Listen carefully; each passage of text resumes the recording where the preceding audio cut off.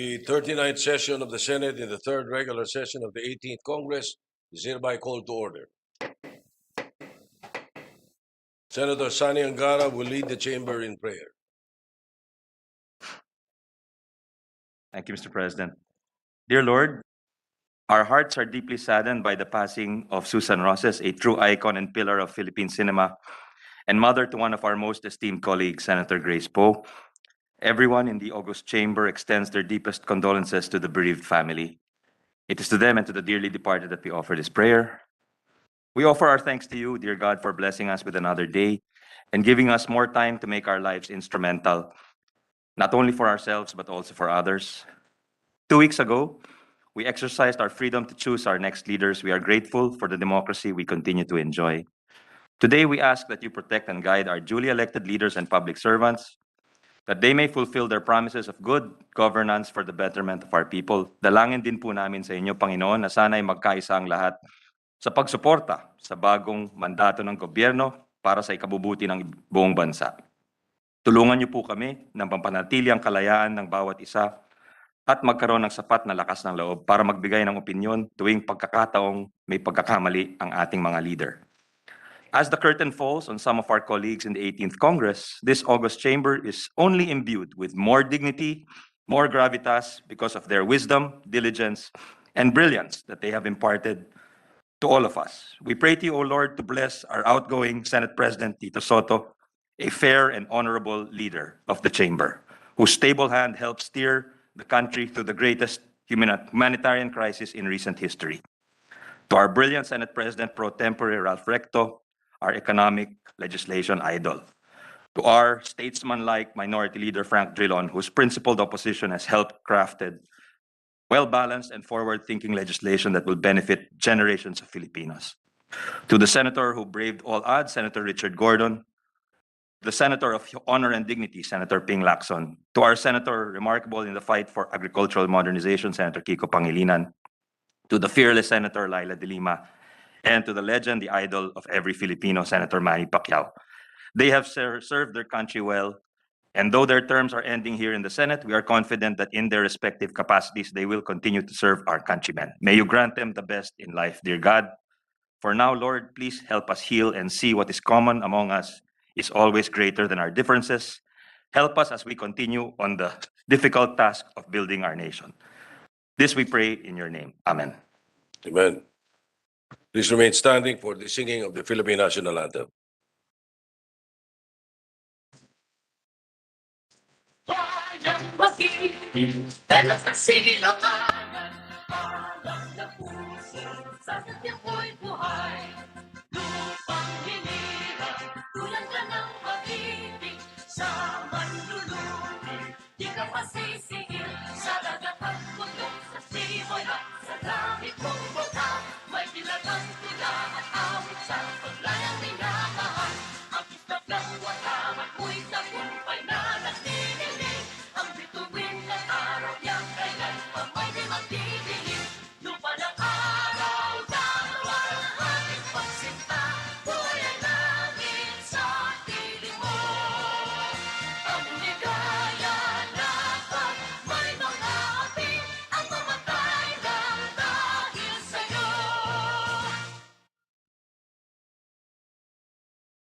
The Secretary will please call the roll. Roll call of members. The Honorable Senator Angara, Senator Binay, Senator Cayetano, Senator De Lima, Senator De La Rosa, Senator Drilon, Senator Gatchalian, Present. Senator Go, Present. Senator Gordon, Present. Senator Ontiveros, Senator Lacson, Senator Lapid, Present. Senator Marcos,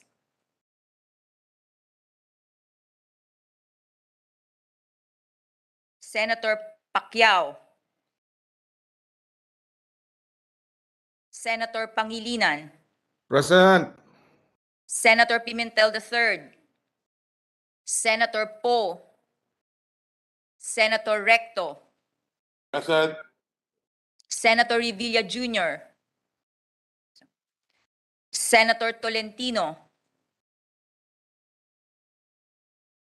Senator Villanueva, Senator Villar,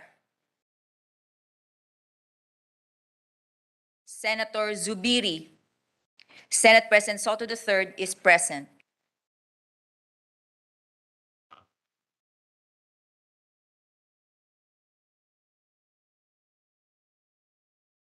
With 15 senators physically present and 6 senators virtually present for a total of 21, the chair declares the presence of a quorum. Majority Leader. Thank you very much, Mr. President. Mr. President, I'm very happy to see so many of our colleagues here today in the session hall, particularly our Minority Floor Leader, and all also our colleagues online, Mr. President. Perhaps, It's like we have beaten the pandemic, yes. and they can't bring our institutions down, Mr. President. I think that's the Perhaps most they're important. aware of your motion later. Yes, Mr. President. Mr. President, before we take up, I move, before we take up other matters, I move that we dispense with the reading of the journals of the 37th session Monday, January 31, 2022, and the 38th session Wednesday, February 2, 2022, and consider them as approved, Mr. President. Any objection? Chair hears none. The journals are approved.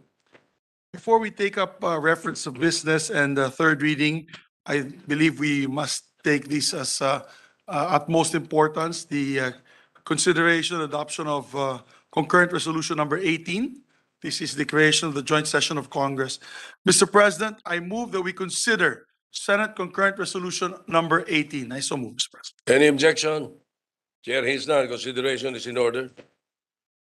Maybe ask the secretary to read the title. Secretary will read the title of the resolution without prejudice into inserting into the. No, it's a very short one, so you may read the entire resolution, please. Concurrent Resolution Number 18. Concurrent resolution providing that the Senate and the House of Representatives hold a joint public session to canvass the votes cast for President and Vice President in the elections held on May 9, 2022, and proclaim the President-elect and Vice President-elect. Resolved by the Senate, the House of Representatives of the Philippines concurring that both Houses of Congress of the Philippines hold a joint public session on May 24, 2022 at 10 o'clock in the morning at the session hall of the House of Representatives to canvass the votes cast for President and Vice President in the elections held on May 9, 2022, and proclaim the President-elect and Vice President-elect. Adopted, signed, Senator Miguel F. Zubiri. Mr. President, with that, I move that we adopt Senate concurrent resolution number 18. Any objection? Chair hears none. Senate concurrent resolution number 18 is approved. Thank you, Mr. President. Mr. President, we have a long reference of business. Maybe we can put that aside and proceed with the third reading of most of the measures that we had approved before the break. Mr. President, just for the record, all these measures were electronically distributed to the senators on January 31, 2022. Therefore, I move to approve on third reading Senate Bill number 2423. Proceed with the roll call vote. Secretary will read the title of the measure and conduct a roll call vote.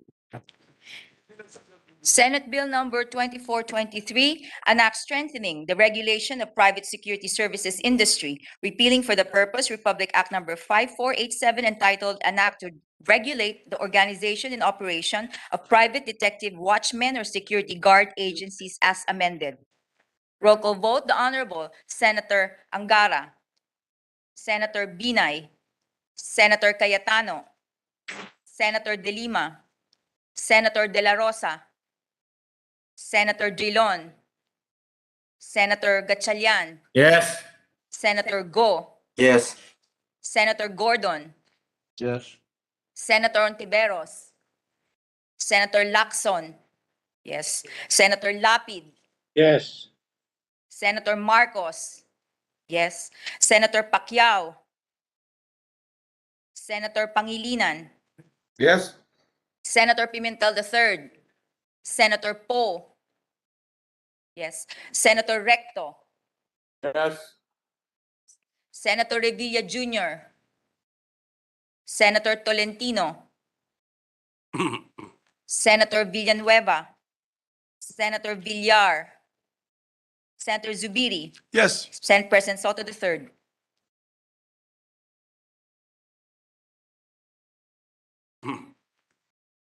With 21 affirmative votes, no negative votes, no abstention, Senate Bill 2423 is approved on third reading. Mr. President, I move to approve on third reading Senate Bill number 2455. So moved. Hearing no objection, the Secretary will read title of the measure, conduct a roll call vote. Senate Bill number 2455, an act to develop and promote the creative industries of the Philippines. Roll call vote, the Honorable Senator Angara, Senator Binay, Senator Cayetano, Senator De Lima, Senator De La Rosa, Senator Drilon, Senator Gatchalian, Yes. Senator Go, Yes. Senator Gordon, Yes. Senator Ontiveros, Senator Lacson, Senator Lapid, Yes. Senator Marcos, Senator Pacquiao, Senator Pangilinan, Yes. Senator Pimentel III, Senator Poe, Senator Recto, Yes. Senator Revilla Jr., Senator Tolentino, Senator Villanueva, Senator Villar, Senator Zubiri, Yes, yes. Senate President Soto III. Yes.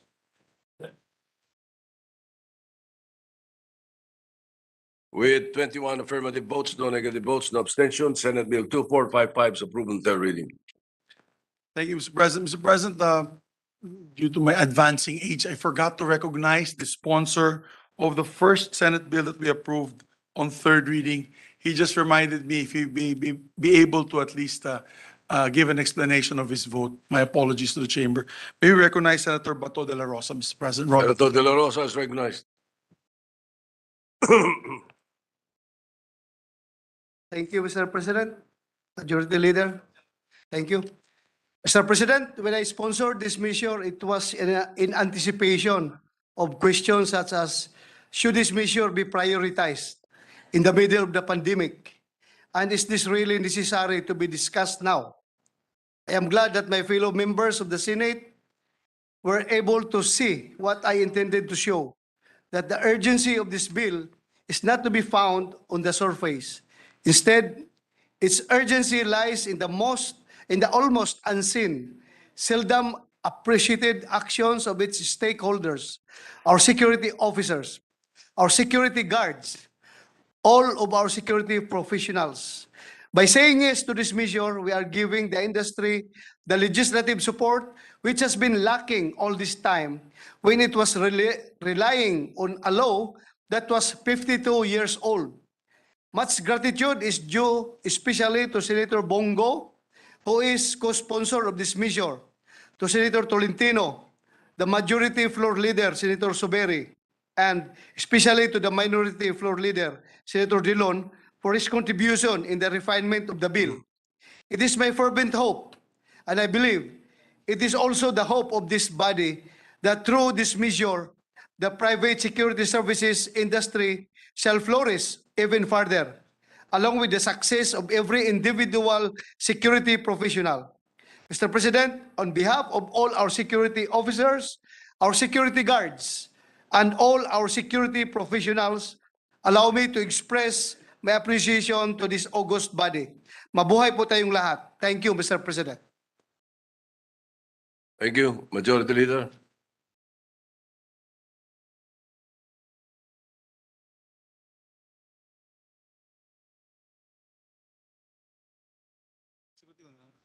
We have many options. Thank you very much, Mr. President. Again, my apologies to Senator Bato for forgetting to call him earlier. Mr. President, I move that we approve on third reading Senate Bill number 2484. But before we do that, Senator Tolentino would wish to be a co-author of the measure. If we could put that on record as well. Okay, we'll place that on record. So I so move, Mr. President. Hearing no objection, the Secretary will read the title of the measure and conduct a roll call vote. Senate Bill number 2484, an act converting the Provincial Science and Technology Center into the Provincial Science and Technology Office and appropriating funds therefore. Roll call vote, the Honorable Senator Angara, Amy. Senator Binay, Ooh. Senator Cayetano, Senator De Lima, Senator De La Rosa, Senator Drilon, Senator Gatchalian, Yes. Senator Go, Yes. Senator Gordon, Yes. Senator Ontiveros, Senator Lacson, Senator Lapid, Yes. Senator Marcos, Senator Pacquiao, Senator Pangilinan. Yes. Yes. Senator Pimentel III, Senator Poe, Senator Recto,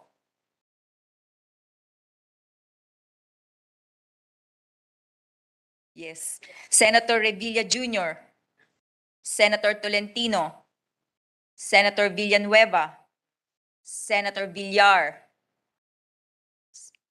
Senator Zubiri, Senate President Soto III.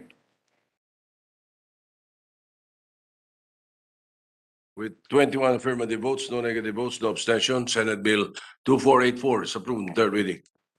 Thank you very much, Mr. President. The number 4 item of the agenda, our distinguished minority leader would just like to study it a little bit further and take it up again later. We'll proceed to the 5th item of the agenda.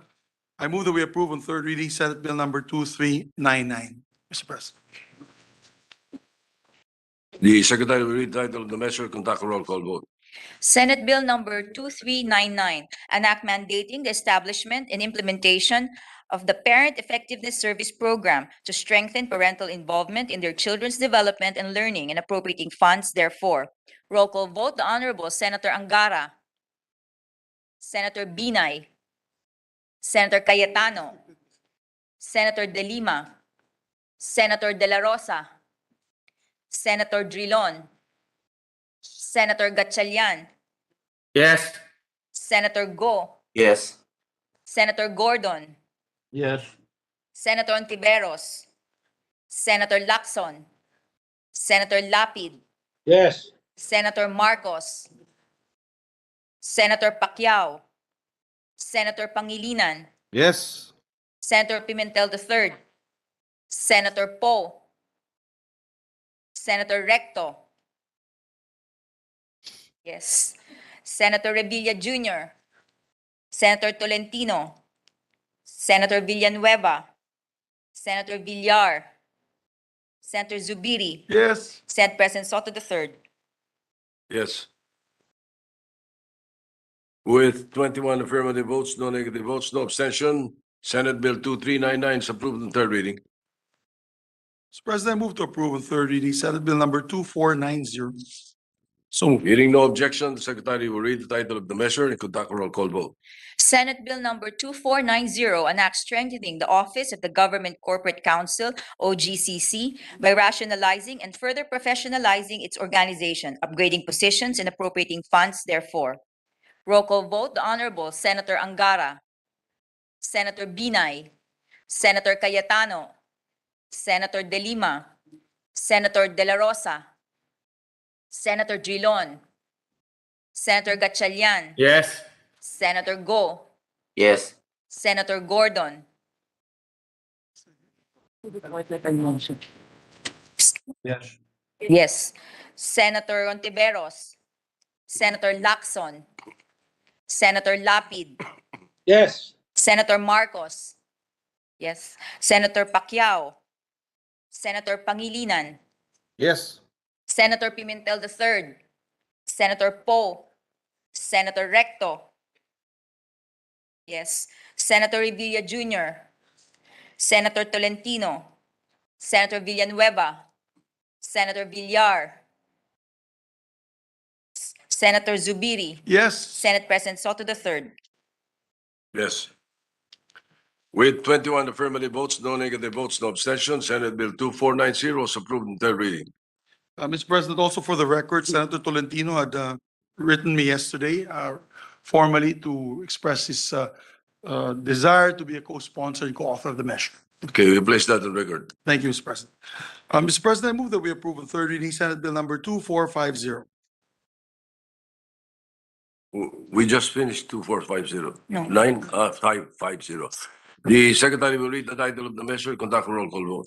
Senate Bill number 2450, an act providing for the permanent validity of the certificates of live birth, death, and marriage issued, signed, certified, or authenticated by the Philippine Statistics Authority, PSA, and its predecessor, the National Statistics Office, NSO, and the local civil registries, and the reports of birth, date, and marriage registered and issued by the Philippine Foreign Service Posts. Roll call vote, the Honorable Senator Angara, Senator Binay, Senator Cayetano, Senator De Lima, Senator De La Rosa, Senator Drilon, Senator Gatchalian, Yes. Senator Go, Yes. Senator Gordon, Yes. Senator Ontiveros, Senator Lacson, Senator Lapid, Yes. Senator Marcos, Senator Pacquiao, Senator Pangilinan, Yes. Senator Pimentel III, Senator Poe, Senator Recto, yes, Senator Revilla Jr., Senator Tolentino, Senator Villanueva, Senator Villar, Senator Zubiri, Yes. Senate President Soto III. Yes. With 21 affirmative votes, no negative votes, no abstention, Senate Bill 2450 is approved on third reading. Senator Revilla is recognized. Thank you, Mr. President. Mr. President, as your chairperson of the Committee on Civil Service, I would like to extend my utmost gratitude to our colleagues for supporting the approval of Senate Bill number 2450, or the permanent validity of the certificates of live birth, death, and marriage act. I would also like to thank the co-authors and co-sponsors of the measure, namely Senator Francis Kiko Pangilinan, Senator Ralph Recto, Senator Win Gatchalian, Senator Joel Villanueva, Senator Sani Angara, Senator Grace Poe, Senator Maria Lourdes Nancy Binay, Senator Cynthia Villar. At maraming salamat din po sa ating mga counterparts sa House of Representatives para sa pagpasa ng House Bill number 9175 sa pangunguna ni Congresswoman Nava of Guimaras. Gayon din sa ating mga resource persons para sa panukalang batas na ito, lalong-lalo na sa mga opisyal ng Philippine Statistics Authority or PSA. Mr. President, with this piece of legislation, we have clearly and categorically provided the permanent validity of the civil registry documents regardless of the date of issuance. As such, they will be recognized and accepted in all government or private transactions. Through this, our people do not have to unnecessarily spend time and money in securing new copies of their documents. Tiyak na pakikinabangan ng husto ng ating mga kababayan ang panukalang batas na ito, lalong-lalo na ng mga mag-aaral at manggagawa. Muli, maraming salamat po, Ginoong Pangulo. Senator Villanueva is recognized. Yes, Mr. President, congratulations to our dear chairperson, Senator Revilla. May I just be allowed to insert for the record this short manifestation, Mr. President. Thank you. All right. We will place into the record. Thank you. Your leader, Thank you, Mr. President. President. Senator Senator Richard Ralph, Gordon Mr. is President, and recognized. Senator Gordon I would like to- request if I may be co-author of Senate Bill number 2450, please. Okay, we'll place that on record likewise. Senator With the Recto- approval of Senator Revilla. Go ahead, Senator Recto. Majority Leader. Senator Recto would like to be recognized, Mr. President. Senator Recto is recognized. Thank you, Mr. President. Thank you, Majority Leader. Mr. President, may I explain my vote very briefly? Go ahead. Thank you, Mr. President. Mr. President, in 5 minutes, or by the time I have finished explaining my vote, 16 Filipinos would have been born. Yes, we add a classroom to our population in 10 minutes and the population equivalent to Brunei's in 3.5 months. Before they're brought home, their parents will have to fill up the form for a document to prove that they have been born into this world. A document that would be tethered to them for the rest of their lives. They would need it to get baptized, enroll in school, get a job, travel, marry the love of their life. It would even be needed after they have breathed their last, because in this land choked with a thicket of laws, no dead can be buried without it. That document is the birth certificate.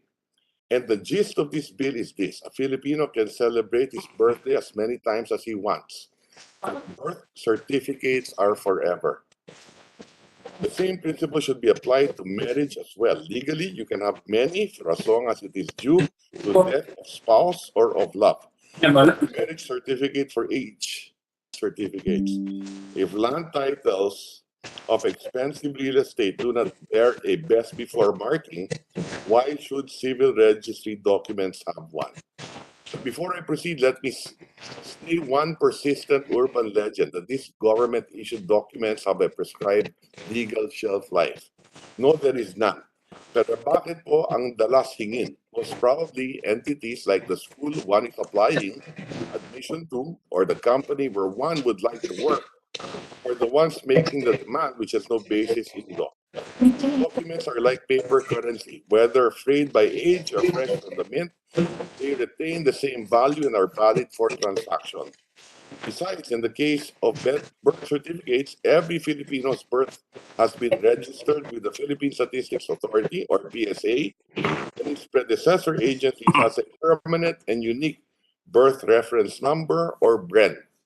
This makes the demand for brand new certificates a costly and unnecessary redundancy, as each has never been meant to be a single-use document. But to be sure, this rule is reiterated in this bill. Ano po ang mando dito? Public or private entities are barred from requiring a new copy of certificates from individuals who transact business from them.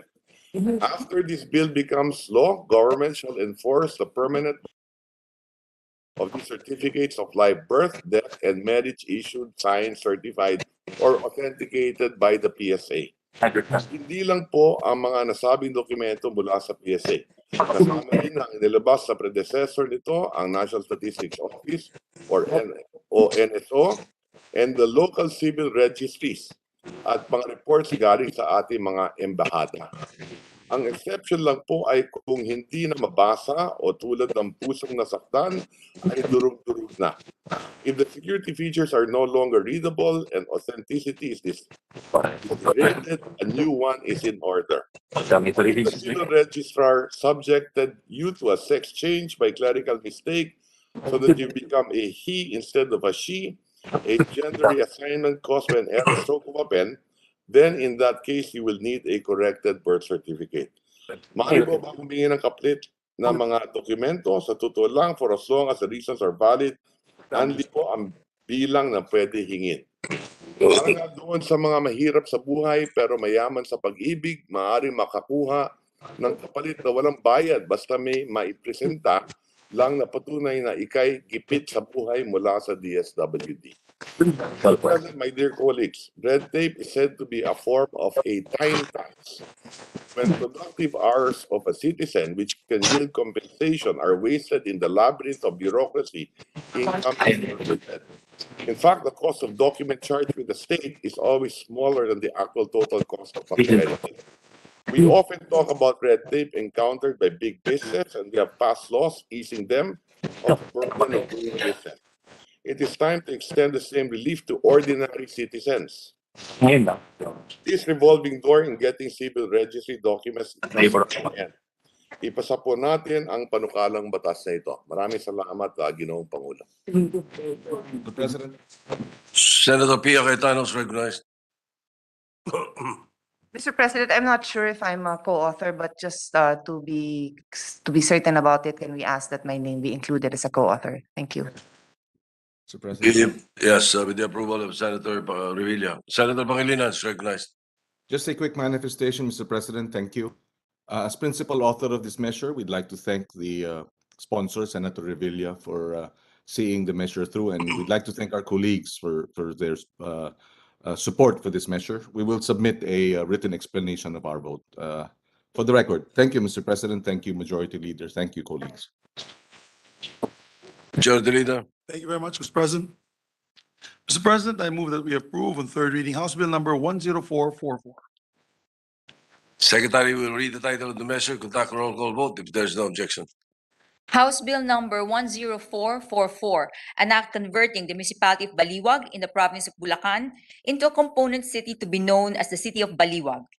Roll call vote, the Honorable Senator Angara, Senator Binay, Senator Cayetano, Senator De Lima, Senator De La Rosa, Senator Drilon, Senator Gatchalian, Yes.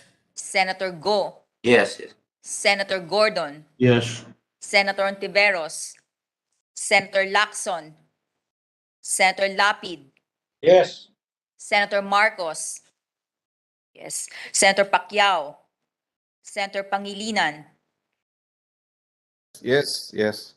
Senator Pimentel III, Senator Poe, Senator Recto, Senator Revilla Jr., Senator Tolentino, Senator Villanueva, Senator Villar, Senator Zubiri, Yes, of course. Senate President Soto III. Yes.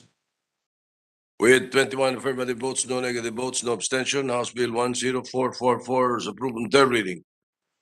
Thank you, Mr. President, and congratulations in advance for the new city of Baliwag. Mr. President, if I may just Can very you quick. recognize Senator Senator Villanueva? Villanueva. Thank you, Mr. President. This is just to thank our distinguished colleagues for supporting this very important measure. On behalf of the people of Baliwag, we like to thank all of you for your support. And if I may, Mr. President, may I just be allowed to insert for the record a very short explanation of vote, Mr. President. Thank you, Mr. President. Okay, so we will place that on record. Mr. President. The leader. Yes. Senator Gordon, recognized. Mr. President, I made a personal commitment to the folks at Baliwag. I'd like to be made a co-author and sponsor of this measure if the principal author will allow it, principal sponsor will allow it. A co-sponsor is placed on record. Yes. Majority Leader. Thank you very much, Mr. President. Mr. President, moving forward, once again, congratulations to the people of the city of Baliwag, the future city of Baliwag. Mr. President, I move that we approve on third reading House Bill number 9942, Mr. President. Secretary will read the title of the measure, conduct a roll call vote. House Bill number 9942, an act establishing a multi-species marine hatchery in the municipality of Bagac, province of Bataan, and appropriating funds therefore.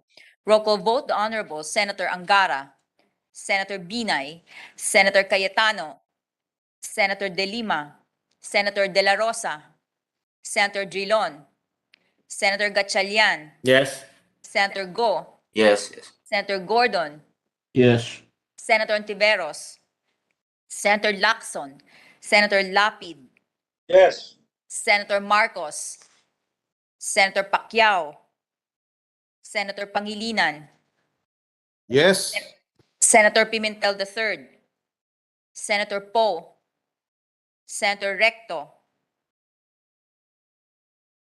yes, Senator Revilla Jr., Senator Tolentino, Senator Villanueva, Senator Villar, Senator Zubiri, Yes. Senate President Soto III. Yes.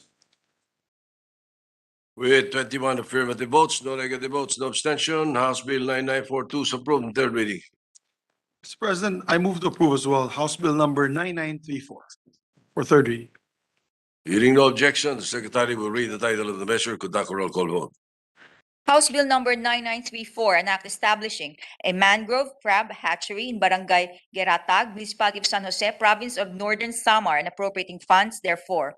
Roll call vote, the Honorable Senator Angara, Senator Binay, Senator Cayetano, Senator De Lima, Senator De La Rosa, Senator Drilon, Senator Gatchalian, Yes. Senator Go, Yes.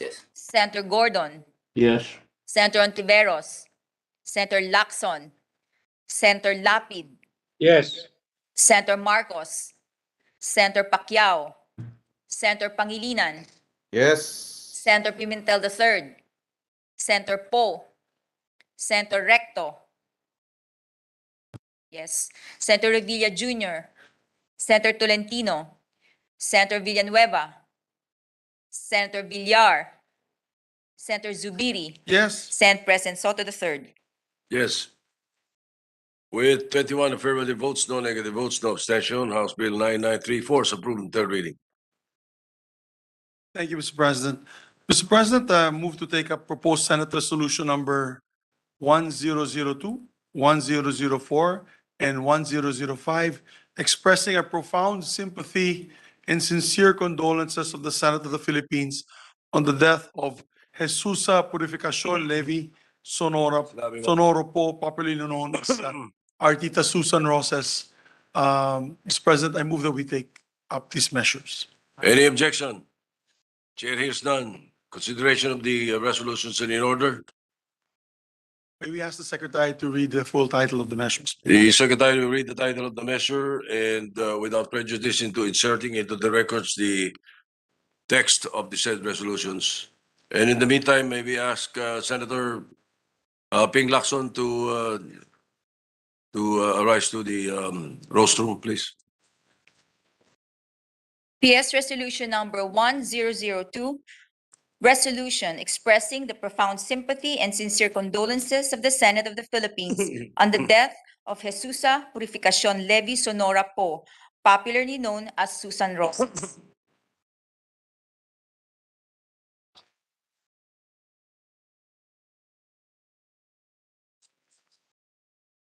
Nakakadok. Alam ko sila dyan.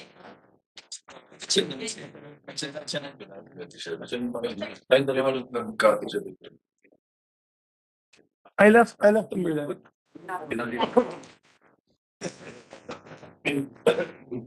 4599, I forgot. I didn't finish. Okay. Mr. President, may we recognize a distinguished Senate President Tito Soto to give his sponsorship speech. The Senate President, Vicente Tito Soto III is recognized. Thank you, Mr. President. Mr. President, if there is one topic that people like to talk about without creating any conflict or hostile environment, it could possibly be anything relating to the entertainment industry, as the stars from this field are often looked up to as role models and inspirations. As one author had said, movie industry, I quote, takes shape all the hopes, dreams, and fantasies of the common man. End of quote. To continue, legends love the stuff of myths and make-believe.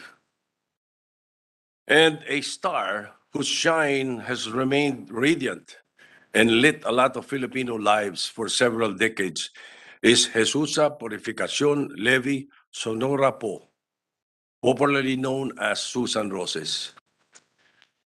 Today, we honor the life of a movie icon, a true Filipina, a national treasure.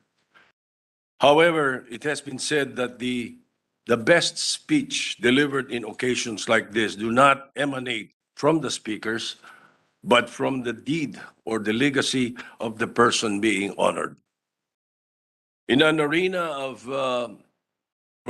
which beauty and talent are greatly valued, a lot of names have come and gone. But in order to stand out and become an icon requires exceptional talent, authenticity, and a lot of hard work. And Miss Susan Roses undeniably had these and more. After making her acting debut in 1952 at the age of 11 in the movie Mga Bituin ng Kinabukasan, which was produced by the Jose Nepomuceno Productions, the grandfather of the bowling great Paeng Nepomuceno. Miss Susan Roses had since starred in more than 130 movies in a career that spanned 70 years, for which she was regarded as the queen of Philippine movies and the foremost leading lady of local cinema. Being viewed as the queen of Philippine movies is really appropriate for one Susan Roses, as she has received multiple famous awards and many more other awards during her entire career. Indeed, Fernando Po Jr. and Susan Roses made a perfect pair. FPJ could have been a good president, and Susan would have been another beautiful first lady. A king and a queen, in fact. They're both considered as pillars of the Philippine movie industry, whose passing is definitely a big loss to the industry. A lot of people have been mesmerized, not only by Susan Roses' face and talent, but also her sincerity, warmth, and kind heart. In show business, like politics, true and good friends are hard to come by. Thus, my wife Helen and I are so fortunate to be friends with Ronnie and Susan, and her death is such a sad news for our family. We will remember her as someone who lived and loved, stayed grounded, and found her purpose in this earthly world. As the saying goes, things end, but good memories last forever. And until we see each other again, we will hold on to these. To Susan, to Inday Susan, as we fondly call her, your life is an inspiration to not only those who have been and still part of the movie industry, but also to all Filipinos whose lives you have touched.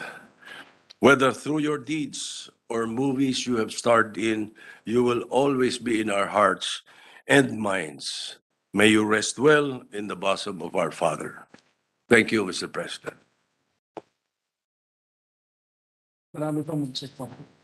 Mr. President, we'd like to recognize also the Senate President Pro Tem. Senator Recto will co-sponsor the resolution on our dear Tita Susan. Senator Recto is recognized. Thank you, Mr. President. Thank you, Majority Leader. Mr. President, my dear colleagues, a colleague has lost her mother, the people an icon, and the nation is all the more poorer for it. 80 years ago, a Luzon lass from Bacolod, radiant in looks and refined in manners, charmed the country in her film debut. The title of Susan Roses' first movie would later come to define the theme of her life, Mga Bituin ng Kinabukasan. For 80 years, her star shone bright, her performances illuminating the traits which makes us great, as well as the feebles that prevent us from being so. For many young women in Tinseltown or out, she was a proverbial star in the sky, one cannot touch, but by following it would lead you to your destination. But no, she was a reachable star, always displaying the true mark of class by treating kindly and with dignity the people who work for her and with her. She was also a profile of courage on the screen, displaying it not once, not twice, but many times. She may not have rushed the barricades in real life as her husband would in real, but her heroism was in the daily routinary acts of compassion to her fellow men and respecting the rules which make our democracy strong and our society kind. She paid her taxes.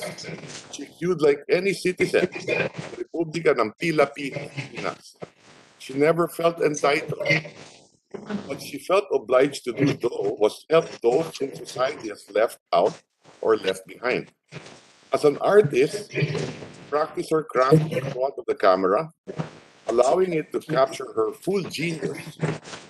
But as a person, she did charitable acts without the need for one. She practiced altruism without Instagram. She never scrimpled on advice. Notes spent 11, ano, nine points. Her daughter has inherited, so that when news of her demise spread, these were shared by recipients, proving that the most valuable help is not always monetary in kind, but sometimes motherly advice. But of all the love and kindness she had shown in 80 fully lived years, none is perhaps greater than her decision to become a mother. It has been said that there is an instinct in a woman to love most her own child. But Susan Roses had a greater instinct to make any child who needs her love her own. Senator Grace once poignantly said, I firmly believe that adopting one child may not change the world, but it will certainly change the world for that child. No, Grace, let me amend your statement. Your mom's courageous and compassionate act 54 summers ago did change our world because that child continues to make our world better. So it came to pass that Susan Roses became a mute her husband, but the role which perhaps gave her the greatest satisfaction, but no famous award, was that of being a mother to their child. In 70 years in the public spotlight, Susan Roses' star never dipped. She essayed roles from the Pinay Every Woman Who Handpicked Her Husband to the Pinay Extraordinary Woman who hectored her people to fight injustice. She built a career on a solid portfolio of works without ever compiling a slum book of scandals. And the nation that fell in love with her at first sight never lost their affection. As intensely as she was their crush ng bayan in her teens, as their pambansang lola in her 70s. Alam ko at pagpugay, Ninang Jesusa Sonora po, ang matagal nagsilbing liwanag sa dilim. Thank you, Mr. President. Majority Leader. Mr. President, may I also just say a few words for our dear colleague, Senator Grace, as well as our profound sympathies and sincere condolences to the passing of Philippine cinema's icons, one of the icons of Philippine cinema, pillar, and a pillar as well of Philippine cinema, the queen of Philippine movies, Ma'am Susa Purificacion Levi Sonora po, as we fondly grown to know her as Tita Susan Roses. One thing that strike, and I didn't know this, Mr. President, until recently, she's my kasimanwa from Bacolod City. You know, my family's originally from Negros Occidental before we moved to Bukidnon about 30 plus years ago. And she was born in July 28, 1941 in Bacolod, Negros Occidental. And as a matter of fact, I had a conversation yesterday with Mayor Albi Benitez, and we were talking about, since we're I'm helping him build the Bacolod City Hospital, we were even thinking of naming a wing after Tita Susan Roses of the Bacolod City Hospital. And that would be a fitting tribute to her kababayans in Bacolod City. Mr. President, I will no longer name all the numerous awards that she had won and all the roles that she had played. But most recently, and I know malapit sa puso po ito ni Senator Lito Lapid, she played the well-loved Lola Flora in the hit show of FPJ's Ang Probinsyano for many years. Tita Susan's passing, Mr. President, is a great loss not only to her bereaved family and the film industry, but to the entire country as well, as her grace and compassion touched the hearts not only of her fellow workers, but of the Filipino people and the nation. I join the entire Senate in expressing our sincere condolences to our dear Senator Grace on the death of our beloved Tita Susan Roses. We honor her invaluable contributions to the Philippine silver screen, our culture, and cinematic heritage. She is well loved, Mr. President, and I'm sure I would like her daughter to know that she's well loved and an inspiration to many. And Mr. President, I move that all members of this chamber be made co-sponsor of the measure, Mr. President, and also recognize Senator Joel Villanueva.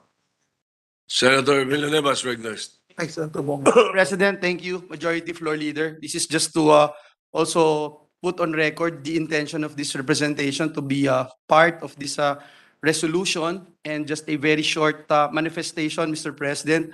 I think we are all aware, and we recognize Tita Susan Roses as the queen of Philippine movies, but she also epitomized that saying that the difference between ordinary and extraordinary is just a little extra. Because in the life of Tita Susan, you can see that she's not only a national treasure of this country, but she's very simple, very kind, very humble, and very amiable. She transcended, Mr. President, from being the queen of Philippine movies to being an effective, positive influencer in the lives of so many young people of this nation, including this representation. Mr. President, we'd like to take this opportunity to condole and sympathize with her family, our dear colleague, Senator Grace, Brad Neil, and her family, Mr. President. Again, we thank Tita Susan for her contribution in building this nation back on its right track. And may she rest in peace, and we will always remember her. Thank you, Mr. President. May God bless us all. Senator Bong Revilla, recognized. Thank you, Mr. President. I join the nation in mourning the loss of our beloved and respected film icon, Miss Susan Roses.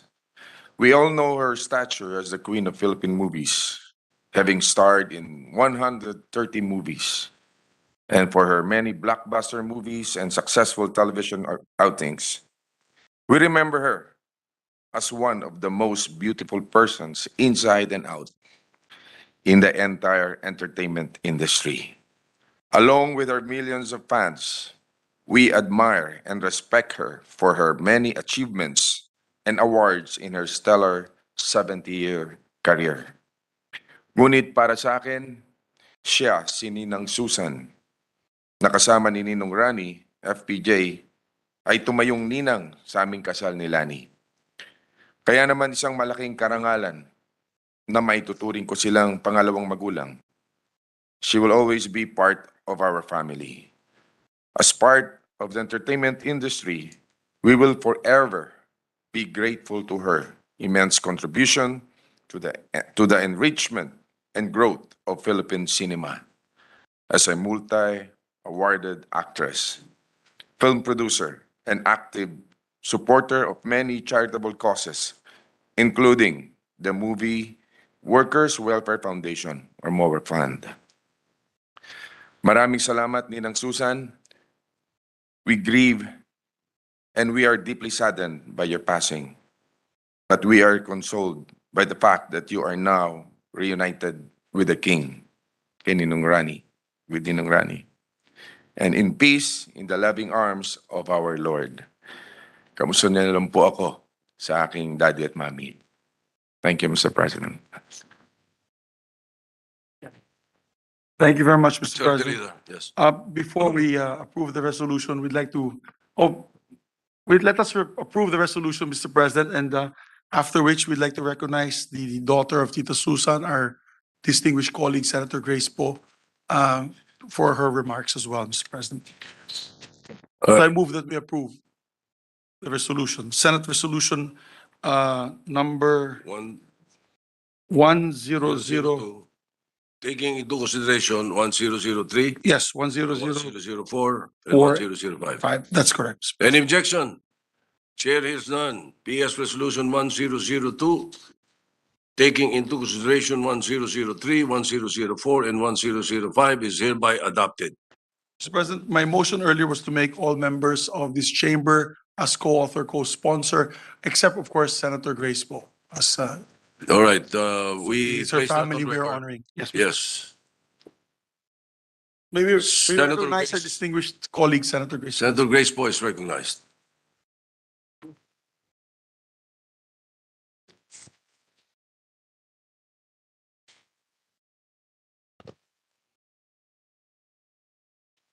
Thank you so much, dear colleagues, for your messages of sympathy when the news about my mom came out.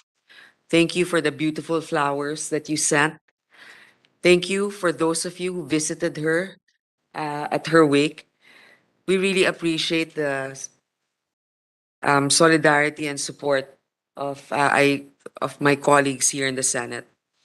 I'm here today in spite of the fact that her wake is ongoing, I guess, because it's also comforting to be surrounded by friends and also to finish my work. My mom would always encourage me, no matter what, to finish what I started. I would like to thank the Senate President for your tribute to my mom. Of course, many know that we are family friends, especially Tita Helen, who's a good friend of my mom.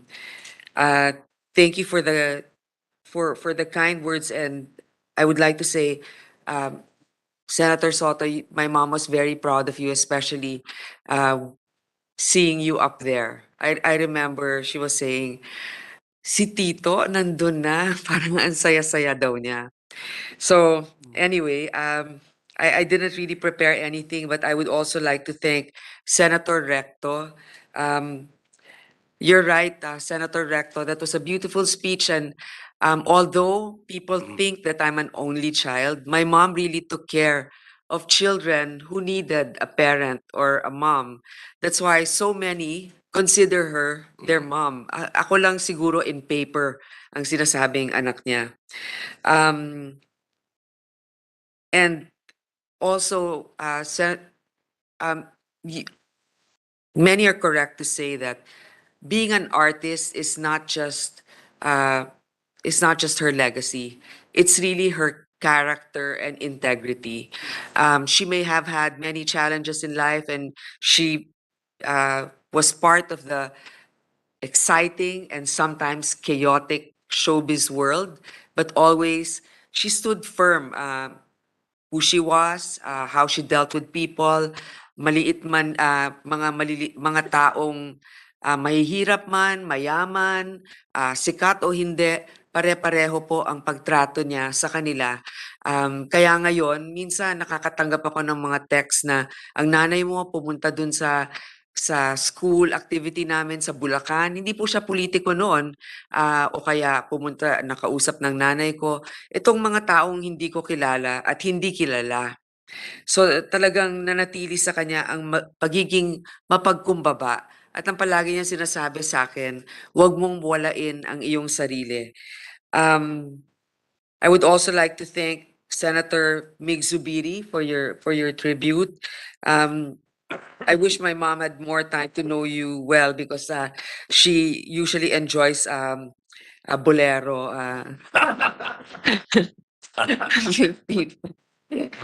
Oo. Senator Joel, thank you also for your tribute. It really means a lot to me because you're a good and sincere friend also. Thank you for your prayer, Senator Sani. That was a really nice prayer that you offered for my mom. Of course, Senator Bong Revilla, thank you also for the tribute to your ninang. Like your ninang, mahaba rin ang pasensya ni Lani. So, hindi, because they're very proud of their husbands. Oh, ganun na lang. But I would like to mention especially, thank you to Senator Risa. Well, you're surprised? No. The last conversation I've had with my mom, but that was on the telephone, was Tuesday, I believe, and that was when the founding law was finally approved. And that was the last conversation, believe it or not, that my mom was very lucid, and I told her, Mom, the founding law was finally passed, and then she said, congratulations. And she was so happy. I said, no, congratulations to you, I said. Because that law actually was inspired by many like her who put together diligently all the paperwork necessary to make sure that they can prove that that child was indeed a child that was found within the country and cared for them. Kaya nga palagi niyang sasabi, hindi ka man nanggaling sa aking sinapupunan, nanggaling ka naman sa puso ko.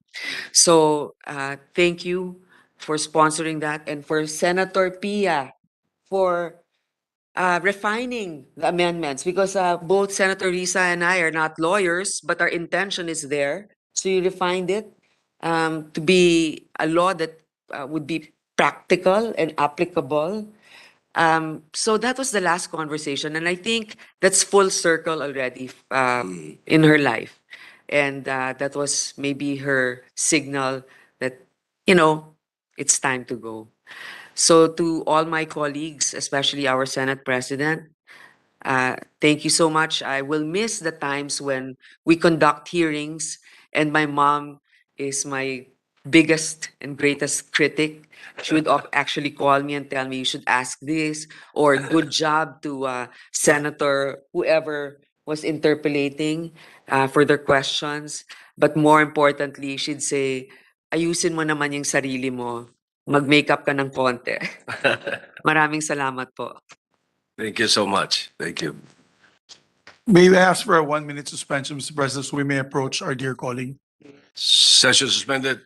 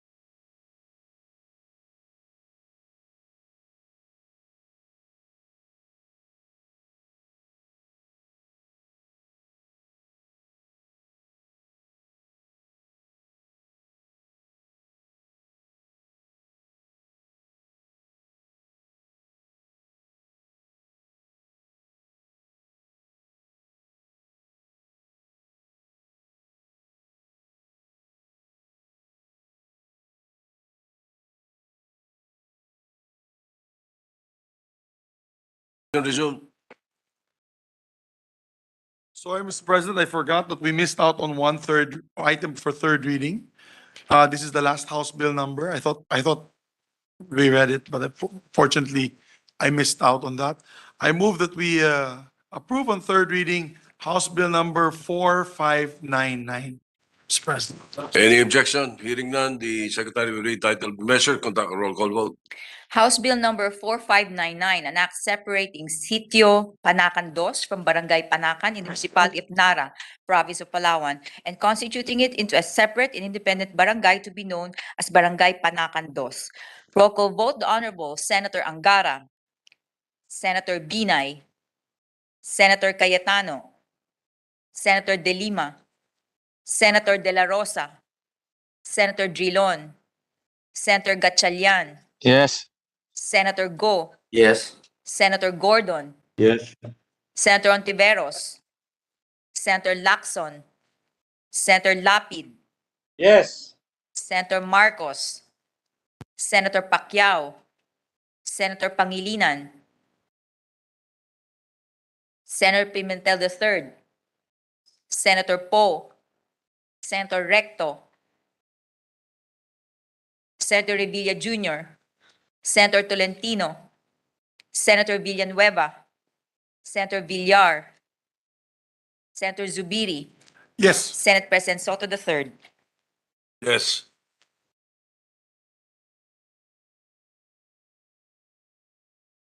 Yes. With 20 affirmative votes, no negative votes, no abstention, House Bill 4599 is approved on third reading. Thank you very much, Mr. President. Mr. President, we have another House concurrent resolution that is they're requesting us to approve as well. I move that we take up House concurrent resolution number 23, Mr. President. Any objection? Hearing none, consideration is in order. Secretary will read the title of the measure, the resolution. House Concurrent Resolution Number 23, Concurrent Resolution granting consent to the Honorable Delfin N. Lorenzana, Secretary of the Department of National Defense, General Cirilito E. Sobejana, retired former Chief of Staff of the Armed Forces of the Philippines, AFP, and other AFP personnel to receive the awards to be conferred on them by the President of the Republic of Indonesia. Thank you very much, Mr. President. If I may, my sponsorship of the said measure be just placed on record to speed up the proceedings. It's really recognizing all the AFP personnel involved. After this, I'll recognize Senator Coco. It's just recognizing all the AFP personnel involved in the rescue operation set by Dharma, and all of them are set to receive the Dharma Defense Medal by the Republic of Indonesia. May we recognize, Mr. President, Senator Coco Pimentel as well. Senator Coco Pimentel is recognized. Thank you, Mr. President. This will be a manifestation in support of the resolution, if I may be allowed. So thank you for considering today House Concurrent Resolution Number 23, referred to the Committee on Rules, which aims to grant consent to the Honorable Defense Secretary Delfin N. Lorenzana and the former Armed Forces of the Philippines Chief of Staff Cirilito E. Sobejana to receive the Medals of Peace, Medali Perda Mayan. Along with that, other AFP personnel will also receive the Dharma Defense Medal. This will all be conferred by no less than the President of the Republic of Indonesia, His Excellency Joko Widodo. Before I proceed, there are officials from the Department of Foreign Affairs who are witnessing our proceedings and who want to support this resolution. We have with us Assistant Secretary Nathaniel Imperial and Director Rachel Oronce. Did I get your names correct? Okay. Yes. From the Office of Asian and Pacific Affairs. Secretary Lorenzana and his team of valiant soldiers rightfully deserve the prestigious awards to be conferred by the Indonesian President. Their unparalleled bravery, coupled with close collaboration and intelligence sharing with Indonesian partners, led to the successful recovery of Indonesian fisher folk who were taken hostage by the Abu Sayyaf group in 2019 and in 2020. The Philippines and Indonesia, two of the largest archipelagic nations in the world, continue to face security challenges such as terrorism, human trafficking, illegal smuggling, piracy, and other transnational crimes across our shared maritime borders. Terrorists and extremist elements such as the Abu Sayyaf group take advantage of these porous borders to conduct kidnap for ransom activities, targeting foreign tourists as well as ordinary citizens from our neighboring countries. It may be recalled that the Abu Sayyaf has abducted over 40 Indonesian nationals in these areas in recent years, including a total of 8 Indonesian fisher folk who were abducted by the group on 2 separate occasions, the ones I mentioned in 2019 and 2020. The successful rescue and recovery of Indonesian fisher folk through the efforts of our courageous Filipino soldiers under the steadfast leadership of Secretary Lorenzana and General Sobihana, have shown the strong and enduring resolve of our government to decisively combat terrorism and contribute to regional efforts to secure peace and security. Thanks to the work of Secretary Lorenzana, General Sobihana, and our brave AFP personnel, for the first time after a long interlude, there is no Indonesian national held in captivity by the Abu Sayyaf. The rescued 7 Indonesians are now safe back with their families. So, Mr. President, my dear colleagues, it would be a great honor and privilege for Secretary Lorenzana and General Sobihana to be the first ever Filipinos to receive the prestigious Medal of Peace and recognition of their meritorious achievements, particularly in developing and advancing peace, diplomacy, friendship, and brotherhood with Indonesia. By accepting the awards, the Philippines cements its bilateral ties with Indonesia, which we consider as an important and reliable bilateral and regional partner. It is also a concrete manifestation of our fruitful and effective defense and security cooperation. With this, the Philippines further commits to deepen its collaboration with Indonesia in managing and responding to security challenges, especially terrorism, along our shared maritime borders to ensure safer seas for both our peoples. Given the foregoing, I move that this august body adopt House Concurrent Resolution number 23, allowing Secretary Lorenzana and General Sobihana to receive the Medal of Peace, and as well as the Dharma Defense Medal for our AFP personnel from the Indonesian President himself. Thank you very much, Mr. President and my dear colleagues. Before I recognize, thank you very much to Senator Aquino Coco Pimentel III. Before I recognize Senator Bato, Mr. President, yes, I apologize earlier when I said that I would just insert to the records my sponsorship speech. I forgot to mention that the medal that the medals given to our Secretary Lorenzana, and former Chief of Staff, General Sobihana, is the Peace Medal, and it will be given by the President himself, President Joko Widodo. May I recognize Senator Bato de la Rosa, Mr. President? Senator De La Rosa is recognized. Thank you, Mr. President, Majority Leader. Mr. President, I rise today with zeal and utmost pride to co-sponsor House Concurrent Resolution number 23, granting consent to my fellow alumnus of the Philippine Military Academy, Honorable Delphine Lorenzana, Secretary of National Defense, and General Cirilito E. Subihana, former AFP Chief of Staff, together with several other military personnel, to receive the awards to be conferred to them by the President of the Republic of Indonesia, His Excellency Joko Widodo.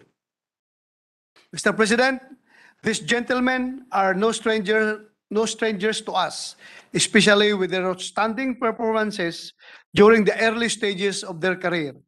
Secretary Lorenzana was the former commander of the 2nd Scout Ranger Battalion, who was responsible for preserving the peace and order in my hometown, the Davao region, during the height of insurgency back in the late 80s.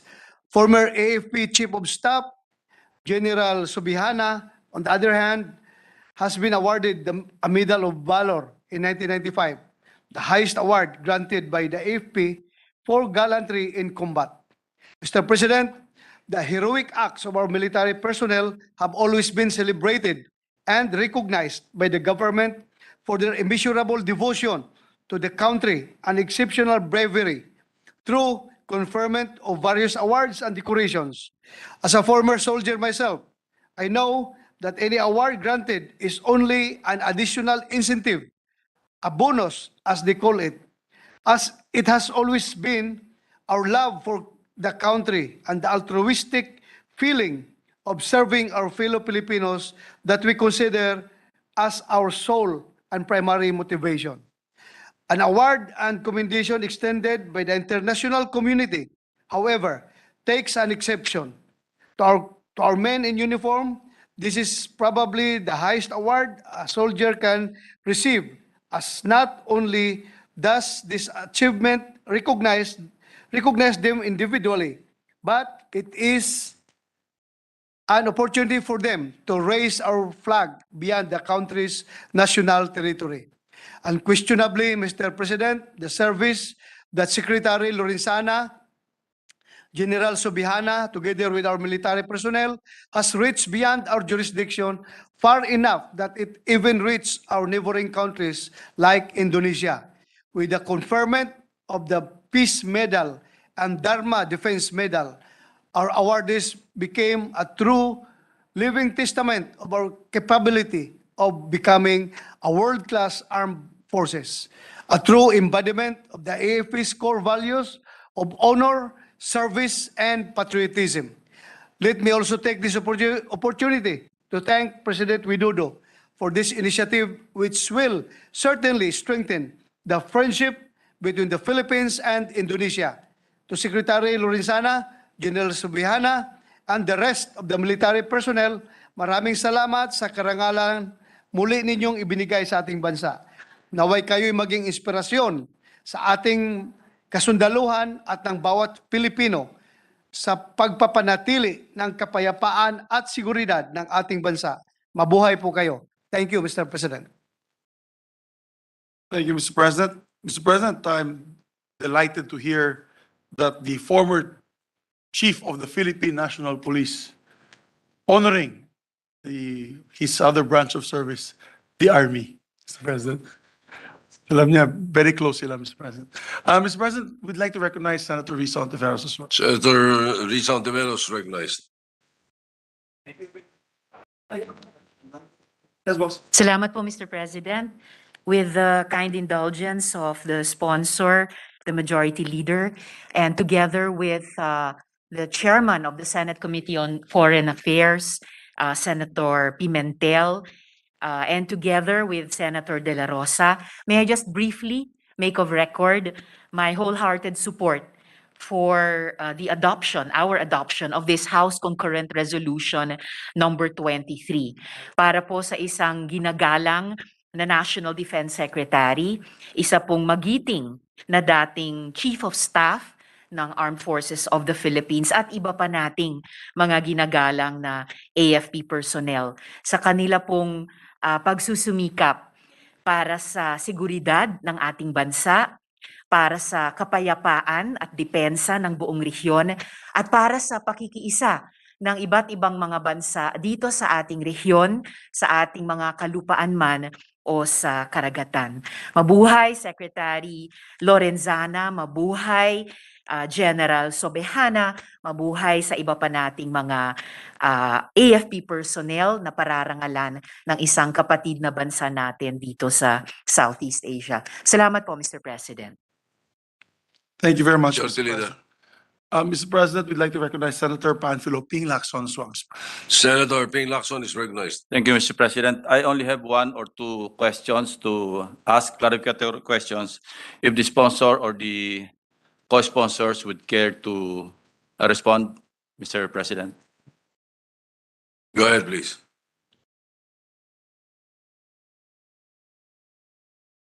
Are the names of the soldiers, the officers and soldiers who actually participated in the rescue operations included or cited in our proposed resolution?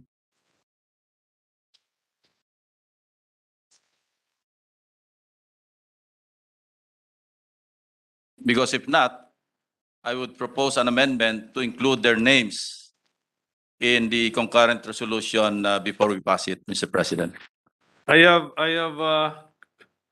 have a document which is in effect a communication, a list of AFP personnel, honorary recipient from the Indonesian government. 53 names, but in the House concurrent resolution, the 53 names are not included. So we can accommodate the your idea. I would Mr. like to President. think that we should include their names in the resolution as proposed, Yes. Mr. President. Because they are the men on the ground. They actually risk their lives. More than Secretary Lorenzana and former Chief of Staff Subihana, they deserve to be cited in the proposed resolution. That's all, Mr. President. Okay, sir. Yes, sir. Mr. President, it's very easy to do that because the last sentence of the concurrent resolution we are considering says that and other AFP personnel to receive the awards to be conferred on them by the President of the Republic of Indonesia. Then by amendment, we list their names, Mr. President. Their names are included in the resolution itself. I have no problem, Mr. President. So we can go to the period of amendments to do that. Majority Leader? Yes, Mr. President, I move that we go to the period of amendments and I so move, Mr. President. Any objection? Chair hears none. Period of amendments open. You, The proposed amendment of Senator Lacson is to include all the names, subject to yes, I style. have the names, Mr. President. Subject to style. So Subject, everything subject to style, yes, sir. it's recognized. So at the last paragraph of House Concurrent Resolution number 23, which reads as follows. Resolved by the House of Representatives, the Senate concurring, to grant consent to the Honorable Delphine N. Lorenzana, Secretary of the Department of National Defense, General Cirilito E. Sobihana, open close parenthesis, RET, period, or retired, former Chief of Staff of the Armed Forces of the Philippines, AFP, and other AFP personnel. Namely, so I think this is now the amendment, Mr. President. So after that phrase, other AFP personnel, namely,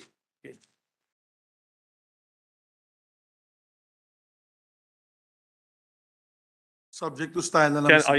yes, Full names. can I get advice from the Yes. Majority Leader? Do I need to read all of these names or I just submit this list? Maybe for the record, Mr. President, I can help the good gentleman from Cagayan de Oro, my kababayan. Subject to style because some of the names do not have the first names. So Brigadier General Ponyo, Lieutenant Commander Fernandez, Major General Corleto S. Vinluan Jr., PA, Philippine Army, Lieutenant Colonel Yasser Bara, Philippine Army, Lieutenant Colonel Andrew B. Bacala, Philippine Army, Lieutenant Colonel Juni J. Businos, Philippine Army, Major General Erwin Bernard Neri, Commander Gilbert Villarreal, Philippine Navy, Major Arnel Marcos, Philippine Army, Lieutenant Commander Yuri Bo, Philippine Navy, Lieutenant Colonel J. Javines, Philippine Army, Captain Justin Whitaker, this is a U.S. Marine. It says U.S. Marine. Just Maybe we can forego that if he's a U.S. citizen. And fourth, there are two names here that I think are Americans. They're part of SOCPAC, so I Yes, don't think we should add we them will to the remove them, resolution. Mr. President. Yes. Colonel Arturo Rojas, Philippine Navy, Lieutenant Colonel Ashley Nastor, Philippine Navy, Captain John Rucacho, Philippine Navy, Captain Kawili M. Pait, Philippine Navy, Lieutenant Orlando Lictawa, Technical Sergeant Ronald De La Cruz, Technical Sergeant Eugene Padilla, Staff Sergeant Francis Angeles, Staff Sergeant Mark Anthony Pega, Staff Sergeant Jason G. Rapinan, Staff Sergeant Manuel Bendana, Staff Sergeant Staff Sergeant Nestle Alan Tangonan, Staff Sergeant Rendan Batilier, Sergeant Marvin Castillo, Sergeant Rosarito, Sergeant Noel Asurto, Sergeant Rahan Gadong, Sergeant Hener Pascual, Sergeant Michael Galduen, Corporal Raymond Duque, Corporal Mario Herlin Parahillo, Corporal Romnick Estacio, Corporal Maynard Yeso, Corporal Angelo Daroy, Corporal Eloy Testado, Private First Class Efren R. Paldo II, Master Sergeant Rogelio B. Marcelino, Master Sergeant Henry Barcebal, Technical Sergeant Michael B. Tamayo, Staff Sergeant Roderick Pervandos, Staff Sergeant Michelle Corimao, Staff Sergeant Loren Osman, Staff Sergeant Anselm Balbuena, Sergeant Edwin Sarabia, Corporal Brian Cruzado, and wounded and fallen soldiers killed in action, Sergeant Romnick Estacio and wounded in action, Sergeant Michael Rosarito and Sergeant Noel Asulto. So I so move, Mr. President. Subject to style, because we'd like to make sure their complete names and of course the ranks are correct. All right. Any objection? The amendment is approved, subject to style. With that, Mr. So President. that would be all. Thank you, Majority Leader, for helping me out there. Thank you. Thank you. With that, Mr. President, I move that we approve House Concurrent Resolution number 23 as amended. Any objection? Chair is none. Concurrent resolution number 23 is hereby adopted. Thank you very much, Mr. President. And again, maraming salamat to our men and women in uniform for the service that they give to our country, risking their life and limb, the defense of our sovereignty and our democracy. Just a little levity. Yes, Mr. President. This is an award from Indonesia. It has nothing to do with the basketball game the other day, no? Maybe they're trying to make us feel better because we lost to Indonesia. All right. Mahabang usapan yan, Mr. President, kung umpisahan natin na yun.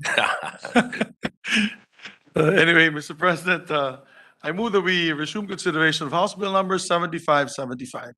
Any objection? Chair hears none. Consideration is in order. I move that we recognize Senator Amy Marcos to sponsor the measure, and I believe to interpolate is the distinguished gentleman from Valenzuela, Senator Sherwin Gatchalian.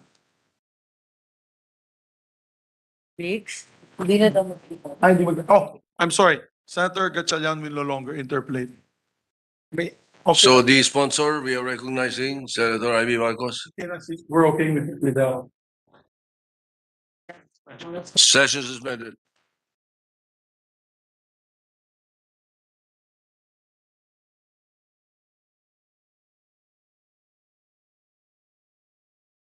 Pia Cayetano Suams. Senator Pia Cayetano is recognized.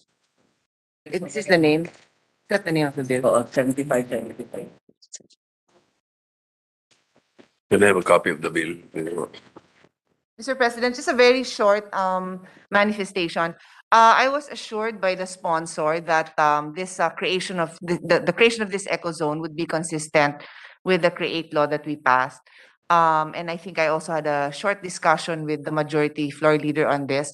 And the reason really is that we all put in so much time and effort in passing the CREATE law, and the objective really is that we are consistent with this law that we passed. So with the assurance of both the sponsor and the majority floor leader, I have no objections, and I put this on record so that there is no confusion on the intention of the Senate on this matter. Thank you. All right, thank you. Senator Marcos, go ahead. Yes, Mr. President, that being the case, if I may be allowed to propose the committee amendments for House Bill. Oh, We will recognize the majority leader first. Thank you, Mr. President. With that, I move to close the period of interpellation. Any objection? Hearing none, period of interpellation is closed. Mr. President, may we open the period of amendments and recognize the sponsor for the amendments. Period of amendments open. Senator Amy Marcos is recognized. yes, we would like to propose amendments on the part of the committee of House Bill 7575, as well as the Senate committee report. On page 3, line 18 to 21, after the word therein, to delete the entire sentence from the word however to the word Philippines, replacing it with the following phrase. Even as Senator Cayetano mentioned, to add as provided under Republic Act 11534, otherwise known as the Corporate Recovery and Tax Incentives for Enterprises Act. Therefore, Section 5E should now read as follows. E, the Bulacan Ecozone shall be managed and operated as a separate customs territory, thereby ensuring the free flow or movement of goods and capital within, into, and out of its territory, and shall likewise provide incentives such as tax and duty-free importations of raw materials, capital, and equipment to be registered enterprises located therein as provided under Republic Act 11534, otherwise known as the Corporate Recovery and Tax Incentives for Enterprises Act. Hold it right there.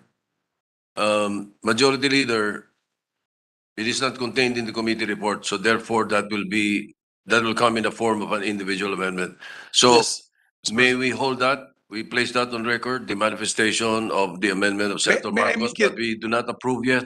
May we now incorporate first the committee report? Okay, Mr. President. There is a committee amendment. Senator Marcos. Yes, In your committee,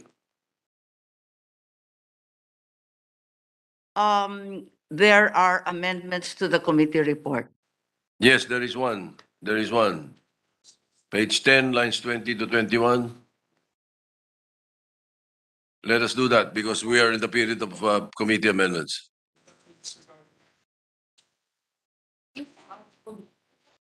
Then we will go to the amendment that you read.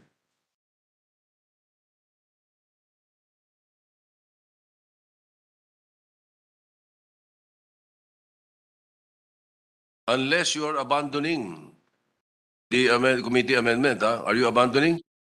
All right, can I hear that on record, please? Yes, we are abandoning, Mr. President, the committee amendments, and herewith would like to put Proceed on to the- record the committee amendments as agreed. No. Okay, let's do it. Mr. President, let me assist the The gentleman. motion, no, the manifestation of the lady is that she is abandoning the committee amendments, all right? That's Thank correct. Okay, so I'd like to entertain a motion to close the period of committee amendments I and go move to the close, Mr. individual President. amendments. Move to close. All right? So any objection? Hearing none. Committee amendments terminated. We now open the period of individual amendments and what Senator Amy Marcos read into the records is her individual amendment. All right, we got that, right? Any objection? Chair hears none. Amendments adopted. You may continue. Thank you very much. So I take it to mean, Mr. President, that the amendment as read in section 5E has been accepted as an individual amendment, Yes, and we can proceed with further individual amendments. Yes, correct. Thank you, sir. Clarifying the status. A second amendment, an individual amendment as well, derived from Senator Sherwin Gatchalian, is on page 5, line 11, after the word echo zone, to delete the phrase light and power, such that page 5, line 18, shall read as follows. Section 9D, to undertake the establishment, construction, and operation. We have removed the word regulate. So it will be to undertake the establishment and construction, sir. Again, what page is that? That's page 5, line 11. Sorry, five. page 5, I'm Line- sorry, line 9. Line 9, correct. Yes. All right. Any Page- objection? Chair hears none. Amendments adopted. Secondly, Mr. President, once again on page 5, but line 11, Mhm. following the word echo zone, such as we delete light and power.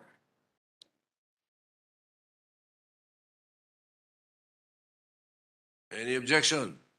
Hearing none, adopted. Further, on page 5, this time, a new line, in addition to line 18, we add a proviso.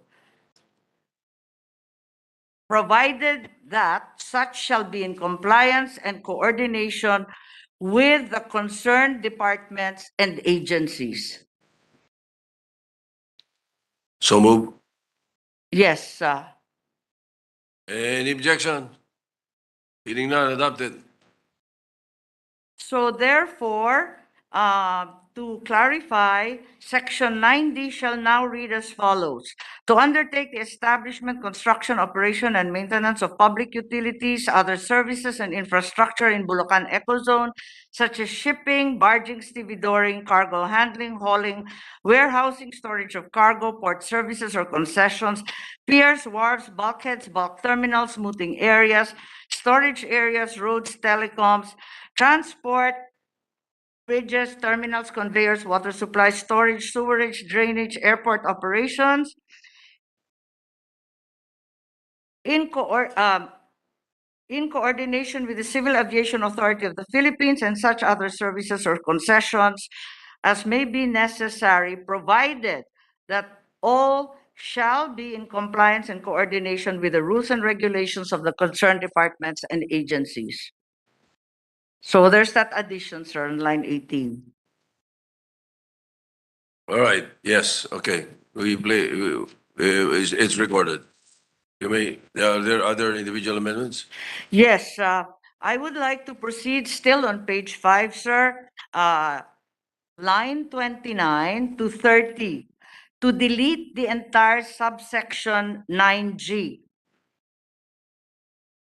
Okay, And thereafter, to rename the other subsections and renumber them accordingly. so you're just deleting it, there is no replacement.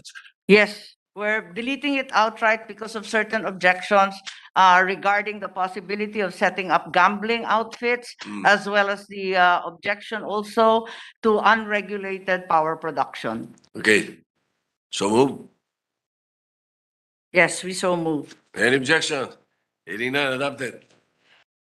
Okay, sir, on page 9, we would like to amend on line 20. This is section 15, so that we add Page 9? page 10, Oh, okay. page 10, section 15, line 20. Okay, So we would like to add, as amended by Republic Act 11534, otherwise known as the Corporate Recovery and Tax Incentives for Enterprises Act. This is an amendment that will bring this law in line with the CREATE, as well as the amended National Internal Revenue Code from Senator Drilon, our distinguished minority leader po. can you state again the proposed amendment, please? Yes, Line 10, page 10, line 20. line 20 to 21, to delete the phrase Executive Order 226 as amended, otherwise known as the Omnibus Investment Code of 1987, and to such other fiscal incentives as may be provided by law. This entire, these two lines, the entire two lines should be replaced by the following. All right, go ahead again. And they are Title 13, open parenthesis, tax incentives, close parenthesis, of the National Internal Revenue Code of 1997 as amended. That's it. Yes, that is it, sir. And I so move that this be replaced. All right. Any objection? Hearing none, adopted. Further, and this is the last amendment, this is similarly on page 10. This will be line 27 to 28. And here we urge that on line 27, the mention of Tax Incentives Management and Transparency Act, open parenthesis, TIMT, close parenthesis, and its implementing rules and regulations be deleted and be replaced instead with the provisions of Republic Act 11534, otherwise known as the Corporate Recovery and Tax Incentives for Enterprises Act. You are amending line 26. This is line 27 to 28 po. we are deleting the mention of TIMTA. Yes, but line 26 says provisions of Republic Act 1070. Ay, sorry, that's correct, sir. Well taken po. Shall comply with the provisions of, and then we delete Republic Act Yes. 10708. All the way to regulations. That's right. Yes, and replace it with what you stated. And replace it with the create. All right. So we No so move. move, sir. Move. Any objection? Hearing none, adopted. Yes, those are all the individual amendments at this juncture. Majority Leader, I ask for 1 minute suspension, Mr. President. session suspended.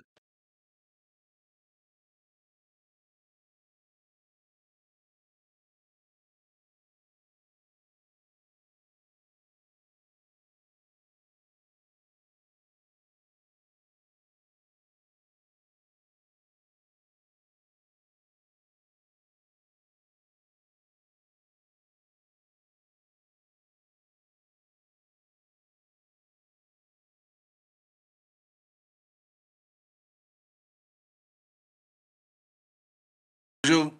I'm sorry. What was that? Sorry, my apologies. May I ask for a 1 minute suspension? Session suspended.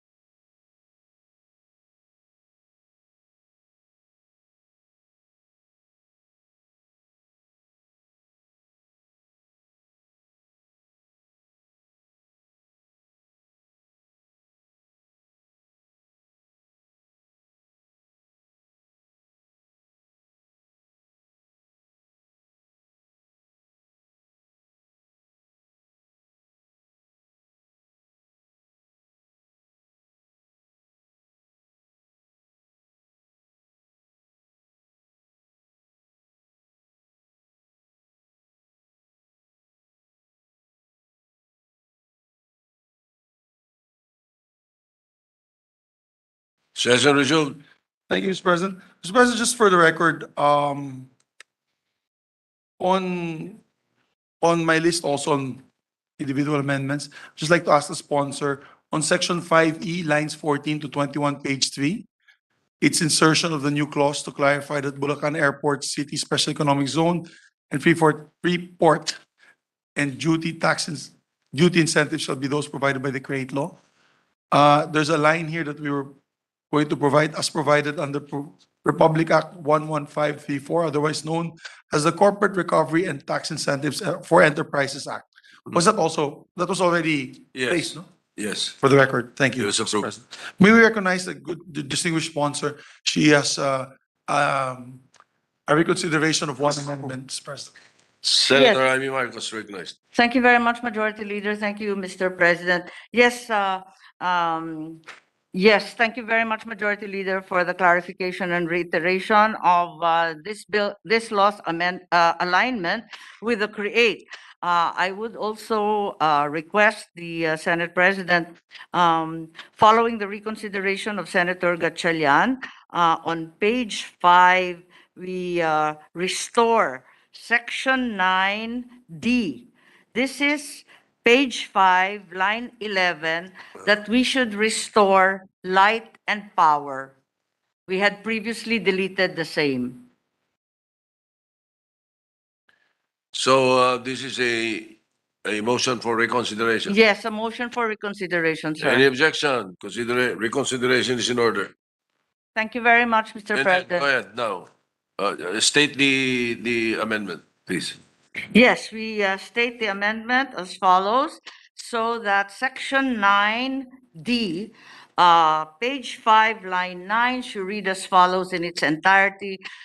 To undertake the establishment, construction, operation, and maintenance of public utilities, other services, and infrastructure in the Bulacan Ecozone, such as light and power, shipping, barging, stevedoring, cargo handling, hauling, warehousing, storage of cargo, port services, concessions, piers, wharves, bulkheads, bulk terminals, mooring areas, storage areas, roads, telecoms, transport, bridges, terminals, conveyors, water supply, storage, sewerage, drainage, airport operations in coordination with the Civil Aviation Authority, and such other services or concessions or infrastructure necessary or incidental to the accomplishment of the objectives of this act, provided further that all such activities shall be in compliance and coordination with the rules and regulations of the concerned departments and agencies. All right, any objection? Chair hears none. Adopted. Thank you, Mr. President. May I ask for 1 minute suspension, Mr. President? Session suspended.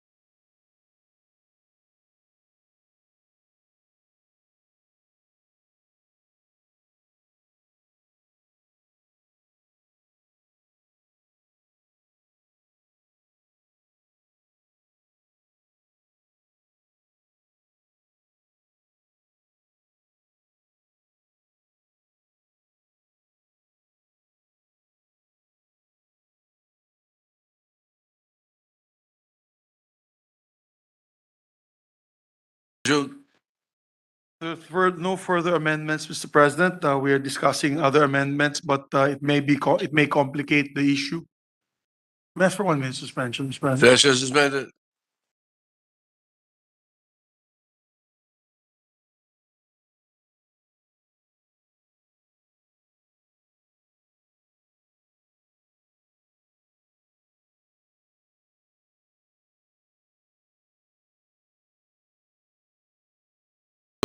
Thank you, Mr. President. Mr. President, conferring with our secretariat, the item that I mentioned earlier was not adopted. We did not approve it earlier. So may I, Mr. President, just for clarity, with the permission of our sponsor, Section 5, letter E, lines 14 to 21 on page 3, insert the clause, Page 5 again? page 5, to your amendments. Kasi to be able to be part of the create law. Sorry, page 3 rather, page 3, section 5.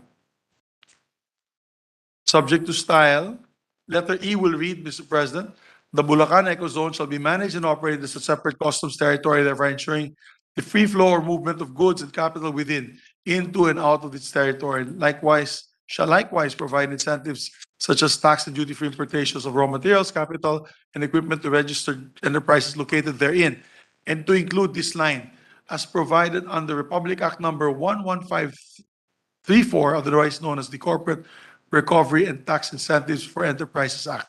So moved, Mr. President. All right. Any objection? What does the sponsor say?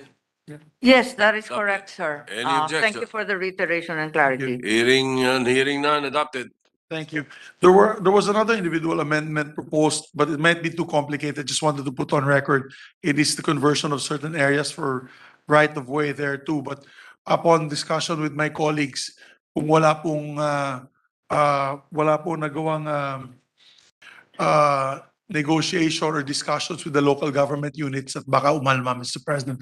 So therefore, we are not pursuing that All anymore. right. All right. Mr. President, I move that we close the period of Close. amendments. Any objection? Hearing none, period middle amendments closed. Mr. President, I move that we approve on second reading House Bill number 7575. Any objection? Hearing none. House Bill 7575 is approved on second reading. Thank you very much, Mr. President. Move to suspend consideration of the same. Consideration of measure suspended.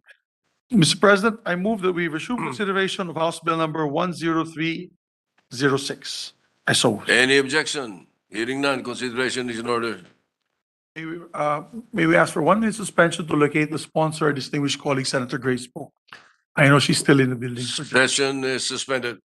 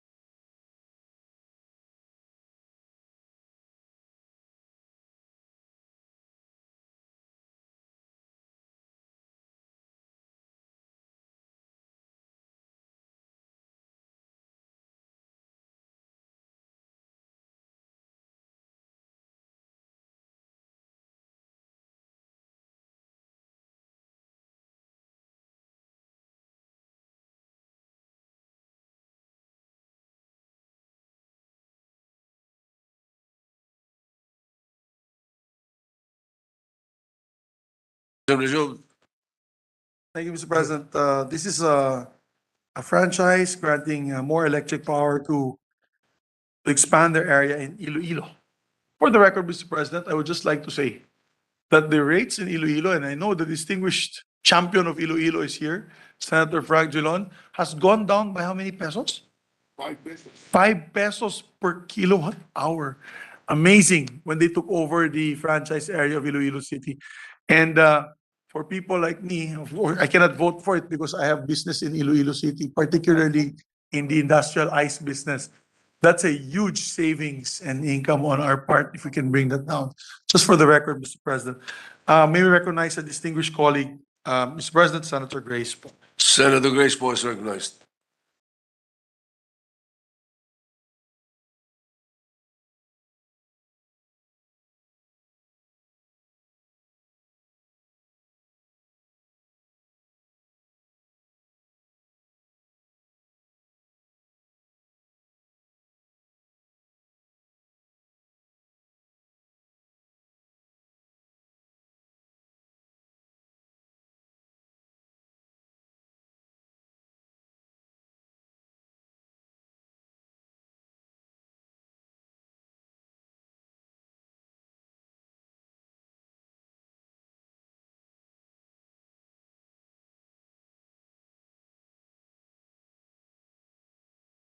Oh, you want to go ahead? You want to start? May I recognize also our minority floor leader, Mr. President. All right, Senator Frank Drilon, the minority leader is recognized. Thank you very much, Mr. President. Will the good sponsor yield the floor to a few questions on this franchise? Yes, Mr. President. Mr. President, I have the fortune of being served by the present franchise of Moore. And indeed, there has been a great improvement in the service, in the distribution service as compared to the previous franchise holder. And this is the reason why there is a clamor on the neighboring towns serviced by uh, electric cooperatives to allow more to expand their franchise area in the hope that they can have better service from what they are getting today. Although if you listen to the electric cooperatives, they would say we are providing sufficient and efficient service. And the other factor, of course, is the rate of electricity of power.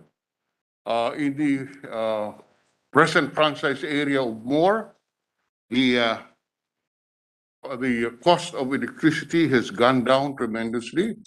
If I'm not mistaken, from about over 11 pesos per kilowatt hour to just about less than 7 pesos per kilowatt hour, which has greatly benefited the residents in the franchise area of Moore and has improved the business climate, the business environment, resulting in expansion of businesses and the creation of more jobs. And therefore, just on that premise, I would not have any objection to the expansion of the franchise area of Moore. That because that is a matter of policy on the part of Congress, of Congress, which granted the franchise. As if the other franchise areas now serviced by the electric cooperatives will be given competition, will be allowed, the competition will be allowed. However, I have problems with Section 2 of the bill. As we have stated, the premise of the bill is to allow competition, and I know this for a fact, to allow competition in the area of the electric service by the electric cooperatives, in the hope that that the service to the customers in the areas now presently serviced by the electric cooperatives will improve and that the electric rates will go down. However, we note that Section 2 of the bill proposes to amend Section 15 of Republic Act 11212. Under the present franchise, the transfer of the control of the corporation owning the franchise cannot be done without the prior approval of Congress. And that we read for the record what the present provision provides, present section provides. Section 15, the sale, lease, transfer, grant of usufruct or use of usufruct or assignment of franchise. The grantee shall not sell, lease, transfer, grant the usufruct of, nor assign this franchise or the rights and privileges acquired thereunder to any person, firm, corporation, company, corporation, or other commercial or legal entity, nor merge with any other corporation or entity, nor shall transfer the controlling interest of the grantee, whether in whole or in part, and whether simultaneously or contemporaneously, to any person, firm, company, corporation, or entity without the prior approval of Congress of the Philippines and in compliance with the legal requirements stipulated in the statute. The reason for this, Mr. President, is that when we grant the franchise, when Congress grants the franchise, we look at the qualification of the grantee, because the franchise is a privilege. And the privilege is granted on the basis of public interest. That is why there is this standard clause in all the franchises that we grant. Substantially, the franchise, the controlling interest of the franchise cannot be transferred to any person without the consent of the Congress, and any such transfer without the consent of Congress shall be a ground for the revocation of the franchise. That's the standard provision that we have, and that's the provision that we have followed. The proposed amendments, however, to Section 15, Mr. President, would appear to remove the consent of Congress. And let me read this for the record. On lines 18, it says, line 18 and 19, provided furthermore that the limitations set forth in this section shall not apply to any transfer, issuance of shares or stock in the implementation of the requirement for the dispersal of the grantee's ownership pursuant to Section 16 of this Act. We have no problems with that because that's required by law. The second exception from Section 15 is, it says, any transfer or sale of shares of stock to a foreign or local investor or investors who will not participate in the management of the grantee. Our first question, Mr. President, is what does management of the grantee mean? In today's corporate world and corporate practice, the lawyers have a lot of devices to control the corporation. And that is why, may we ask, what is meant by that will not participate in the management of the grantee? What does this involve? This is so broad that that it can be given various interpretations, which can cause confusion. For example, if the act of the transferee would constitute, which in the view of certain sectors would constitute management of the grantee, they can move to invalidate the franchise. On the other hand, the subterfuge of management of a grantee can create a situation where management of the grantee's affairs can be hidden under legal cover. And therefore, I am a bit concerned about letter B, particularly management of the grantee. We premise these questions on our earlier manifestation that the rationale for this proposed expansion is the service of the electric cooperatives versus what the public in these areas serviced by the electric cooperative would see as the superiority of the services done by more in the adjoining areas. And it has nothing to do with the management of or exemptions on the management of the grantee. I view this amendment, Mr. President, as well, not technically a rider, but a rider to the principal policy of the amendment, which is to allow competition in the area serviced by the electric cooperatives in the hope that the public serviced by the present electric cooperatives can hope for a better service. So that is the issue that I'm raising, Mr. President. Mr. President, In other words, why this particular provision? yes, I appreciate the clarification sought also by our minority leader. In fact, I would just like to point out that this section is included in other franchises that we passed recently. That's including the San Miguel Airport as well as Maynilad and Manila Water. So that exact provisions that's being discussed right now are in those franchises. However, of course, I will defer to the wisdom of our colleagues, especially the minority leader, if he feels that this sows more confusion in our bill at this point. It is more, Mr. President, the prerogative of Congress to examine the transferee, to examine what is management what constitutes management of the grantee.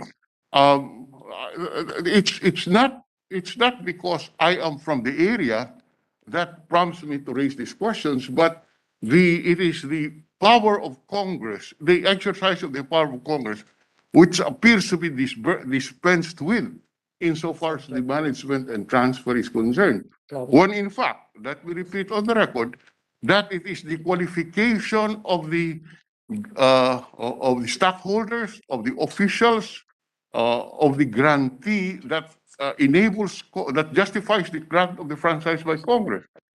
And therefore, any transfer of that interest, controlling interest, should require approval by Congress. There's nothing that would involve here, but there is nothing involved here but the power of Congress to Yeah. review the transferee, the qualifications of the transferee. That's all that we're saying. If it is the policy of this Congress to say, we don't mind whoever takes over and controls the management of the grantee, as a matter of policy, we have no objection to that. I mean, that is a matter of, if that is a policy, then we accept it as a policy. But we are raising this issue in order to find out the intent of the good sponsor. Well, as I mentioned, Mr. President, these provisions are actually in the other franchises that we have, because they were saying that the transfer of those stocks won't necessarily.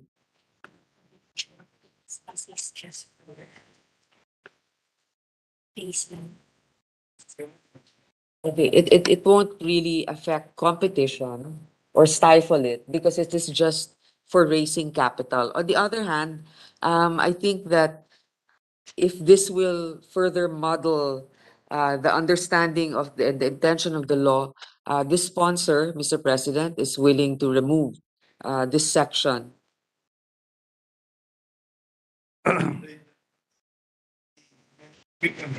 The committee amendment on that section. Yeah. The same rationale and question would be raised on paragraph C, which is found on line 25 on page 2 of the measure, which says any issuance in connection with any increase in the grantee's authorized capital stock, which will result in the dilution of the stockholders of the grantee's then existing stockholders.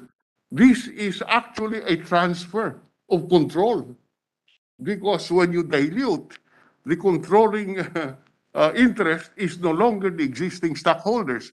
And therefore, that phrase found on line 10, which requires the approval of Congress, becomes an empty regulation or rule, because an increase in capital stock, which will dilute the ownership or the equity of the present stockholders, can be done without the consent of Congress. Mr. President, as I mentioned earlier, I appreciate the need for clarity in this bill, and so it is my decision also to propose that we take out, based on the based on the concern of our minority leader, lines 18 until 41. All right, if that is so, then we no longer have questions, and we'll just propose I assume that the good sponsor will propose this in the period of amendments. We have no further questions to that. Thank you. All right. Thank you, Mr. President. Senator Pia Cayetano is recognized. Thank you, Mr. President. Just a very short question. I was listening to the concerns of the minority floor leader, and I note his concern, and it now is my concern. Does that because of the issue raised? Does that mean that, is there any intention on the part of any of our colleagues, the minority floor leader who brought it up, the sponsor, to make similar amendments in other franchises? Because I would assume that the concern remains in others, as the good sponsor had said that it is common to have this provision in others. Mr. President, this is a matter of policy on the part of Congress. As far as I know, the policy followed in franchises is that any transfer in the controlling interest of the franchise holder would require the prior consent of Congress. But that is only a provision of law, which can be amended by subsequent law if that is a policy adopted by Congress. In this particular case, I'm raising the issue because the the principal policy that is being addressed here is the inadequacy of the services performed by the existing electric cooperatives. And these amendments to Section 15 would have nothing to do with that. And that is why I am raising this issue. If there is a change in the policy of Congress in granting of franchise. I understand. Thank you for that explanation. So given that this is resolved for His Honor's concern for this particular franchise, it wouldn't be a concern anymore for the others because, as His Honor had said, Congress can make that decision. So I'm just trying to be enlightened that henceforth, there will be if such a provision is present in all other franchise bills, then there will no longer be congressional action needed for such changes to happen in ownership. If that is the If that is the intention. policy that would be adopted by Congress, so be it. I am just raising this issue here because the principal purpose of the expansion of the franchise, I know, is the inefficiency or the desire of the public to have a better service that they see in more. So that is the reason why we're raising this. But insofar as other franchises are concerned, then there may be other policy issues or considerations that may be considered by Congress in whether or not to grant this particular privilege. And I am, for the record, just limiting it to this particular franchise because of the peculiar circumstance that we see in our province. And this is also confirmed by my kababayan, the good majority leader, who has instructed me to stand up here before this body. And because this is really a policy issue that we're raising for this particular franchise. Thank you very much, Mr. President. All right, thank you. Senator Coco Pimentel. Mr. President, before All right, Senator Grace Poe, you have the floor. Clarify. Anyway, go ahead. The reason why we added these provisions in even other franchises of recent as well is because it does not concede the fact that if a majority stock is owned by a different person or company other than the one Congress granted those the franchise to, they will still have to notify Congress. That's my understanding.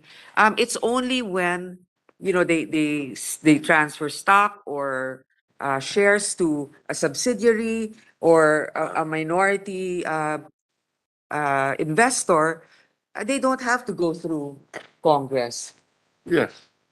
So That's correct, Mr. President. In fact, that principle is stated in the existing franchise under line 10 of page, whatever this page is.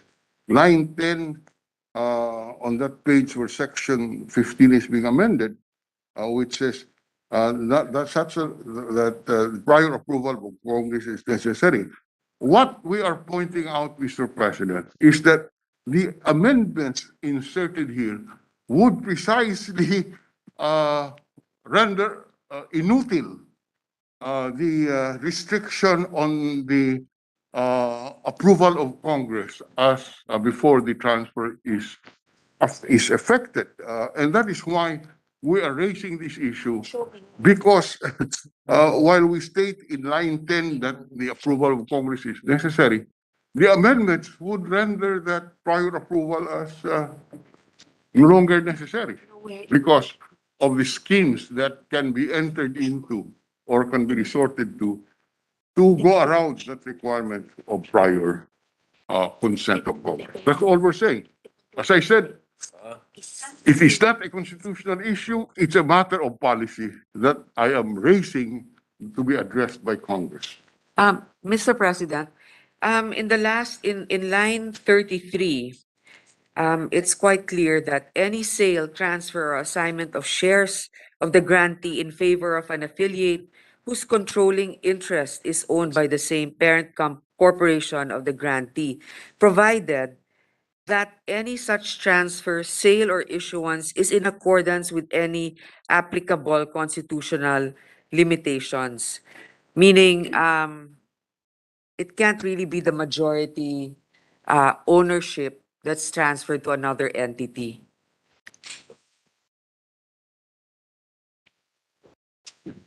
I'm sorry, Mr. President, I have to start up. I just ask a question. Suppose the majority, suppose a majority of the shareholding are transferred to a qualified Filipino corporation, to a Filipino corporation or to a Filipino. Would that transfer require consent of Congress?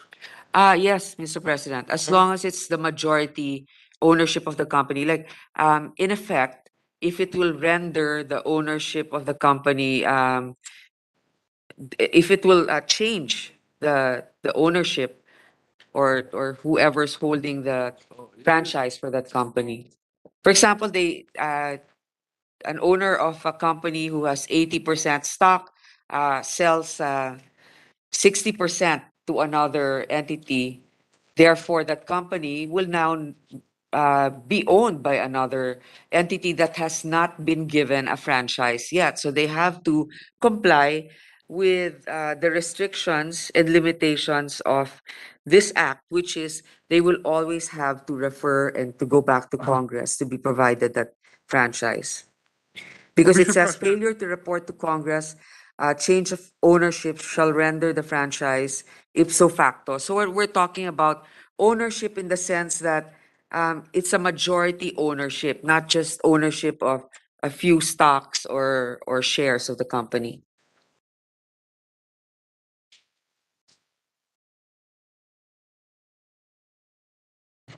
Is it Yeah. not, Yeah, once there is a more than 50% ownership means ownership? Yeah, Yes, 50 plus yes, in one. other words, Mr. President, I try to present a situation and just get the answer of the sponsor in order that we can understand the intent. You have XYZ Corporation, which is the holder of a legislative franchise, wholly owned by Juan de la Cruz. All right. 51% of the shares are transferred to Maria. Okay. And therefore, the control of XYZ Corporation, which is granted the franchise, is transferred to Maria. Correct. Question, will the transfer to Maria require a legislative approval of Congress as we do today? The practice is yes. Yes. But The practice we No. have is yes. Okay, That is in the law. that is in the The law that franchise we passed before, granted yes. to its franchise. Now, how will you now suppose how do we interpret then paragraph C? Any issuance of shares to any foreign or local investors pursuant to or in connection with the increase in the grantee's authorized capital stock, which shall result in the dilution of the stockholders of the grantee's then existing stockholders. There, it's very clear. Dilution means less than 50%. I'm just asking the question as a policy. Will that require now the approval of Congress or not? I don't think so if it's less than Well- 50%. I beg, if you read section C, it could, it will dispense with the requirement of congressional approval. Ano ba page to? Mr. President, after reviewing this, I think that it will add more confusion. So we will, we are willing to actually take out the entire section C as pointed out by our minority leader because the word dilution could actually be more confusing because as you said, it will change ownership. So yes, we will remove section C, but All right. we asked to retain section E. Any sale, transfer, assignment of shares of the grantee in favor of the affiliate whose controlling interest is owned by the same parent corporation of the grantee. So that will remain, provided finally that any such transfer, sale, or issuance is in accordance with any applicable constitutional limitations. So the necessary capital of financing for the provision of any of the services authorized by this act and any sale, transfer, or assignment of shares of the grantee in favor of an affiliate whose controlling interest is owned by the same parent corporation. So I suppose if that's like for example, PLDT transfers to same parent corporation. Will that be acceptable? Like for example, if the parent corporation is let's say San Miguel Corporation, and then one of their other subsidiaries is transferred to the Well, as I said, sir, it's a question, when it comes to that question, then when we debate on that particular situation, then again, it's a policy consideration because there is nothing in the Constitution which would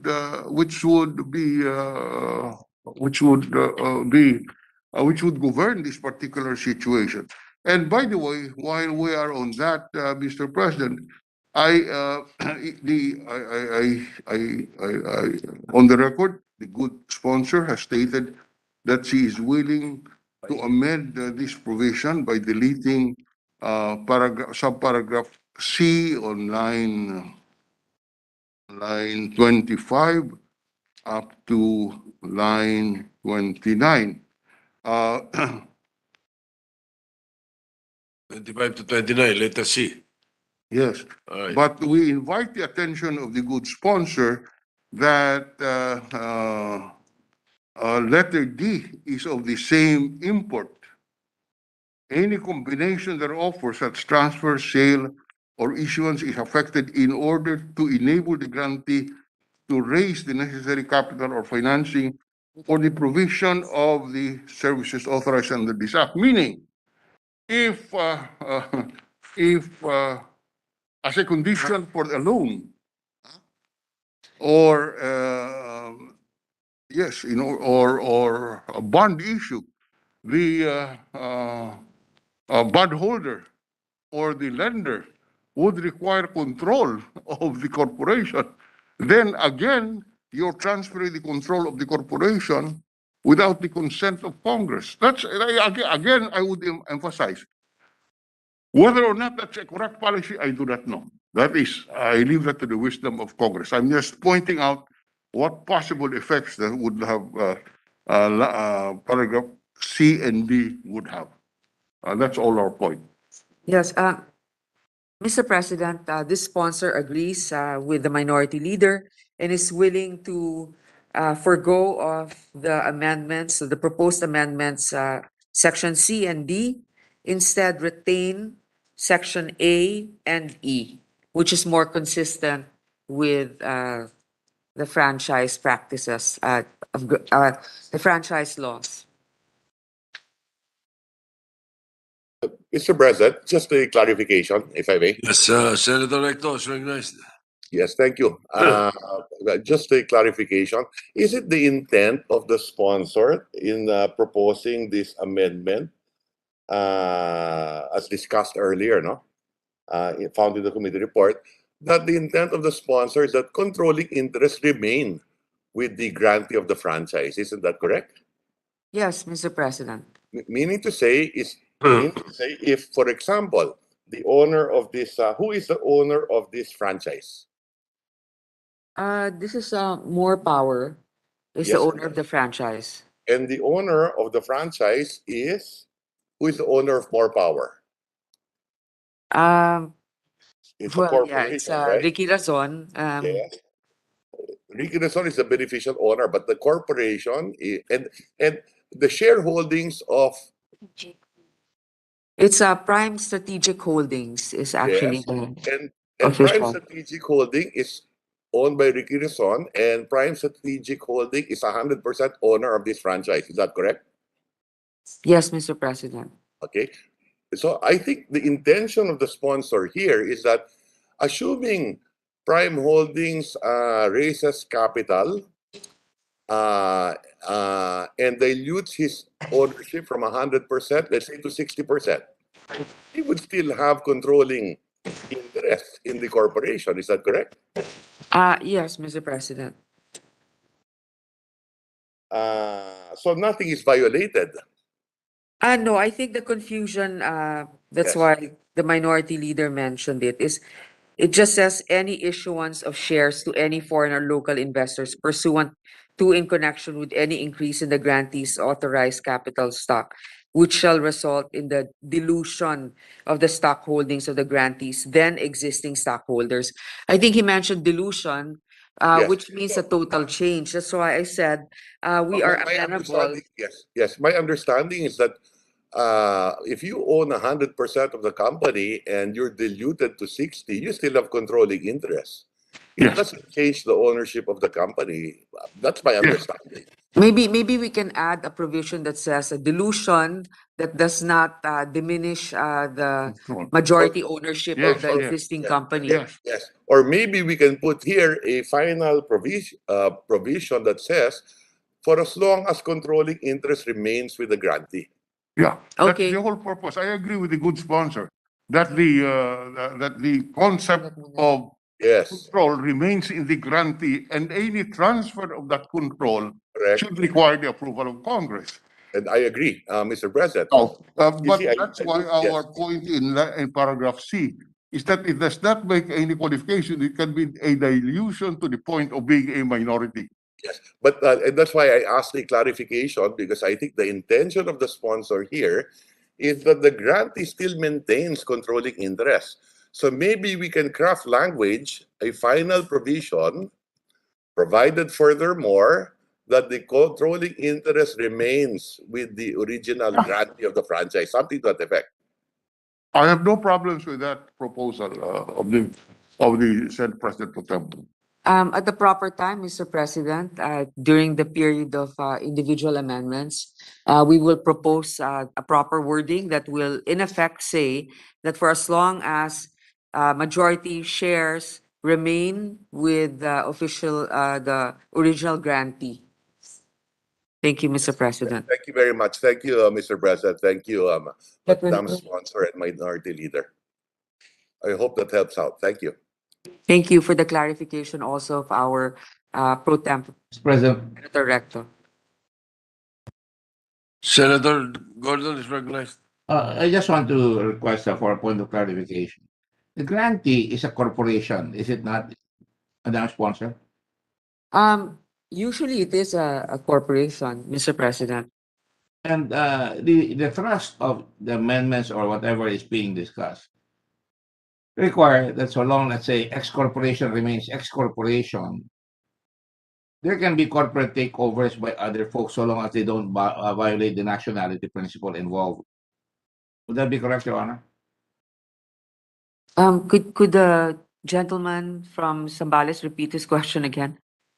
So let us say in this particular case, this corporation was granted by Congress the right to have the privilege to have a franchise in Iloilo.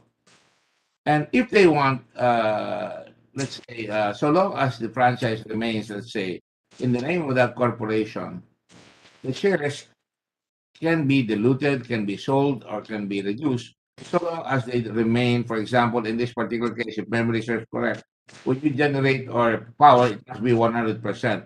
When you distribute power, you will require 60% ownership. Would that be correct, Your Honor? Yes, Mr. President.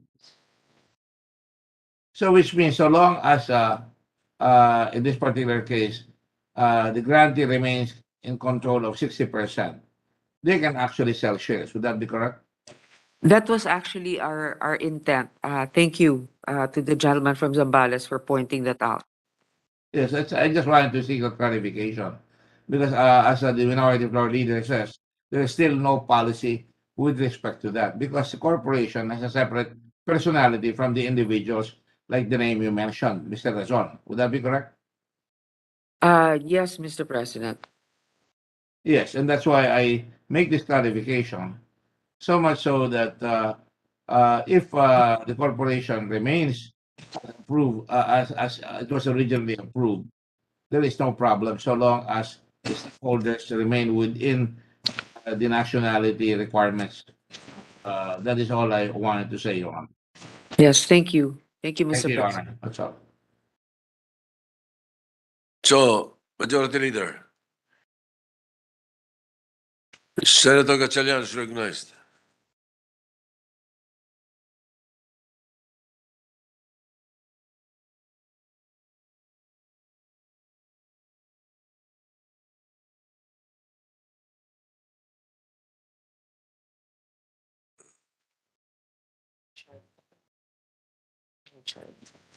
Thank you very much, Mr. President. First of all, let me express my profound sympathies and condolences to our good colleague, Senator Grace Poe. And let me commend her effort in looking for ways to lower down electricity rates, deliver the best service for our consumers. And let me commend the good sponsor for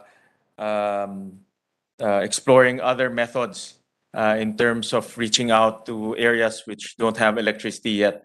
One of which is looking at this proposal by More to deliver services in different parts of Iloilo province. So let me commend her for looking for ways and possibilities. And from the onset, Mr. President, for the last 6 years, after covering this sector, the energy sector, one thing that I learned is there are a lot of unintended consequences in terms of technicalities when we talk about franchises and also this type of proposals. And one of the guiding light or guiding goal that I always put in mind whenever we discuss this type of proposals and technicalities is what's good for the consumer. At the end of the day, we're servicing the consumer. We're trying to give them the best possible service and the best possible rates. But again, there are unintended consequences that we have to look out for because it's important that the proposal is sustainable, the proposal is realistic, and the proposal is applicable. And with that, Mr. President, I have just a few questions, and I know that the good sponsor is also quite busy with what's happening. Mr. President, let me just start with some basic questions on the electric co-ops that are affected.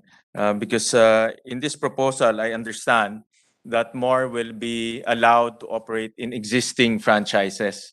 And these franchises are already covered by 3 electric co-ops, Eleco 1, Eleco 2, and Eleco 3.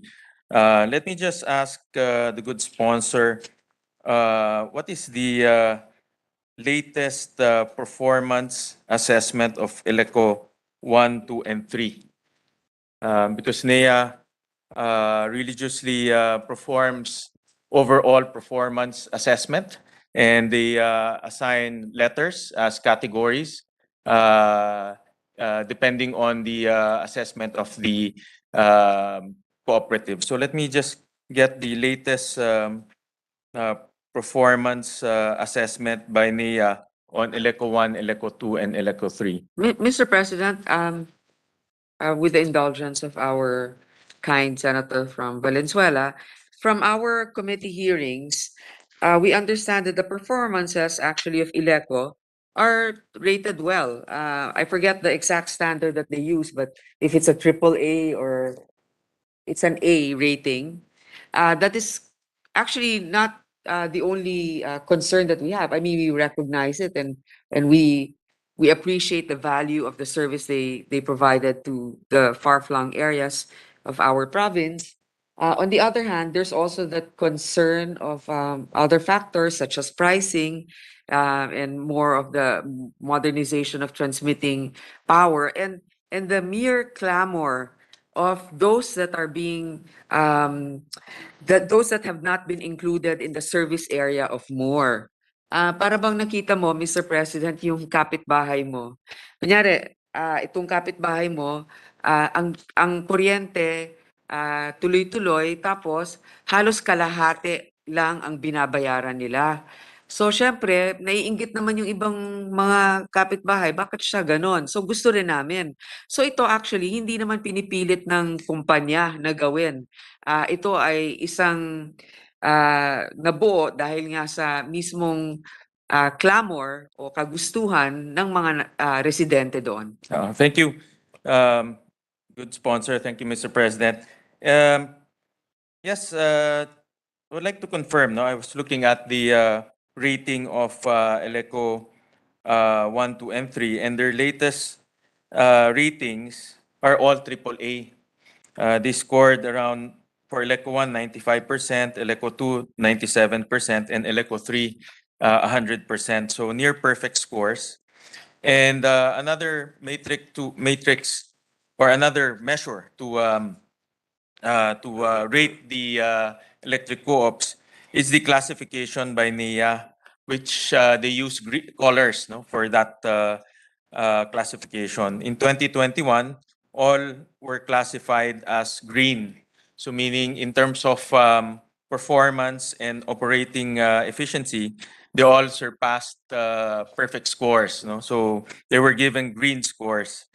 So, good sponsor, I understand that the issue is rates, but I want to also just put on record that the three Ilocos were actually good performing or outstanding performing electric co-ops in the province of Iloilo. In fact, they're one of the best performing co-ops in the country because they are rated AAA and classified as green.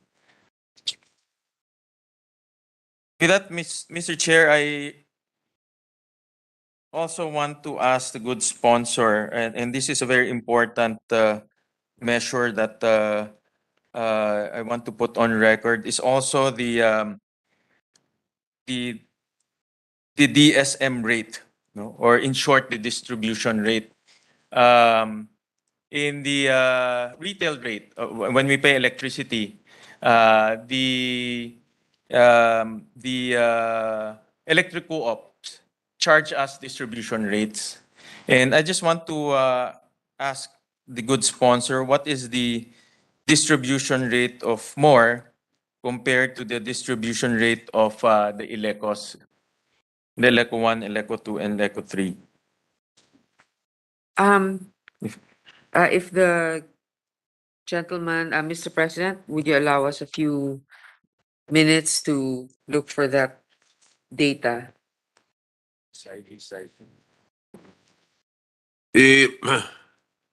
Majority Leader, there is, well, we have 12:38 p.m. Yes. Now, perhaps to prepare for the amendments and the answers, we could have a break, at least an hour. Yes, Mr. President, in the interest of time, actually, our kind colleague from Batangas, Senator Ralph Recto, offered to help me when it comes to these interpellations because I need to actually be somewhere.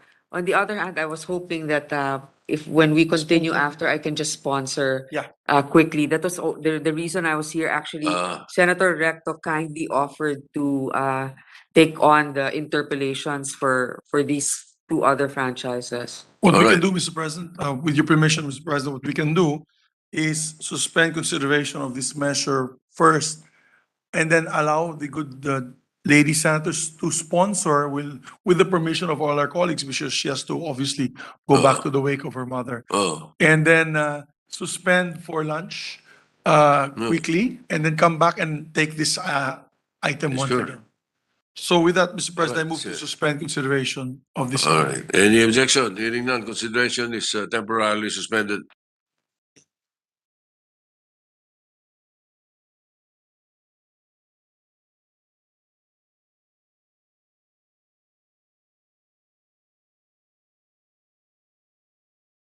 Thank you, Mr. President. Mr. President, I move that we transfer from the calendar of ordinary business to special order. House Bill number, the transfer na ba? Wala. Wala pang OB. May I ask for 1 minute suspension, Mr. President. Session suspended.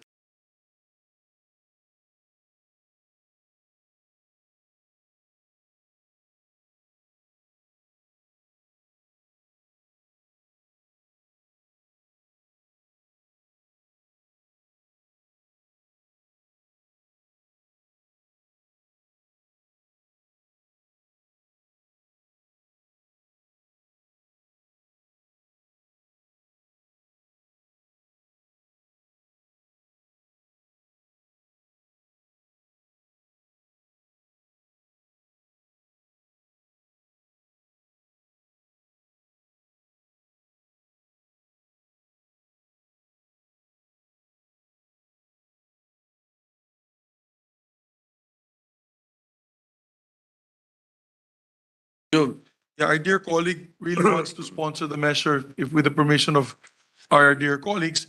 Therefore, I move to proceed with the reference of business. We'll just make it quick, Mr. President. The secretary will proceed with the reference of business. Pero wala pa yung sponsorship. Okay na, ako.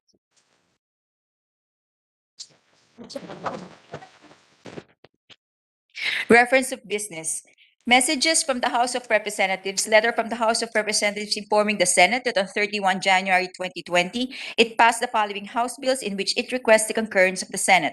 House number 10698, an act strengthening the Sangguniang Kabataan by institutionalizing additional reforms to revitalize youth participation in local governance and by providing honorarium, other benefits and privileges, amending for the purpose certain sections of Republic Act number 10742, otherwise known as the Sangguniang Kabataang Reform Act of 2015. To the archives. House number 10699, an act providing for the Magna Carta of Barangay Health Workers. To the archives.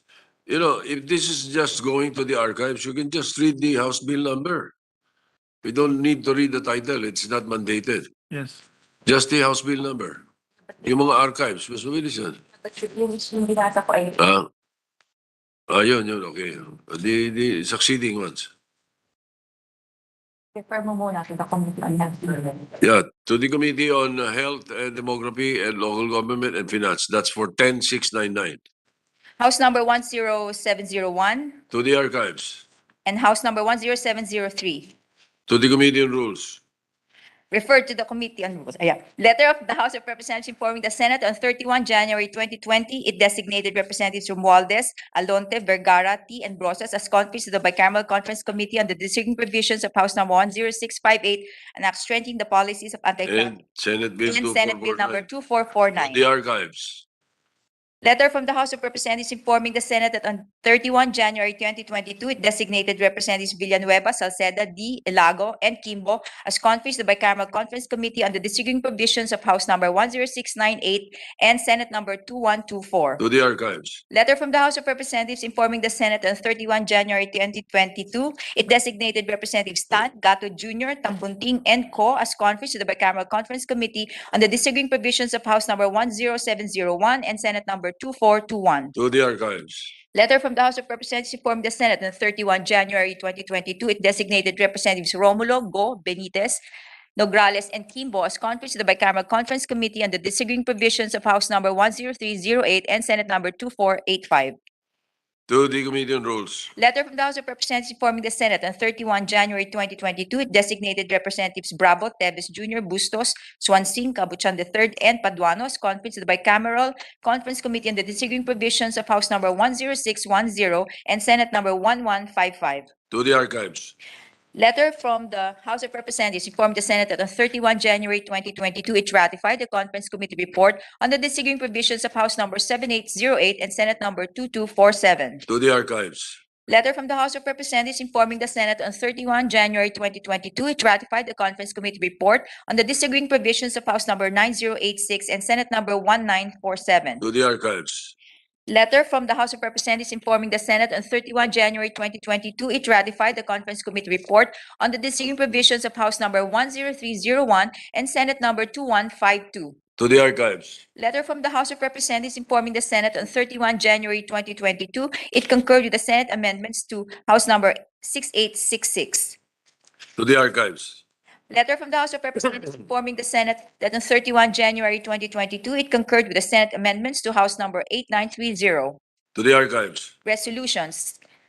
Senate Concurrent Resolution Number 18, entitled Concurrent Resolution providing that the Senate and the House of Representatives hold a joint public session to canvass the votes cast for President and Vice President in the elections held on May 9, 2022, and proclaim the President-elect and Vice President-elect, introduced by Senator Zubiri. To the Committee on Rules. PS Resolution Number 994, resolution commending and congratulating the Philippine women's football team and for their victory in the 2022 AFC Women's Asian Cup and qualifying the FIFA Women's World Cup for the first time in the history of the country, introduced by Senator Pacquiao. To the Committee on Rules. Committee report number 597, prepared and submitted jointly by the Committees on Social Justice, Welfare and Rural Development upon recommendation of the Subcommittee on Social Pension Bills and Finance on Senate number 2506, Senators Poe, Angara, Ontiveros, De Lima, Pangilinan, Binay, Revilla Jr., Soto III, and Villanuevas, authors thereof, entitled An Act Increasing the Social Pension of Indigent Senior Citizens and Appropriating Funds therefore, amending for the purpose Republic Act number 7432, entitled An Act to Maximize the Contribution of Senior Citizens to Nation Building, grant benefits and special privileges, and for other purposes as amended, and for other purposes, recommending its approval in substitution of Senate numbers 126, 133, 160, 259, 570, 1267, 2243, taking into consideration House number 9459, sponsor Senator Villanueva. To the calendar of ordinary business. There is additional reference of business. Additional reference of business, message of the President of the Philippines, letter of President Rodrigo Roa Duterte dated 2 February 2022, earnestly urging the prioritization of the Senate's concurrence to the international agreement entitled Regional Comprehensive Economic Partnership, RCEP Agreement.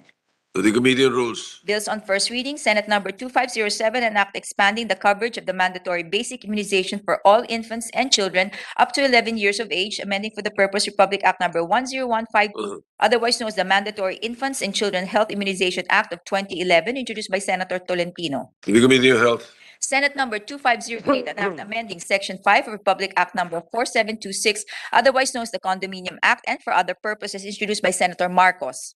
Committee on Urban Planning.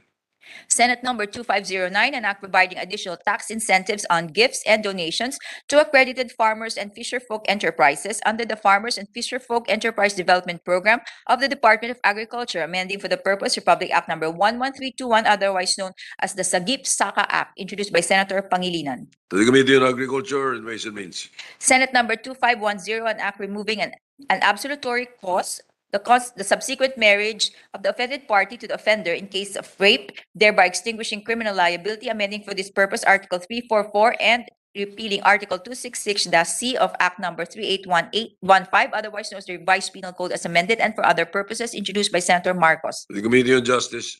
Senate number 2511, an act amending Public Act number 11036, otherwise known as the Mental Health Act, and for other purposes, introduced by Senator Marcos. To the Committee on Health. Senate number 2512, an act regulating pharmaceutical outlets engaged in the online sale of pharmaceutical products and for those dispensing online pharmacy services, amending for the purpose Republic Act number 10918, otherwise known as the Philippine Pharmacy Act, introduced by Senator Tolentino. To the Committees on Civil Service and Health. Senate number 2513, an act amending Section 478B4 of Republic Act number 7160, otherwise known as the Local Government Code of 1991, introduced by Senator Tolentino. To the Committee on Local Government. Resolutions, PS Resolution number 995, resolution directing Committee on Agriculture, Food and Agrarian Reform to conduct an inquiry in aid of legislation on the recent order of the Sugar Regulatory Administration to allow the importation of sugar even at the height of harvest and milling season, as well as importation programs of the Department of Agriculture on other agricultural products with the end in view of crafting policy that will ensure support for farmers and food security instead of import dependency, introduced by Senator Zubiri. The Committee on Agriculture. PS Resolution number 996, resolution expressing the sense of the Senate to strongly urge the Philippine Amusement Gaming Corporation, PAGCOR, to suspend the license to operate of e-sabong operators to immediately stop all activities related to e-sabong until the cases of missing sabongeros are resolved, introduced by Senators De La Rosa, Soto III, Lacson, Tolentino, Poe, Villanueva, Cayetano, Pimentel III, Dinay, Marcos, Recto, Lapid, Pangilinan, Gatchalian, Angara, Zubiri, Drilon, Ontiveros, Go, Revilla Jr., Villar, Gordon, Pacquiao, and De Lima. The Committee on Rules. PS Resolution number 997, resolution urging President Rodrigo Roa Duterte to temporarily suspend the import duties of petroleum products to promote and protect the general welfare of Filipino consumers in light of the extraordinary surge in global oil prices, introduced by Senator De Lima. The Ways and Means. PS Resolution number 998, resolution calling for investigation aid of legislation on the Bureau of Internal Revenue's failure to collect the estate tax due on the estate of the late Ferdinand E. Marcos, introduced by Senator Pimentel III. The Committees on Accountability of Public Officers and Ways and Means. Committee report number 598, prepared and submitted jointly by the Committees on Cultural Communities, Social Wealth, Justice, Welfare and Rural Development, and Finance, and Senate number 2514, Senators Angara, Poe, Villanueva, Ontiveros, Marcos, and De Lima as authors thereof, entitled An Act Prohibiting Discrimination on the Basis of Age, Indigenous, Racial, or Ethnic Origin, Religious Belief or Activity, Political Inclination or Conviction, Social Class, Sex, Gender, Sexual Orientation, Sex Characteristics, Gender Identity, Gender Expression, Marital or Relationship Status, Disability, HIV status, profession or occupation, health status or medical history, language, physical features, and other status, and providing penalties therefore, recommending its approval and substitution of Senate numbers 137, 315, 1214, 1675, and 2161, take into consideration House number 8243, sponsor Senator Marcos. The calendar for ordinary business.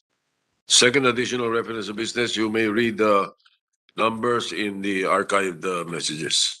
Second additional reference of business, messages from the House of Representatives. Letter from the House of Representatives informing the Senate that on 2 February 2022, it designated Representative Herrera D as additional conferee to the Bicameral Conference Committee on the discerning provisions of House number 10658 and Senate number 2449. To the archives. Letter from the House of Representatives informing the Senate that on 2 February 2022, it designated Representatives Kua, Lacson, Kimbo as conferees to the Bicameral Conference Committee on the disagreeing provisions of House number 8818 and Senate number 2365. To the archives. Letter from the House of Representatives informing the Senate that on 2 February 2022, it designated Representatives Deloso Montalia, Romualdez, Escudero, Romero, Fortun, Tambunting, and Brosas as conferees to the Bicameral Conference Committee on the disagreeing provisions of House number 10703 and Senate number 2209. To the Committee on Rules. Letter from the House of Representatives informing the Senate that on 2 February 2022, it designated Representatives Labad, Villar, Rodriguez, Salceda, Benitez, and Fortun as conferees to the Bicameral Conference Committee on the disagreeing provisions of House number 10696 and Senate number 2425. To the Committee on Rules. Letter from the House of Representatives informing the Senate that on 2 February 2022, it designated Representatives Kua, Chanco, and Kimbo as conferees of the Bicameral Conference Committee on the disagreeing provisions of House number 6134 and Senate number 2494. To the Committee on Rules. Letter from the House of Representatives informing the Senate that on 2 February 2022, it designated Representatives De Venecia, Benitez, Bolilla, Garin, and Kimbo as conferees of the Bicameral Conference Committee on the disagreeing provisions of House number 10107 and To the Senate number 2455. Committee on Rules. Letter from the House of Representatives informing the Senate that on 2 February 2022, it ratified the Conference Committee report to the disagreeing provisions of House number 5793 and Senate number 2395. To the archives. Letter from the House of Representatives informing the Senate that on 2 February 2022, it ratified the Conference Committee report on the disagreeing provisions of House number 78 and Senate number 2094. To the archives.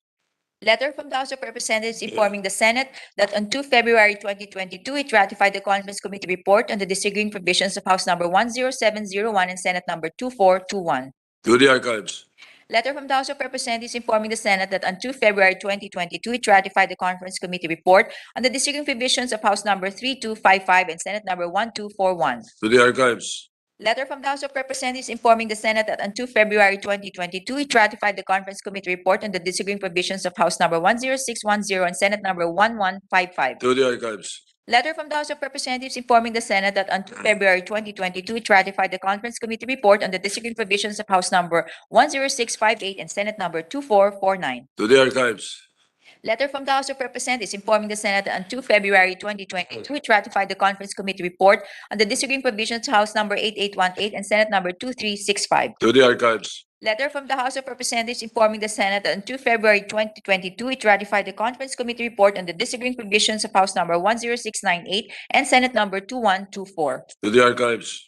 Letter from the House of Representatives informing the Senate that on 2 February 2022, it ratified the Conference Committee report on the disagreeing provisions of House Number 9458 and Senate Number 643. To the archives.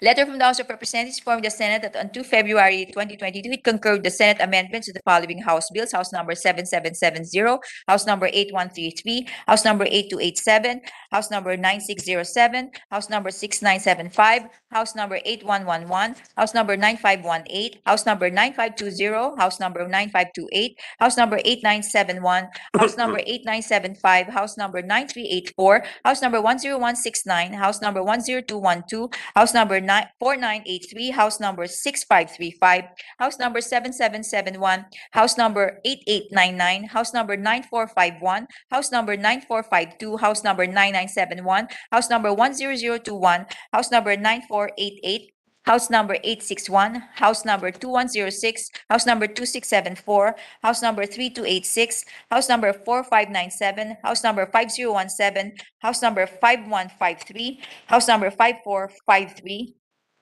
House Number 5680, House Number 6152, and House Number 8654. To the archives. Letter from the House of Representatives informing the Senate that on 2 February 2022, it adopted House Concurrent Resolution Number 24, titled Concurrent Resolution Granting Consent to Mr. Gamaliel Asis Cordoba, Commissioner of National Telecommunications Commission, to receive the Order of the Rising Sun Gold Race with Neck Ribbon from the Government of Japan for his contribution to Philippines-Japan relations, in which it requests the concurrence of the To the Senate. committee rules.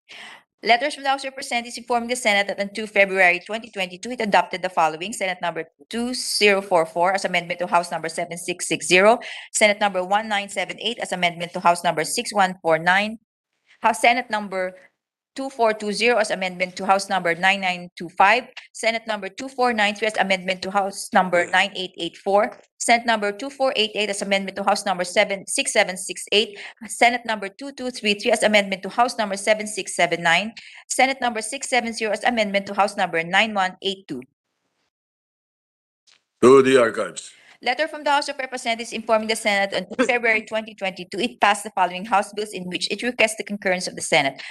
House Number 10617, an act declaring an area situated within the municipalities of Leon and Alimodian in the province of Iloilo, locally referred to as the Bukari area, an ecotourism zone, establishing the Bukari Ecotourism Council and appropriating funds therefore. To the committees on tourism, environment, and finance. House Number 10684, an act establishing the CDO Sendo Memorial Eco Parks and Shrines in the city of Cagayan de Oro and appropriating funds therefore.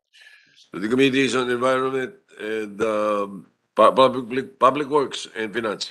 House Number 10626, an act converting the Sablayan Agpanabat Bagakay Road, a section of the Romblon Circumferential Road, into a national road and appropriating funds therefore. To the Committee on Public Works and Finance.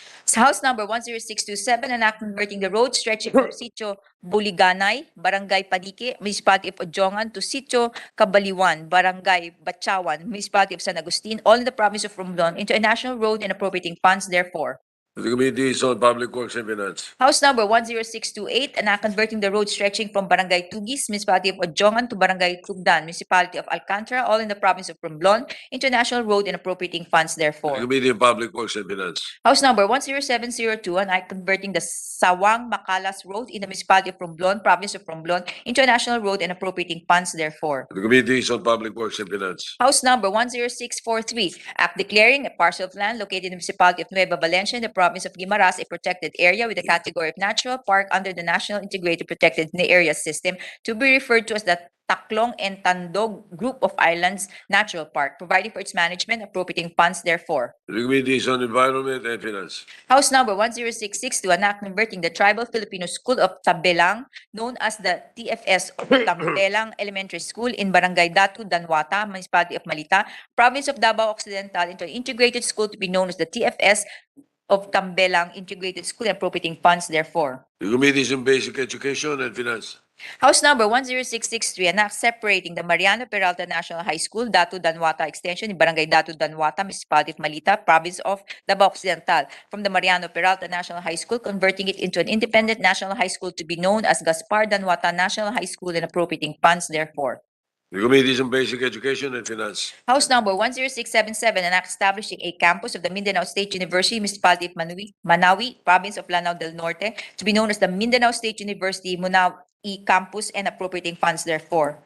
The Committees on Higher Education and Finance. House Number 10691, act establishing campuses of the Ilocos Sur Polytechnic State College in the municipalities of San Juan and Cabugao, Province of Ilocos Sur, to be known respectively as the Ilocos Sur Polytechnic State College San Juan Campus and the Ilocos Sur Polytechnic State College Cabugao Campus, and appropriating funds therefore. The Committees on Higher Education and Finance. House Number 10692, act establishing a campus of the University of Science and Technology of Southern Philippines in Barangay Lumbia, City of Cagayan de Oro, Province of Misamis Occidental, to be known as the University of Science and Technology of Southern Philippines Lumbia Campus, and appropriating funds therefore. The Committees on Higher Education and Finance. House Number 10694, an act converting the Cebu Technological University into a university system to be known as the Cebu Technological University System, and appropriating funds therefore. The Committees on Higher Education, Ways and Means and Finance. House Number 10704, an act strengthening the Mindanao State University System, and appropriating funds therefore. The Committees on Higher Education, Ways and Means and Finance. And House Number 10683, an act creating the Siargao Islands Development Authority, prescribing its powers and functions and duties, and providing funds therefore. The Committees on Tourism, Environment and Finance. Majority Leader. There's one more. One more. It's not here yet. Yun ba yung kay Senator Grace?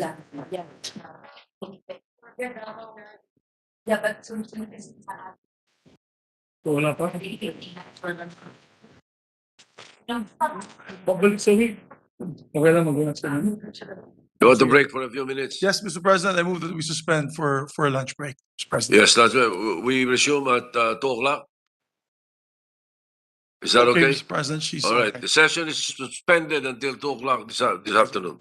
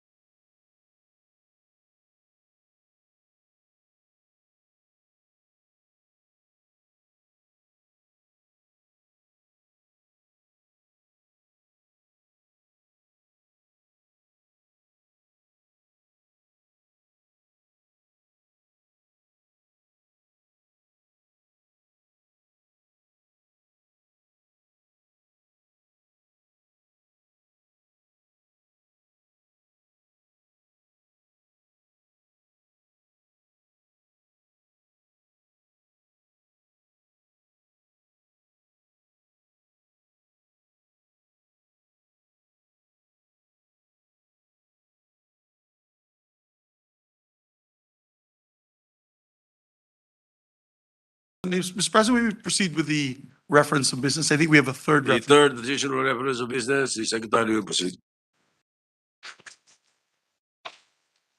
Third additional reference of business, bills on first reading, Senate number 2515, an act promoting and regulating the donation of umbilical cord blood, appropriating funds therefore and for other purposes, introduced by Senator Marcos. To the Committee on Health and Finance. Senate number 2516, an act amending Presidential Decree number 194, otherwise known as the authorizing aliens as well as associations, corporations, or partnerships owned in whole or in part by foreigners to engage in the rice and corn industry and for other purposes, introduced by Senator Marcos. To the Committees on Agriculture, Trade, and Commerce. Senate number 2517, an act creating the Council for the Built Environment, appropriating funds therefore and for other purposes, introduced by Senator Gordon. To the Committees on Civil Service and Finance. Senate number 2518, an act strengthening the architecture profession, amending for the purpose certain provisions of Republic Act number 9266, RA number 9266, otherwise known as the Architecture Act of 2004, introduced by Senator Gordon. To the Committee on Civil Service. Senate number 2519, an act amending Republic Act number 11697, otherwise known as the Electric Vehicle Industry Development Act, and for other purposes, introduced by Senator Marcos. To the Committee on Trade and Ways and Means. Resolutions, PS Resolution number 999, resolution urging the proper Senate committee to conduct an inquiry in aid of legislation into a land dispute involving the Manobo Pulangihon Indigenous Cultural Community's ancestral domain in the province of Bukidnon, which resulted in gunshot injuries to 5 people, introduced by Senator Ortiveros. To the Committees on Justice and Cultural Communities. PS Resolution number 1000, resolution directing the Senate Committee on Social Justice, Welfare, and Rural Development to conduct an inquiry in aid of legislation into the reported lapses in the implementation of Republic Act number 11310, otherwise known as the Pantawid Pampamilyang Pilipino Program 4-Piece Act, introduced by Senator De Lima. To the Committee on Social Justice. PS Resolution number 1001, resolution directing the appropriate Senate committee to conduct an inquiry in aid of legislation into the reported lapses of the Department of Social Welfare and Development, DSWD, in the implementation of various social amelioration programs with the end in view of determining whether such shortcomings resulted in beneficiaries being deprived of assistance and ascertaining the capacity of the department to ensure that any future programs are not compromised, introduced by Senator De Lima. To the Committee on Social Justice. PS Resolution number 1003, resolution expressing profound sympathy and sincere condolences of the Senate of the Philippines on the death of veteran actress Gloria Sevilla, considered as the queen of Visayan movies, and honoring her contribution in Philippine cinema, introduced by Senator Revilla Jr. To the Committee on Rules. Committee reports. Committee report number 599, submitted by the Committee on Electoral Reforms and People's Participation, and House number 9814, introduced by Representative Bascug, entitled An Act Separating the City of Batucan from Barangay Del Monte in the Municipality of Talacogon, Province of Agusan del Sur, and constituting it into a distinct and independent barangay to be known as Barangay Batucan, recommending its approval with amendment, sponsored Senator Tolentino. To the calendar of ordinary business. Committee report number 600, submitted jointly by the Committees on Local Government, Electoral Reforms, and People's Participation, and House number 9816, introduced by Representative Amante Matba, entitled An Act Separating the City of Crossing from Barangay Poblacion in the Municipality of Quicharao, Province of Agusan del Norte, and constituting it into a distinct and independent barangay to be known as Barangay Crossing, recommending its approval with amendment, sponsor Senator Tolentino. To the committee, no, to the calendar for ordinary business. Committee report number 601, submitted jointly by the Committees on Local Government, Electoral Reforms, and People's Participation, House number 9817, introduced by Representative Amante Matba, titled An Act Separating the Sitio of Pangailan from Barangay Poblacion 1 in the Municipality of Santiago, Province of Agusan del Norte, and constituting it into a distinct and independent barangay to be known as Barangay Pangailan, recommending its approval with amendment, sponsor Senator Tolentino. To the calendar for ordinary business. Committee report number 602, submitted jointly by the Committees on Local Government, Electoral Reforms, and People's Participation, House number 9818, introduced by Representative Amante Matba, entitled An Act Separating the Sitio of Songkoy from Barangay Poblacion, the Municipality of Quicharao, Province of Agusan del Norte, and constituting it into a distinct and independent barangay to be known as Barangay Songkoy, recommending its approval with amendment, sponsor Senator Tolentino. To the calendar for ordinary business. Committee report number 603, submitted jointly by the Committees on Local Government, Electoral Reforms, and People's Participation, House number 9819, introduced by Representative Alvarez Jr., entitled An Act Separating the Sitio of Tacugon from Barangay Kamingawan in the city of Kabangkalan, Province of Negros Occidental, and constituting it into a distinct and independent barangay to be known as Barangay Tacugon, recommending its approval with amendment, sponsor Senator Tolentino. To the calendar for ordinary business. Committee Report number 604, submitted jointly by the Committees on Local Government, Electoral Reforms, and People's Participation, and House number 9820, introduced by Representative Buhali et al., entitled An Act Separating the City of Tulalian from Barangay Balagunan in the Municipality of Santo Tomas, Province of Davao del Norte, and constituting it into a distinct and independent barangay to be known as Barangay Tulalian. Recommending its approval with amendments, taking into consideration Senate number 2309, sponsor Senator Tolentino. To the calendar for ordinary business. Committee Report number 605, submitted jointly by the Committees on Local Government, Electoral Reforms, and People's Participation, and House number 10295, introduced by Representative Ramirez Sato, titled An Act Separating the Sitios of Naibuan, Lagnas, Ibanag, Hobcob, Abong, Malumac, Kianay, Libertad, Luwaliw, Ilya, Yabat, Salidang, Upper Kaiwan, Dayaga, and Timbangan from Barangay Batasan in the Municipality of San Jose, Province of Occidental Mindoro, to constitute a distinct and independent barangay to be known as Barangay Naibuan. Recommending its approval without amendment, sponsor Senator Tolentino. To the calendar for ordinary business. Committee Report number 606, submitted jointly by the Committees on Local Government, Electoral Reforms, and People's Participation, on House number 10060, introduced by Representative Tejada et al., an act creating a new barangay in the Municipality of Melang, Province of Cotabato, to be known as Barangay Poblacion B, recommending its approval with amendment, sponsor Senator Tolentino. To the calendar for ordinary business. Committee Report number 607, submitted jointly by the Committees on Local Government, Electoral Reforms, and People's Participation, and House number 7775,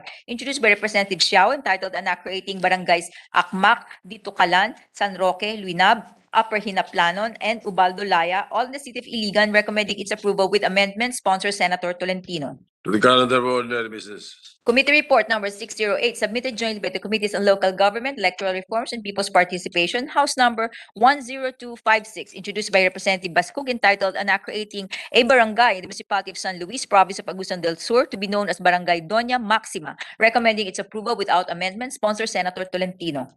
The calendar for ordinary business. Committee Report number 609, submitted by the Committee on Public Services, and House number 10554, introduced by Representative Garbin et al., entitled An Act Expanding the Franchise Area of the Davao Light and Power Company, Inc., amending for the purpose Public Act number 11515, entitled An Act Extending for another 25 years the franchise granted to Davao Light and Power Company, Inc., under Public Act number 8960, entitled An Act Further Extending the Term of the Franchise Granted to Davao Light and Power Company, Inc., to construct, operate, and maintain an electric light, heat, and power system in Davao City and the municipalities of Carmen, Panabo, Duhali, and Santo Tomas, Province of Davao del Norte, for a period of 25 years and for other purposes, and ensuring the continuous and uninterrupted supply of electricity in the franchise area, recommending its approval with amendment, sponsor Senator Poe.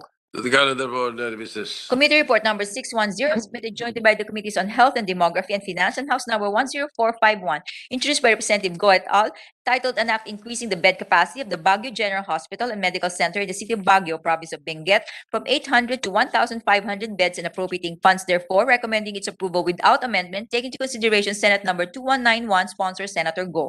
Calendar for ordinary business. Committee Report number 611, submitted jointly by the Committees on Health and Demography and Finance, and House number 10324, introduced by Representative Acosta et al., entitled An Act Increasing the Bed Capacity of the Hospital ng Palawan in the City of Puerto Princesa, Province of Palawan, from 100 to 400 beds, and appropriating funds therefore, recommending its approval without amendment, sponsor Senator Go. Calendar for ordinary business. Committee Report number 612, submitted jointly by the Committees on Health and Demography and Finance, and House number 10242, introduced by Representative Chato, entitled An Act Converting the Governor Celestino Gallares Memorial Hospital in the City of Tagbilaran, Province of Bohol, to the Governor Celestino Gallares Multispecialty Medical Complex, and appropriating funds therefore, recommending its approval with amendments, taking into consideration Senate number 2244, sponsor Senator Go. To the calendar for ordinary business. Committee Report number 613, submitted jointly by the Committees on Health and Demography and Finance, now House number 10013, introduced by Representative Nograles et al., entitled An Act Increasing the Bed Capacity of the Davao Regional Medical Center in the City of Tagum, Province of Davao del Norte, from 600 to 1,000 beds, and appropriating funds therefore, recommending its approval without amendment, sponsor Senator Go.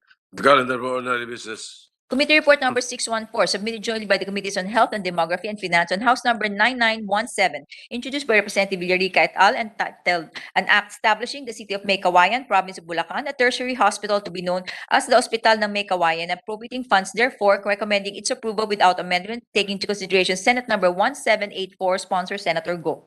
The calendar for ordinary business. Committee Report Number 615, submitted jointly by the Committees on Health and Demography and Finance on House Number 10464, introduced by Representative Baron Datal, entitled An Act Establishing the City of Iloilo, Province of Iloilo, a City Hospital to be known as the Iloilo City Hospital, and appropriating funds therefore, recommending its approval without amendment, sponsor Senator Go. To the calendar for ordinary business. Committee Report Number 616, submitted jointly by the Committees on Health and Demography and Finance on House Number 10254, introduced by Representative Frasco, entitled An Act Establishing the Municipality of Liloan, Province of Cebu, a children's hospital to be known as the Liloan Children's Hospital, and appropriating funds therefore, recommending its approval without amendment, sponsor Senator Go. Calendar for ordinary business. Committee Report Number 617, submitted jointly by the Committees on Health and Demography and Finance on House Number 10297, introduced by Representative Marquez, entitled An Act Establishing in the Municipality of Calibo, Province of Aklan, a geriatric medical center to be known as the Aklan Geriatric Medical Center, and appropriating funds therefore, recommending its approval without amendment, sponsor Senator Go. To calendar for ordinary business. Committee Report Number 618, submitted jointly by the Committees on Health and Demography and Finance on House Number 9537, introduced by Representative Tolentino, entitled An Act Establishing the City of Tagaytay, Province of Cavite, a general hospital to be known as the Isaac Tolentino Memorial Medical Center, and appropriating funds therefore, recommending its approval without amendment, taking into consideration Senate Numbers 2384 and 2419, sponsor Senator Go. The calendar for ordinary business. Majority Leader.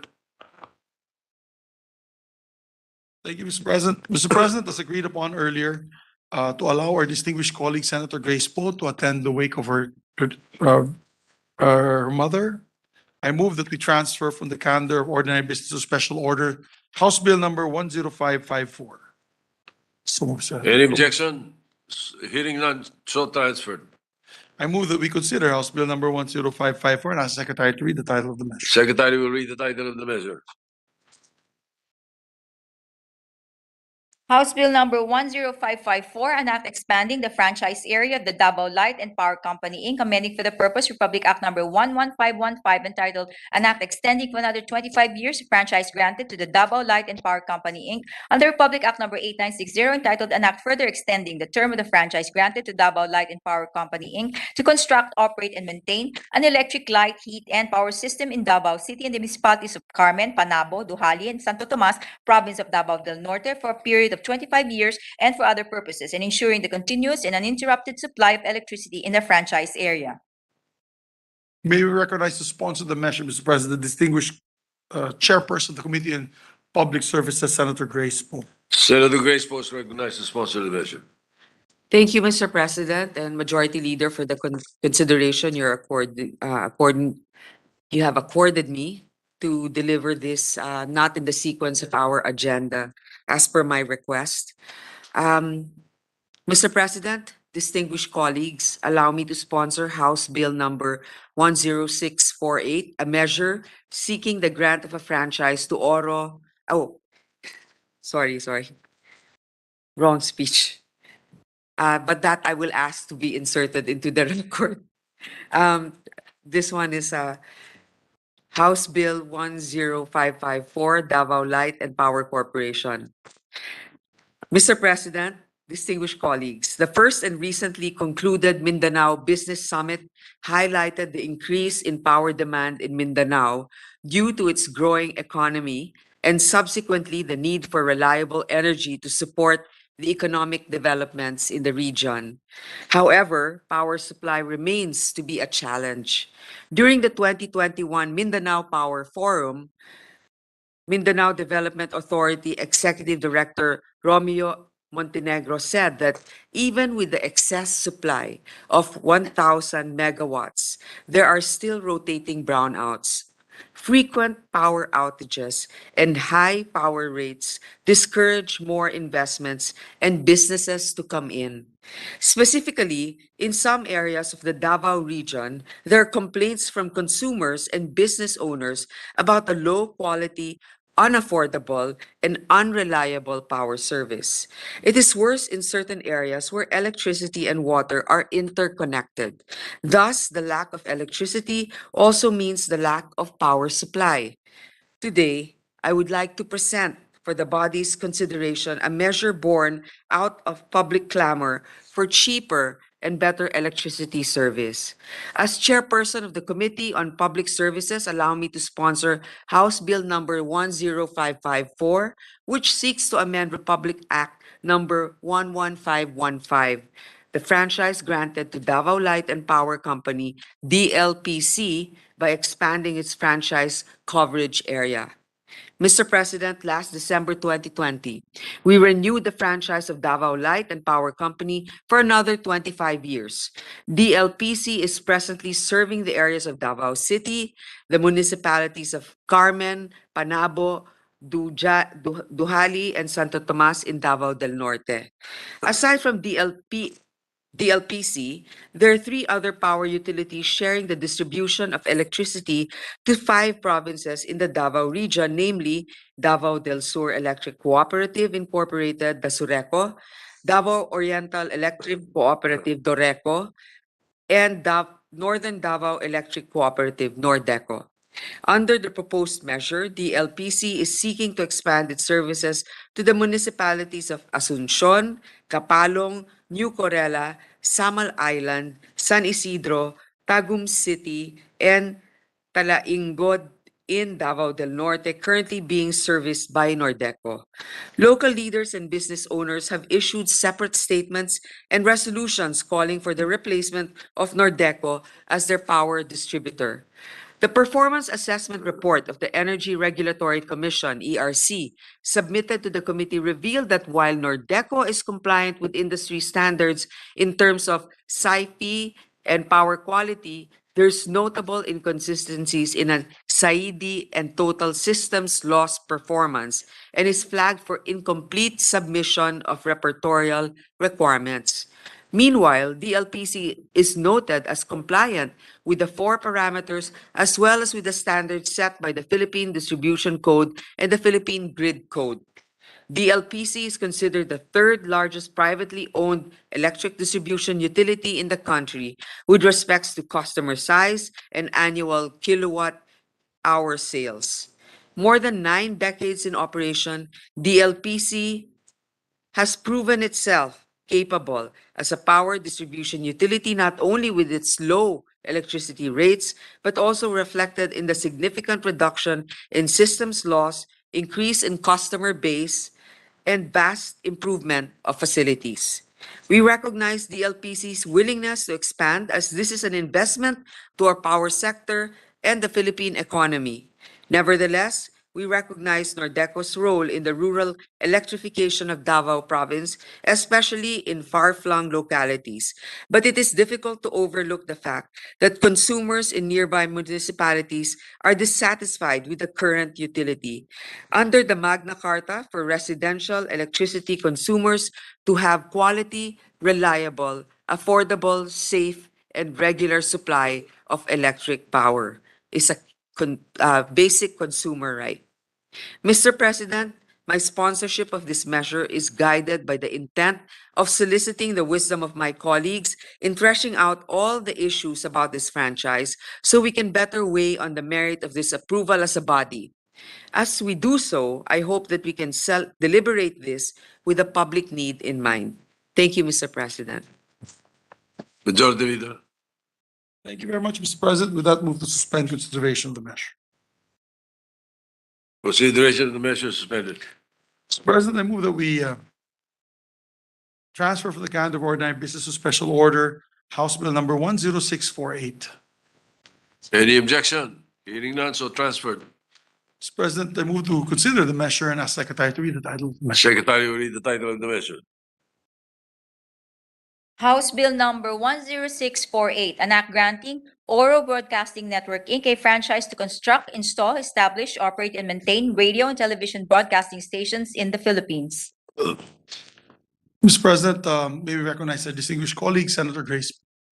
Senator Grace Poe is recognized to sponsor the measure. Mr. President, may I insert into the record House Bill number 10648, my sponsorship speech for Oro Broadcasting Network. Thank you, Mr. President. All right, we place that on record. I move to suspend consideration of the same. Consideration of the measure suspended. Mr. President, there's a request from Senator Pia Cayetano as well, and I agree to her request She also has urgent matters to take up this afternoon. If we can move the transfer to calendar of ordinary business to special order, the number 16th item for sponsorship. This is Senate Resolution number 393 and 413. I so move. Any objection? Consideration is in order. May we ask the secretary to and move to consider and ask the secretary to read the title of the measure.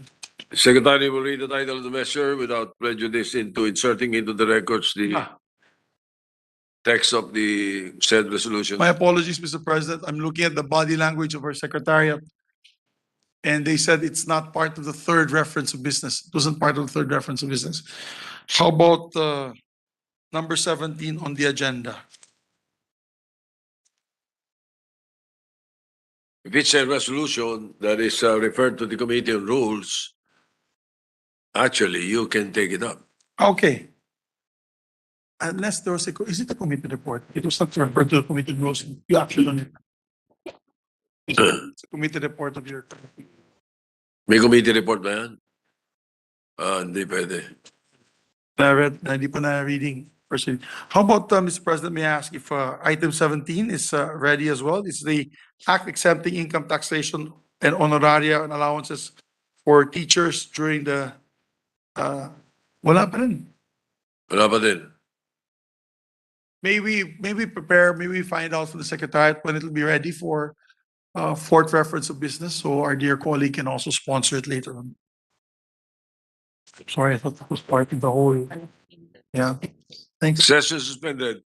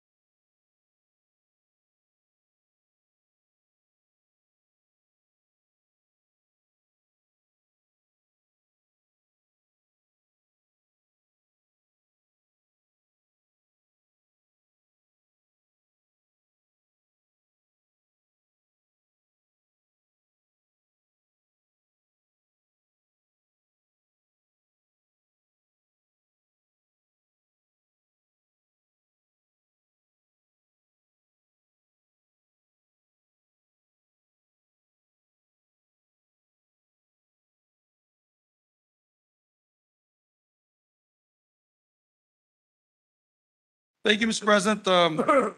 I move to suspend my, or defer my motion to a later hour once we get the official business, fourth reference of business, Mr. All right, President. the Or withdraw my motion is withdrawn.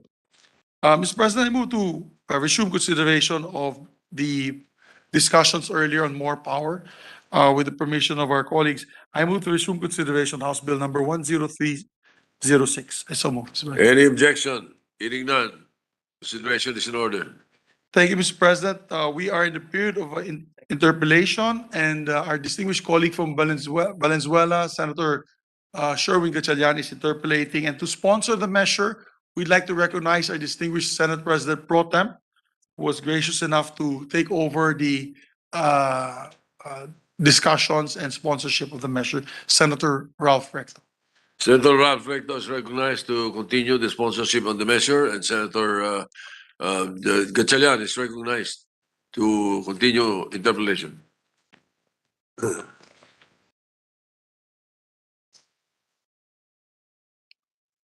Thank you, Mr. President. Thank you, Majority Leader. We are ready to answer questions. Okay. Thank you. Thank you, Mr. President. Mr. President, let me again reiterate and commend the good sponsor for looking for ways to improve services and lower down rates. And I join her in this quest and in this goal. It's always been my goal in the Committee on Energy to also look for bills and proposals to lower down electricity rates in our country. So with that, Mr. President, I just want to continue our discussion earlier on, I think I was asking on the distribution rates or the DSM rates. And I would like to ask the good sponsor, what is the latest distribution rate being charged by more Eleco 1, Eleco 2, and Eleco 3? Mr. President, based on the data available to the committee, as of May 3, Eleco 1 charges 1 peso 91 cents. Eleco 2 as of April 20, 1 peso 97 cents. Eleco 3 as of April 23, 1 peso 89 cents. And more as of April 18 to May 14, 1 peso 76 cents. 76 cents. Right. Thank you, Mr. President. Well, Mr. President, I have latest data from NEA, which is 2021. There seems to be a discrepancy here in my notes. For Eleco 1 is 1.61 pesos per kilowatt hour. And then for Eleco 2 is 1.97. Sorry, 1.61. And then for Eleco 3 is 1.46. There seems to be a discrepancy. The data source from ours is from NEA. Sorry, this is December of 2020. May I know from the good sponsor that data, the time frame that those rates that he mentioned? Those rates, as I mentioned earlier, Eleco 1, May 3, 2022. So these are current. Eleco 2 is April 20, 2022. Eleco 3, April 23, 2022. And more is from April 18 to May 14, 2022. All right. Thank you. Thank you for that. The data I have is 2022. December 2020. Is 2020, December of 2020. Thank you for those answers, Mr. President. My next question, Mr. President, is on the number of households. Because I understand from this proposal that a huge portion of Eleco 1, Eleco 2 will be occupied by more in the proposal, Mr. President. I just want to ask, how many households will transfer to more if ever this proposal will be enacted, Mr. President? From Eleco 1, Eleco 2, and Eleco 3, the three co-ops. That would all depend. That would all depend, Mr. President. It'd be hard to tell, but the population of Eleco 1 is 134,000. The captive customer connection is roughly about 123,000. For Eleco 2, the population is 141,000. The captive customer connection is 104,000. And Eleco 3, there is a population of 462,000, but the captive customer connection is 67,000 now, Mr. President.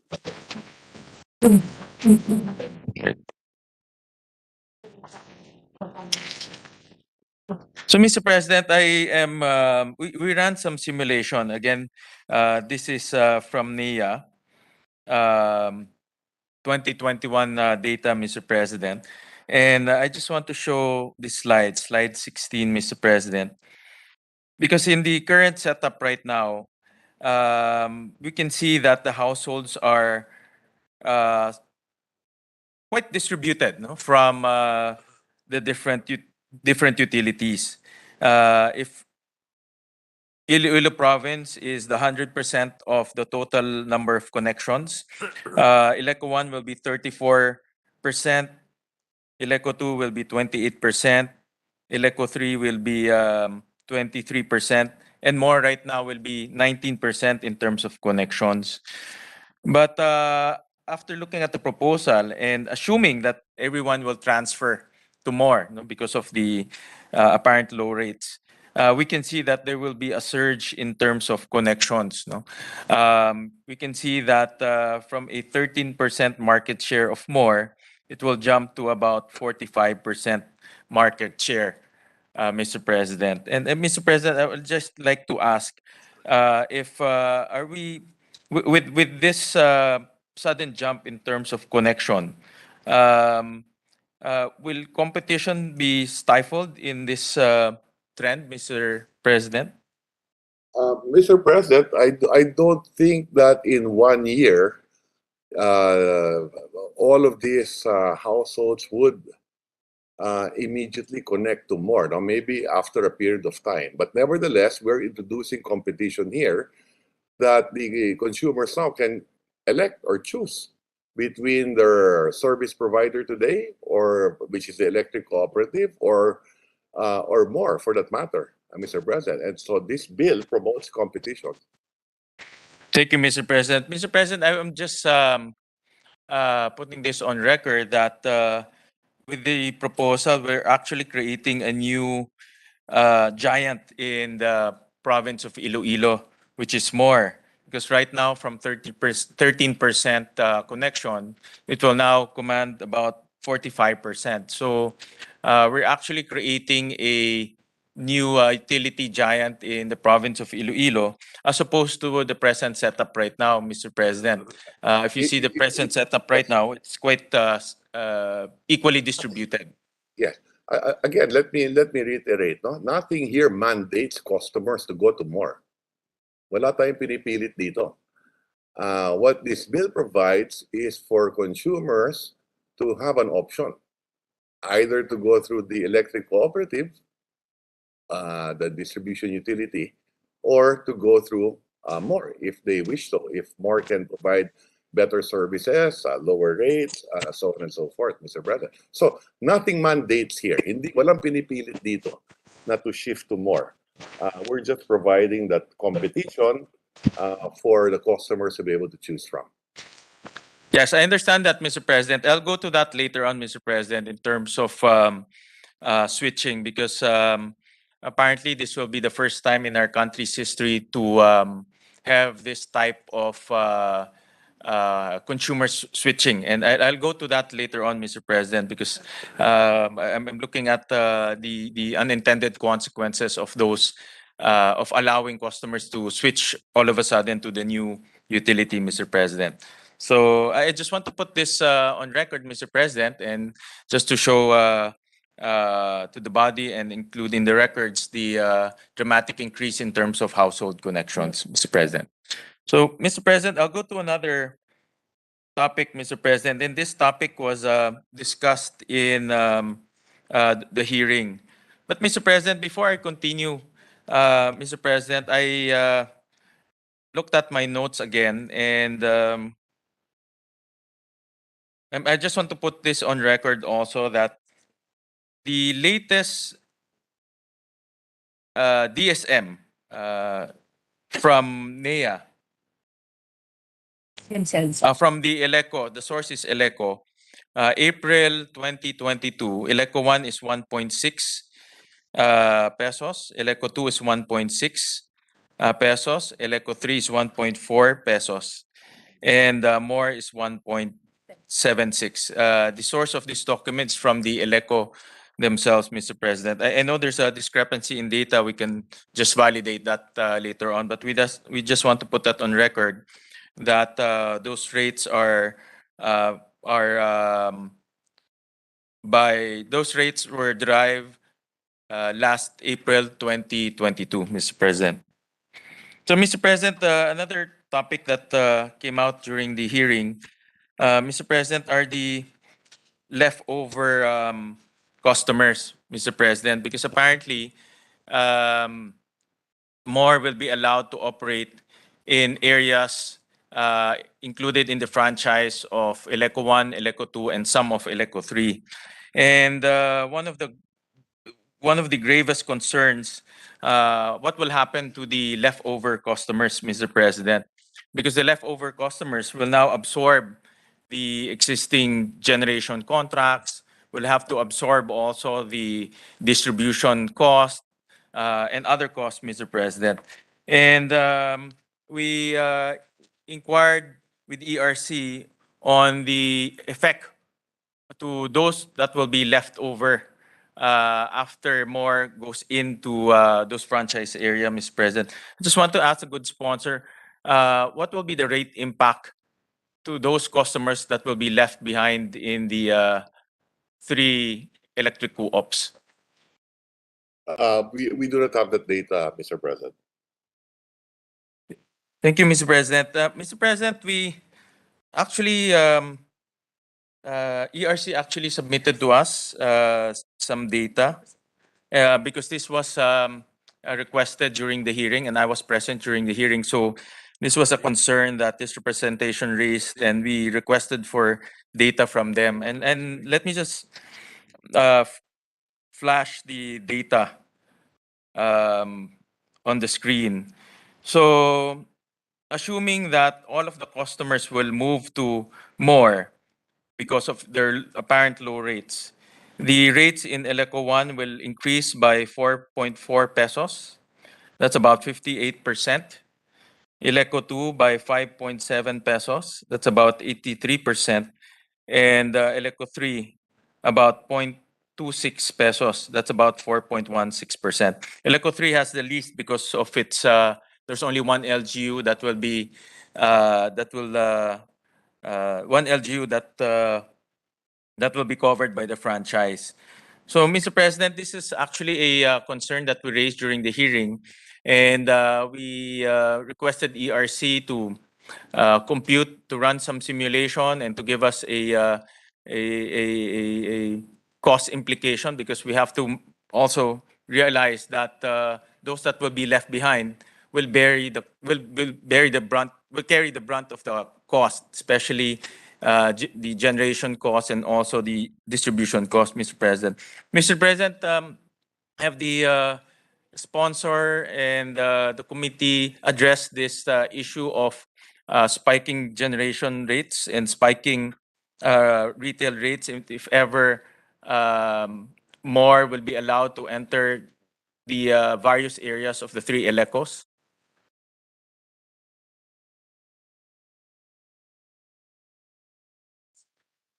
I'm sorry, what was the question, Mr. President? Mr. President, have the good sponsor and the committee, as well as ERC or DOE, come up with a solution how to address the sudden increase of rates of those that will be left over in the 3 Elecos, Mr. President?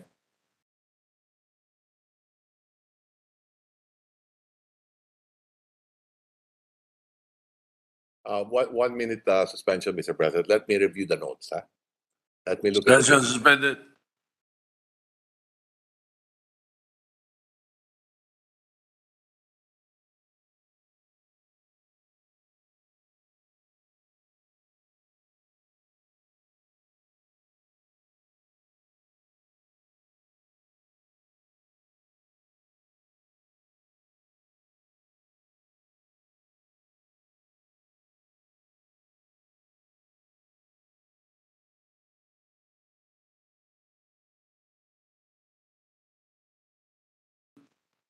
Thank you, Mr. President. Thank you for that question. To my good friend, the chairman of the Committee on Energy.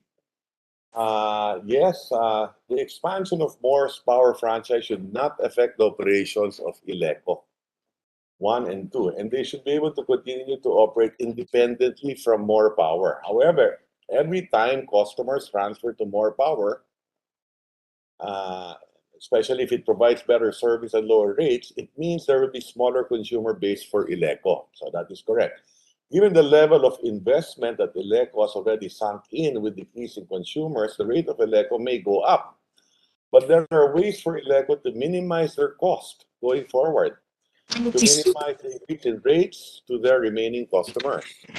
They can sell or lease their distribution assets in the expansion area to More Power. The proceeds of the sale or lease can be used to reduce the cost of their operation.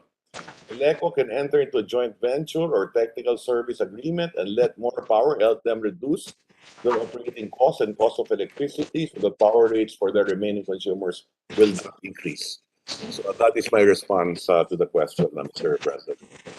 Thank you, Mr. President. Well, Mr. President, just to reiterate, I showed earlier that potentially there are about 228,000 customers that can switch to more. And the issue here is there'll be about 260,000 customers that will be left behind. And those that will be left behind will bear the cost of increase of electricity because obviously the denominator will be lower and they will be mandated to pay for existing generation contracts, existing distribution investments. And that's why during the hearing we flagged them on how to mitigate the impact of potential rate increase to a tune of about between 58% to about 83%. So, Mr. President, that's where I'm quite concerned about that because, in effect, we're giving a few customers a chance to choose, but the leftover customers will not have any chance to choose, and in effect, they will be absorbing the cost of the leftover contracts. So it's like giving benefit to one customer at the expense of the leftover customer, Mr. President, and that's quite concerning because in the quest to lower down electricity rates, we want to lower down electricity rates of all customers, Mr. President. So that's one of the most grave concern that we raised during the hearing, Mr. President. Yes, Mr. President, these are valid points. Is a gentleman recommending that more have a bigger franchise area than as being proposed in the committee report? Well, Mr. President, that can be studied, but I cannot recommend that for now because we have to look at the contracts, expanding the number of areas. We also have to look at the existing contracts because the entities, the three co-ops will be answerable and they'll be liable to the existing contract. So it's not as easy as just expanding the franchise, the more franchise area, but also looking at the existing liabilities of the electric co-ops, Mr. President. So that's why we have this rate increase because the liabilities will be spread over to a lower or to a fewer denominator, Mr. Yes, I President. understand the point of the gentleman, and as I said earlier, there are two ways of going about it. One is to even expand the franchise area of more, that's one. Or second, as I already mentioned, responded earlier, that there are ways for Eleco to minimize their costs going forward. Like I said, they can sell or lease their distribution assets in the expansion area to more power. And the proceeds of the sale or lease can then be used to reduce the cost of their operation. Eleco can enter into joint venture or technical service agreement and let more power help them reduce their operating costs and cost of electricity. So the power rates for the remaining consumers will not increase. So there are ways to address these issues moving forward, Mr. President. Well, Mr. President, I'll go back to those points, Mr. President, but I also because some of my next topic is related to those points. I'll go to those points later on, Mr. President. But my point here, Mr. President, is we have to somehow give certainty to the leftover customers, Mr. President, because those proposals are still proposals, and we don't know if those proposals will indeed lower down electricity costs. But what will happen right now is we are, in effect, creating uncertainty for those leftover customers, Mr. President. But what's certain is the computation or the simulation of ERC, in which in Eleco 1, rates will increase by 4 pesos, in Eleco 2, rates will increase by 5 pesos, and Eleco 3 by 0.26 pesos, Mr. President. That is correct if Eleco doesn't do anything about it. And that's why I said earlier One, that Ileco can discuss these issues with more as well. Diba? There are ways moving forward, as I responded earlier, no? But it also cannot be denied that those that will choose more in this franchise area, customers, there will be a reduction in electricity rates by roughly, 3 pesos 50 centavos. I'll go into that, Mr. President, because that seems to be the selling point of this proposal, Mr. President. Mr. President, I just want to ask the good sponsor. I saw the generation charges. No, this is my next point. Between the three Elecos and more, and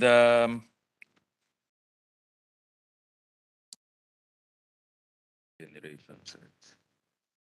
That slide 2.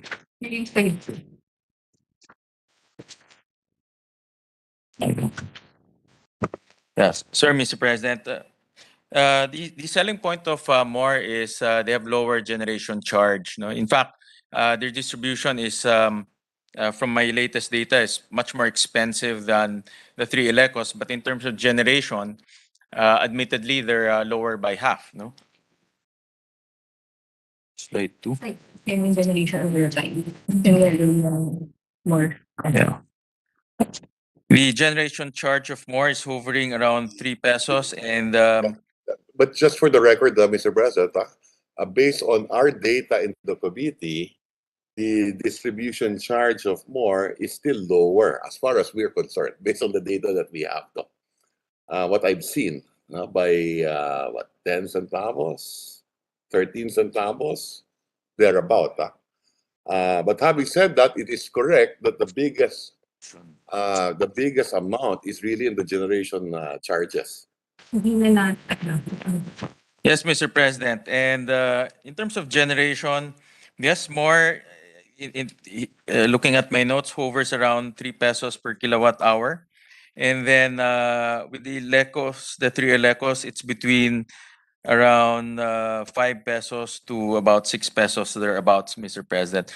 So, Mr. President, I just want to ask, how come Moore's generation charge is cheaper than the three Elecos, Mr. President?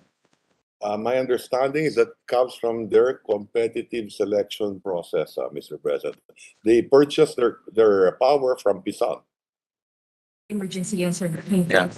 Well, Mr. President, we did some research because we were also quite interested in how more reduced their generation costs. And based on our research, more entered into a emergency purchase with PSAM. And I inquired directly from the PSAM president, Attorney Garcia, on how PSAM enters into contract. Apparently, it's on a first come, first served basis, directly negotiated. And because More took over from PECO, it was allowed to conduct an emergency purchase, meaning no CSP. They can do away with CSP because obviously it's on an emergency basis, and the life of the contract is only 1 year, and that's the rules under the emergency purchase, Mr. President. So from what I gathered, in short, the PSAM contract is on a short-term basis, and it's directly negotiated with PSAM, and because it's on a time of use methodology, they were charged at a cheaper rate, Mr. President. But Mr. President, I also understand that the contract will end by July 25 of this year, Mr. President. So is that information accurate, Mr. President? Yes, but let me add, Mr. President, More Power has explained that its competitive selection process has resulted in the award of 40 megawatts base load power supply to SEM Calaca and KEPCO at rates even lower than Pisan. So this is moving forward. More Power is confident of its ability to obtain cheaper power supply. It will put at risk 1.5 billion to establish a new distribution system in the expansion area. And the CSP is for a minimum of 10 years, so there is assurance of lower power supply rates for at least 10 years. Well, Mr. President, we also took the initiative to inquire directly from Moore, and we were referred to Mr. Leomel Tambanillo. He's the head of the Power Systems Planning and Design Unit from More Power. And in a exchange of email and text, we requested for the recent competitive selection process. And good sponsor is correct. No? After July of this year, they have to undergo a competitive selection process to fulfill the requirement of about 65 megawatts of demand, Mr. President. And from the information that we got, Mr. President, the hold on.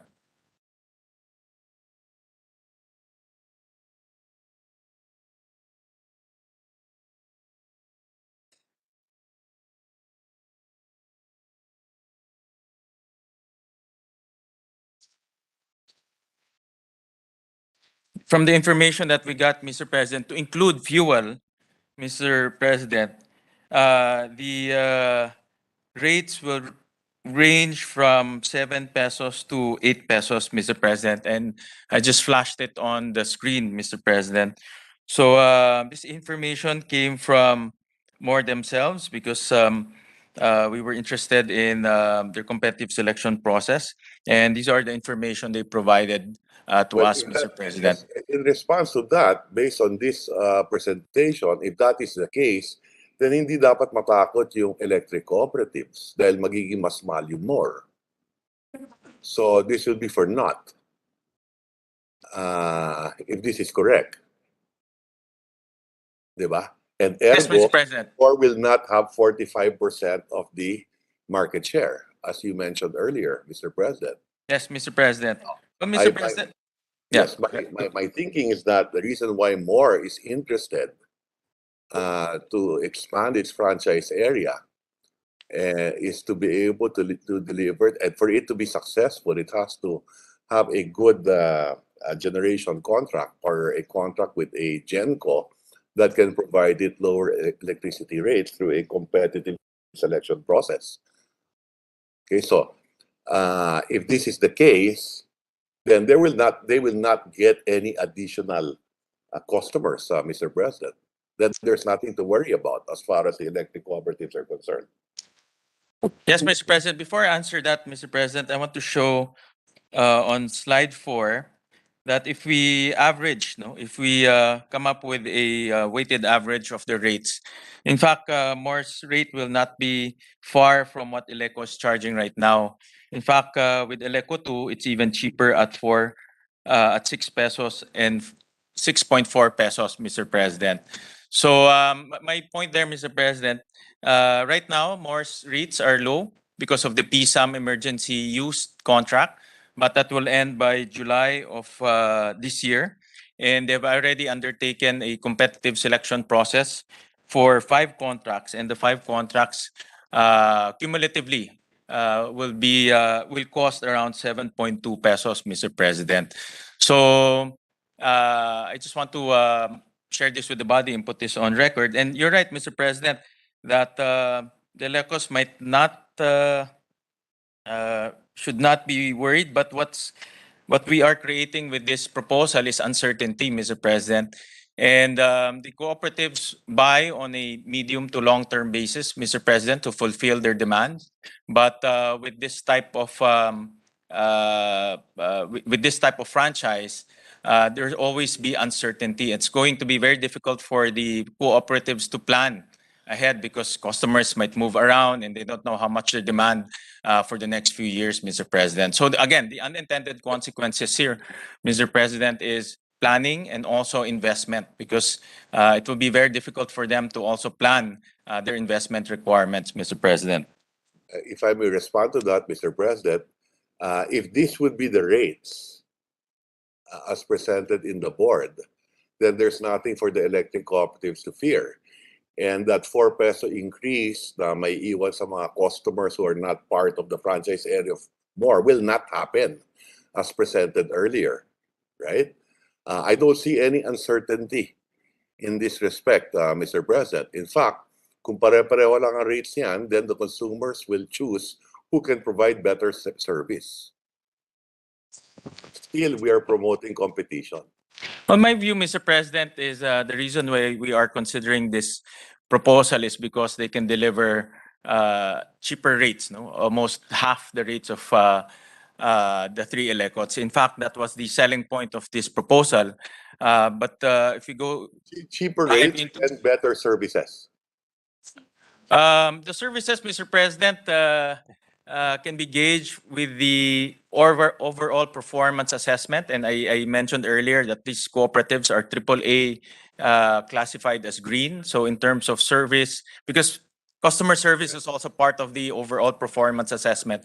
And That's true, yes. these electric co-ops are considered one of the top performers Correct. in the industry, Mr. President. Here's my point, Mr. President. If they are the top performers, and I don't take that away from them because I've seen that they're parang AAA or green rating or something, I can't remember the term, no?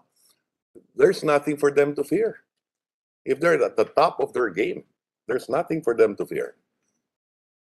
That is the point I'd like to put on record as Yes, well. Thank you, Mr. President, for that. Yes. Well, Mr. President, my next topic is a theoretical topic, no, because this is the first time that we'll be allowing customers to switch from one utility to the other utility, Mr. President. And Mr. President, I would like to ask the good sponsor, have they inquired from the ERC how this switching will happen and what will be the impact to the operations of the utilities, Mr. President? Because right now, under the current regime, under ARCOA, there's a landing, so to speak, no, and we're now at the 500 kilowatt level and gradually going down. But it's a predictable landing. But in this case, it will be unpredictable or uncertain, Mr. President, because theoretically, customers can switch anytime. So have the good sponsor inquired from the ERC what will be the consequences of this customer switching and what will be the impact to the operations of the electric co-op? Mr. President, to me, that is the risk that that more is facing. So how does it lure its customers? How will it get customers to shift to them? Diba? So that is a risk of more. So all of this, wala naman mandate dito, walang pilitan to.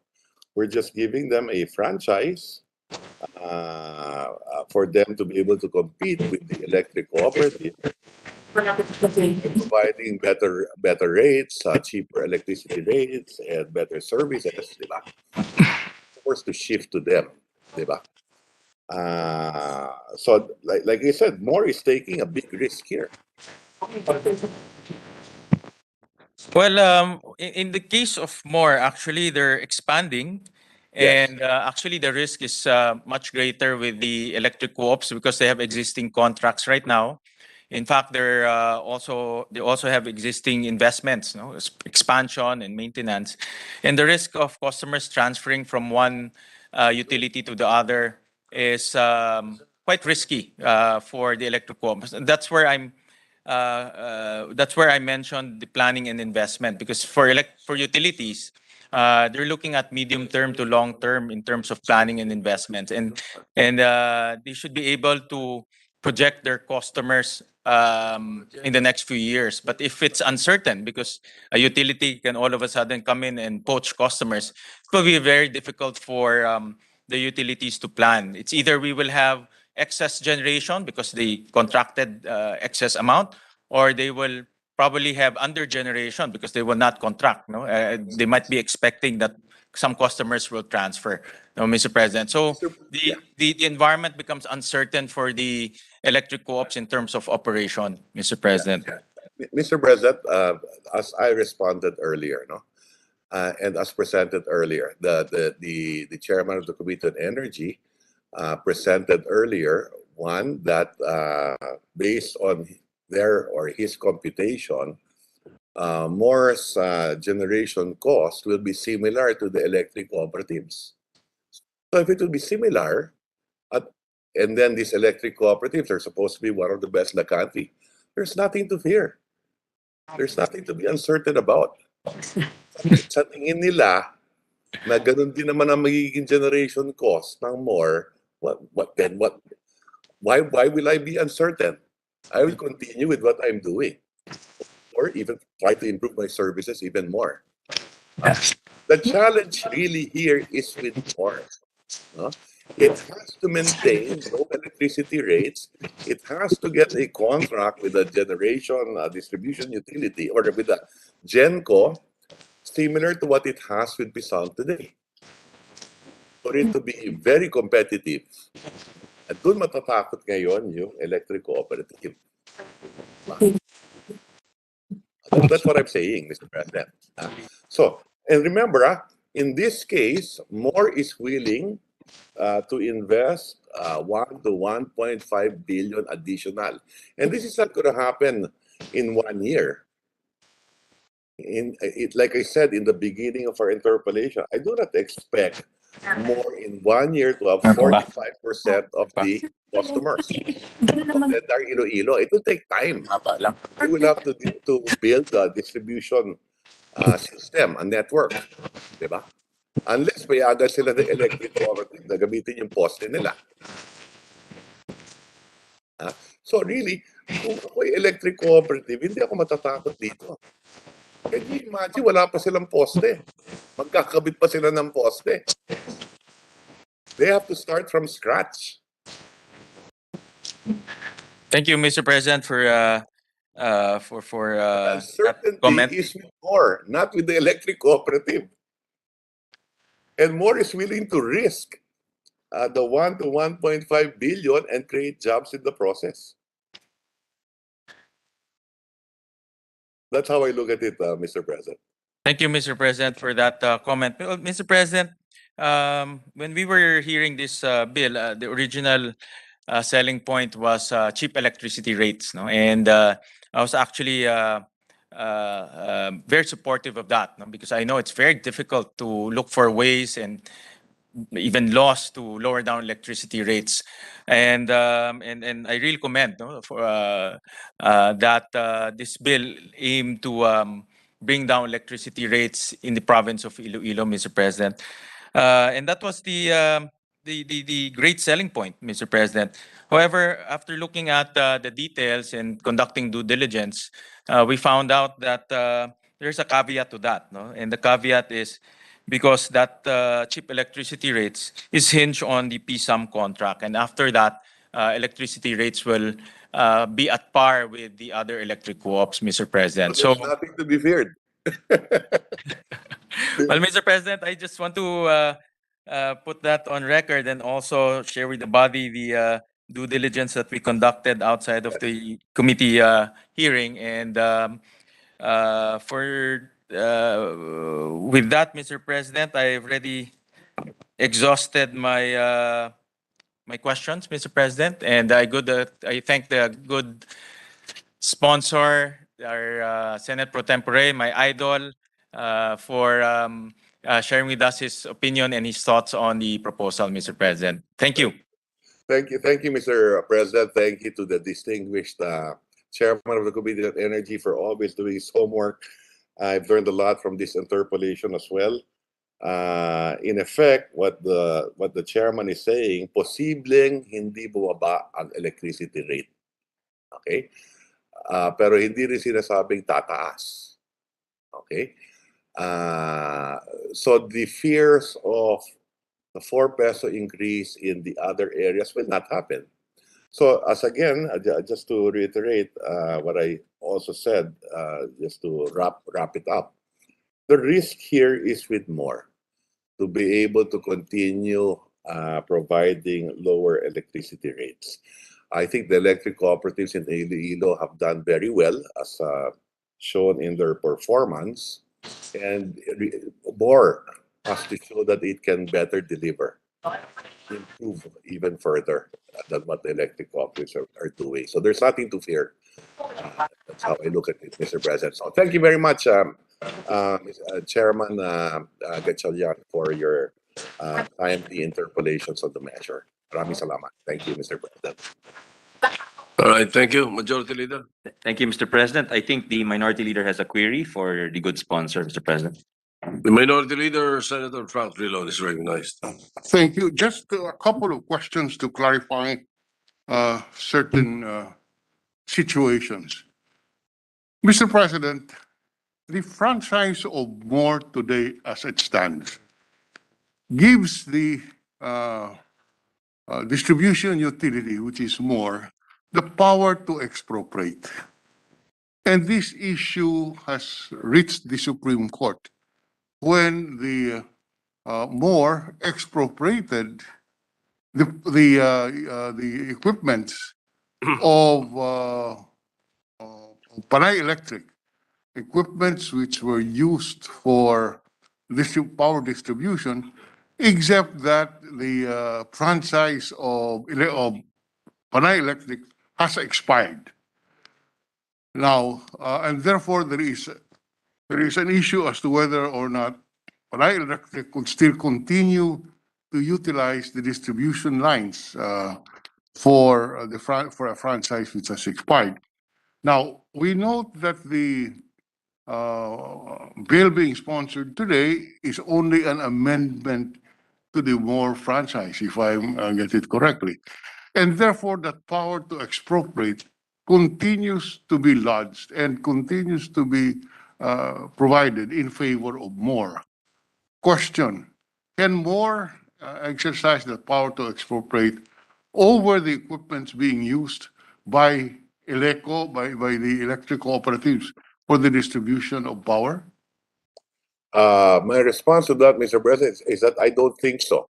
We are just expanding the franchise area of More. Right. Yes.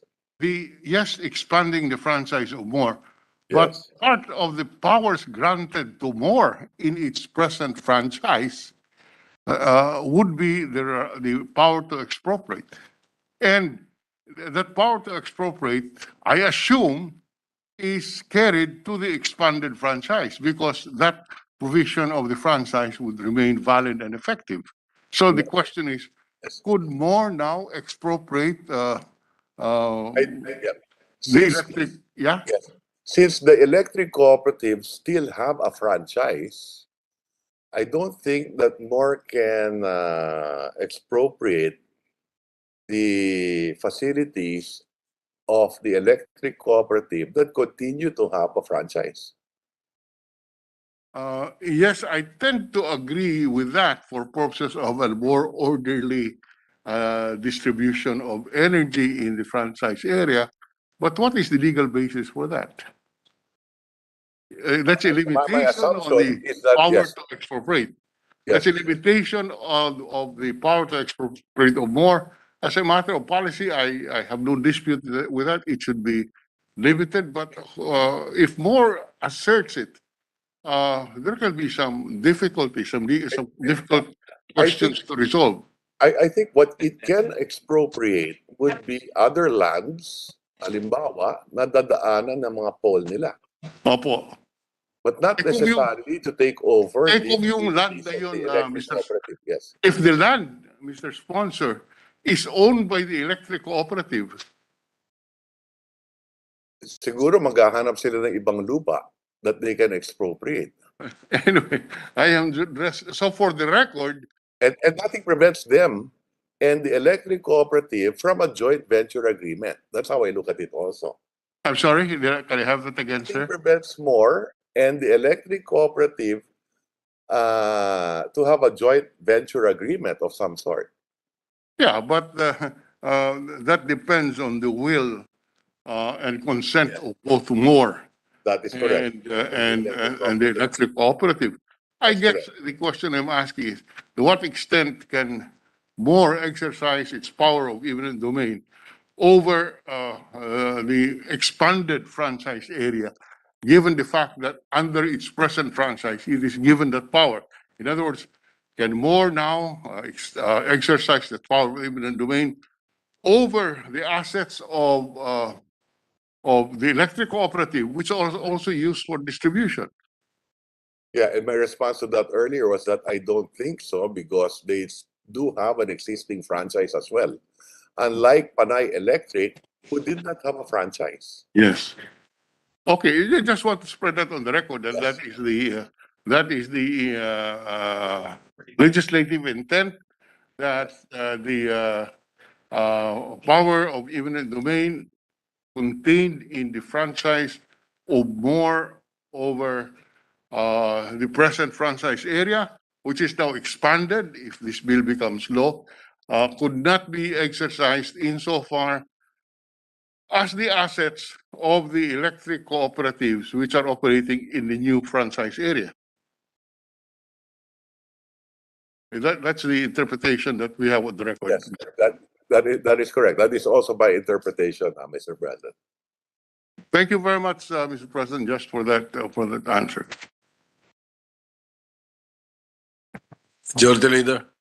Mr. President, I move that we suspend consideration of the measure. We close the period of interpellations, Mr. President. I move Any that we objections? Period of interpellation is closed. President, I move that we suspend consideration of the measure in the meantime. In consideration, measures suspended. Mr. President, I just- move that we suspend session for a few minutes. Senator Ralph Recto, go ahead. Yeah, do we proceed with the committee on amendments so that we can pass this on Yes. second reading, so that we can pass this next week on third reading? Is that possible? I withdraw my motion, Mr. President, and I turn it over for the amendments to the sponsor, Mr. President. Motion is withdrawn. We resume consideration of the measure, and Senator Ralph Recto is recognized for any committee amendments. You have a minute? Yes. Could we have a 1-minute suspension for the committee amendments, Mr. President? Session suspended.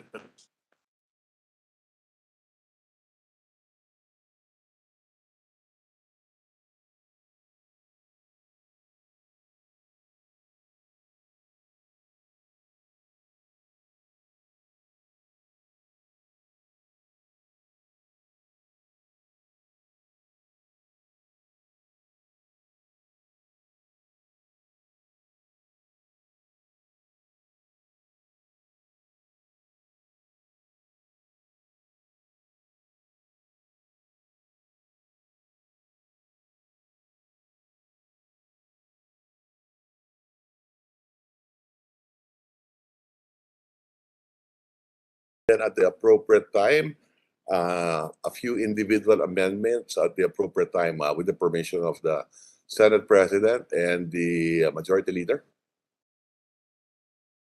All right, session resumed. Thank you, Mr. Yeah. President. Mr. President, on page 3, after line 5, insert new sections 4 and 5 to read as follows. Section 4, repealing clause. All laws, decrees, orders, rules, and regulations, or other issuances or parts thereof inconsistent with the provisions of this act are hereby repealed and modified accordingly. I so move, Mr. President. Any objection? Chair hears none. Adopted. Next, Mr. President, a new section 5, separability clause. If any portion or provision of this act is declared unconstitutional, the remainder of this act or any provision not affected thereby shall remain in force and effect. I so move, Mr. President. Any objection? Hearing none. Adopted.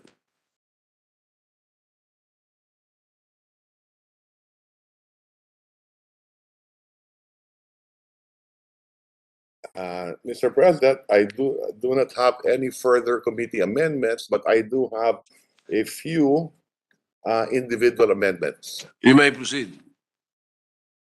Okay, so we are now in the period of individual amendments, Mr. President. Yes, go ahead. Thank you, Mr. President.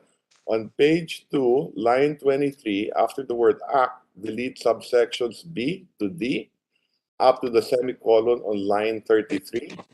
Renumber the subsections accordingly, subject to style. I so move, Mr. President. You're deleting that. Delete, yes. Line 23. Yeah, delete subsections B to D, B. semicolon B to D. on line 33. The section Line shall now read 33. as follows. Yes, the section shall now read as follows. Section 2 of House Bill number 10306 shall now read as follows. Section 15 of Republic Act number 11212 is hereby amended to read as follows. The grantee shall not sell, lease, transfer, grant the use of nor assign this franchise or the rights and privileges acquired thereunder to any person, firm, company, corporation, or other commercial or legal entity, nor merge with any other corporation or entity, nor shall transfer the controlling interest of the grantee, whether as a whole or in part, and whether simultaneously or contemporaneously to any person, firm, company, corporation, or entity without the prior approval of the Congress of the Philippines and in compliance with legal requirements stipulated in other statutes, provided that during the period before the dispersal of its ownership under Section 16, the grantee shall notify Congress in writing of any sale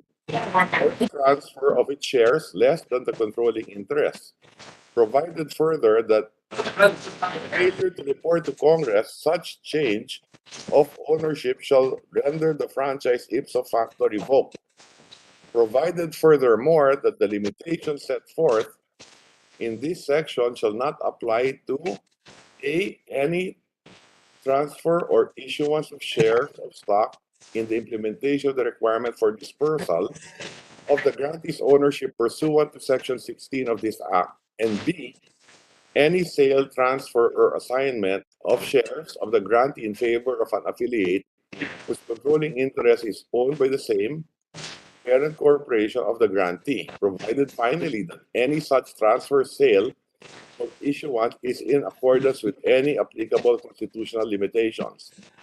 Any person or entity to which this franchise is sold, transferred, or assigned shall be subject to the same conditions, terms, restrictions, and limitations of this Act. That's how it will read, Mr. President. Mr.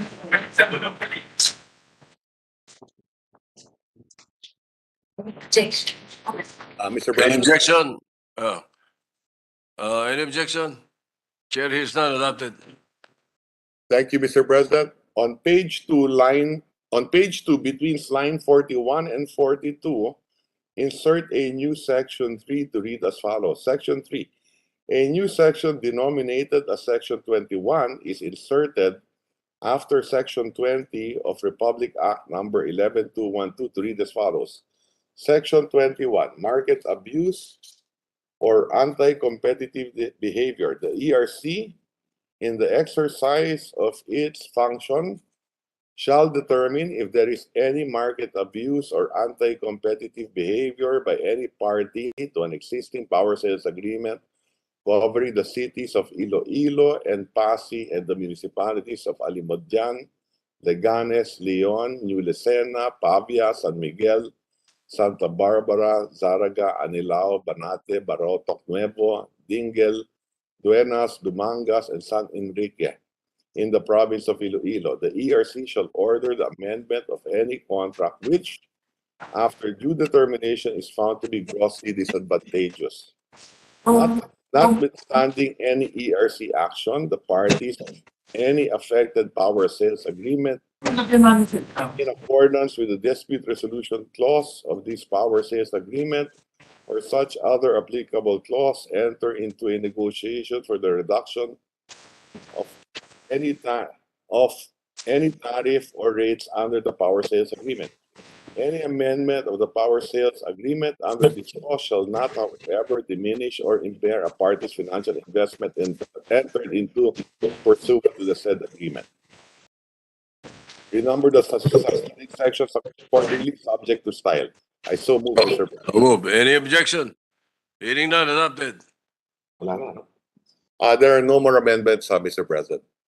All right, Majority Leader. Mr. President, I move that there are no other amendments. I move that we close the period of comment. Leon is raising his hand. Mr. President, just a quick I'm sorry, manifestation. withdraw the motion. Sorry, Majority Floor. Yeah. Just a quick manifestation, Mr. President. I was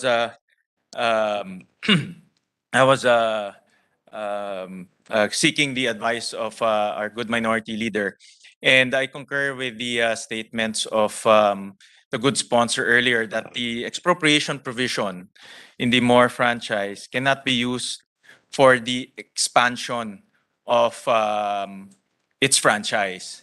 Because from what I hear from the good sponsor is the good sponsor is espousing competition as the spirit of this legislation. And if more will be allowed to expropriate the areas under its expansion, in effect, it will eliminate competition in the franchise of Ilico 1, Ilico 2, and Ilico 3. So let me just put that on record, Mr. President, and I concur with the statement of good sponsor and also the observation of the good minority leader. Thank you, Mr. President. Thank you for the manifestation, Mr. President. Mr. President, Mr. there being Leader. no other amendments, I move that we close the period of amendments. Period of amendments closed if there's no objection. Mr. President, I move that we suspend consideration of the measure. Aren't you going to move for approval of second reading? Suspend daw, sabi ni suspend it first. He wants to be the one, I think, he wants to be the one to move. Move to suspend consideration of the measure, Mr. President. All right, the consideration is suspended. Mr. President, I move to proceed with the fourth additional reference of business. Secretary will proceed with the fourth additional reference of business.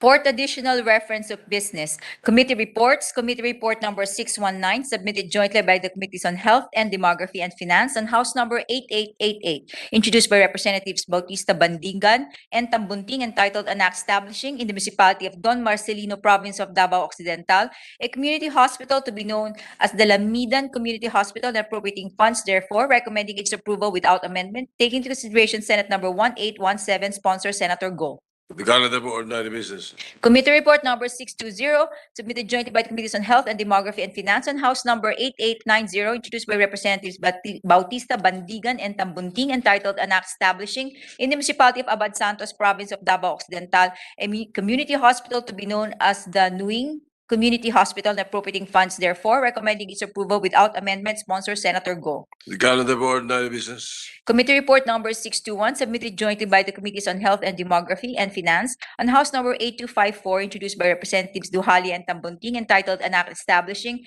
in the City of Panabo, Province of Davao del Norte, a district hospital to be known as the Panabo City District Hospital, and appropriating funds therefore, recommending its approval without amendment, taking into consideration Senate number 1620, sponsor Senator Go.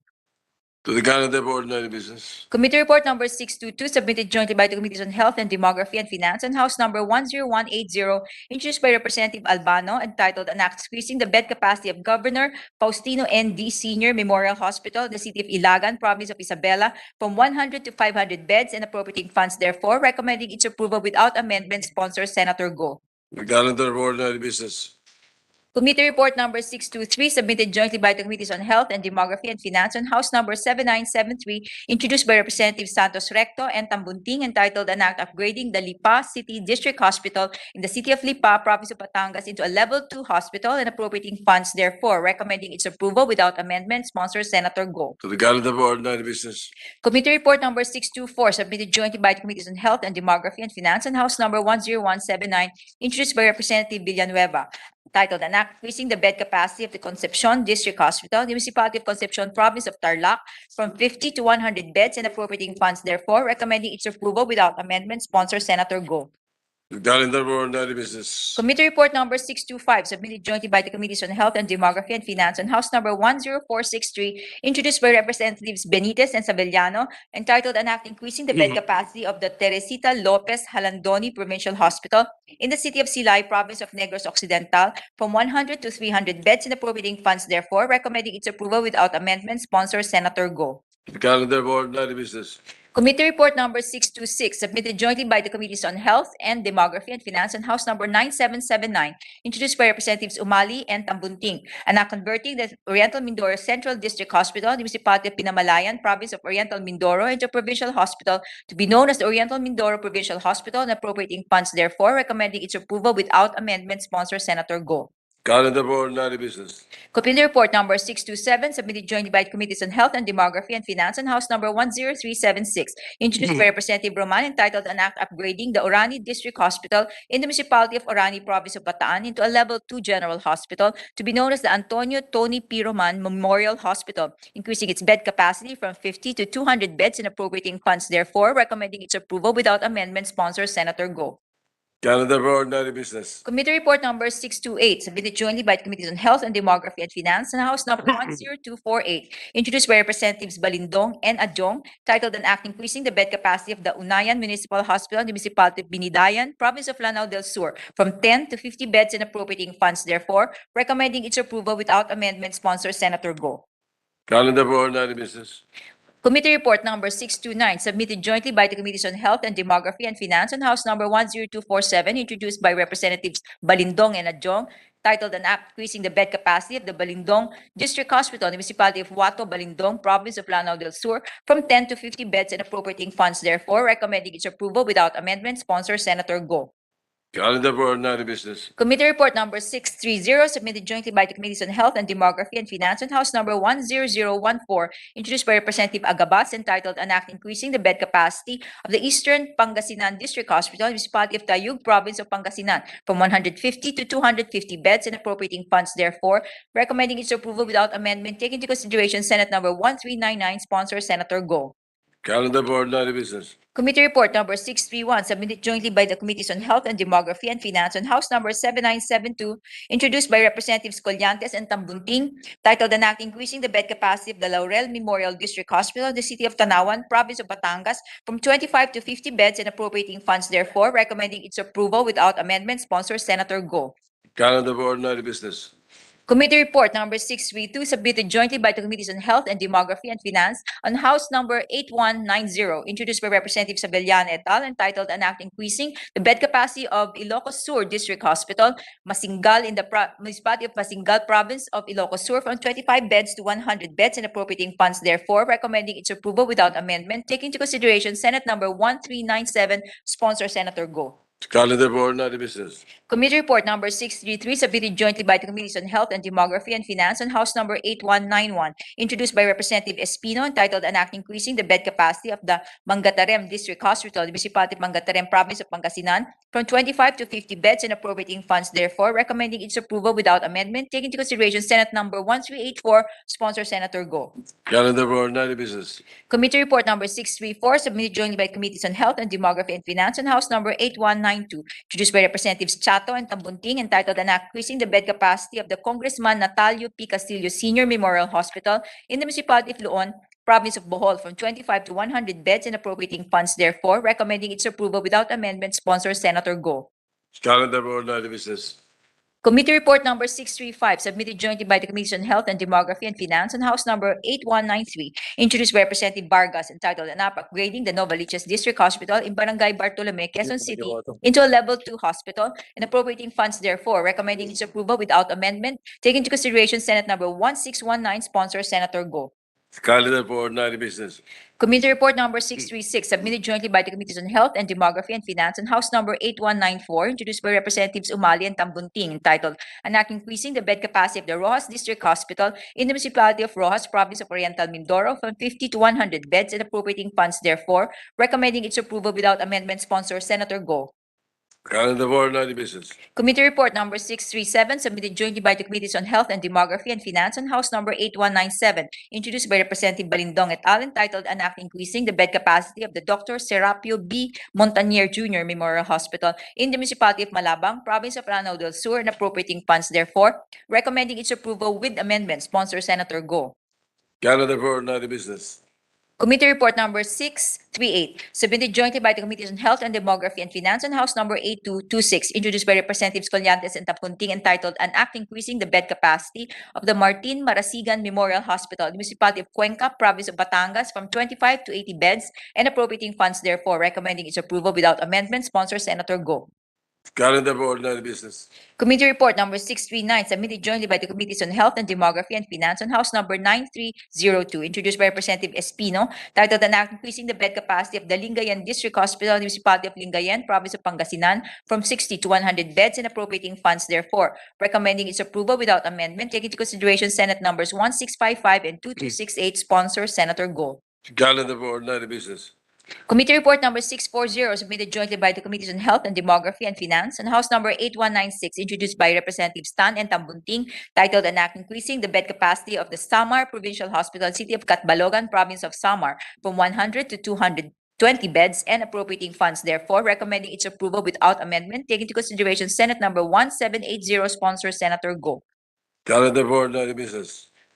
Committee Report Number 641, prepared and submitted jointly by the Committee on Ways and Means and Electoral Reforms and People's Participation on Senate Number 2520 with Senators Binay, Gatchalian, De Lima, Cayetano, and Marcos as authors thereof, entitled An Act Exempting from Income Taxation the honoraria, allowances, and other financial benefits of persons rendering service during an election period, amending for the purpose Section 32B7 of the National Internal Revenue Code of 1997 as amended, recommending its approval in substitution of Senate Numbers 117, 1193, and 2456, taking into consideration House Number 9652, sponsor Senator Cayetano. The calendar for ordinary business. Committee Report Number 642, submitted by the Committee on Public Services on House Number 10648, introduced by Representative Silverio et al., entitled An Act Granting or Broadcasting Network Inc. a franchise to construct, install, establish, operate, and maintain radio and television broadcasting stations in the Philippines, recommending its approval without amendment, sponsor Senator Poe.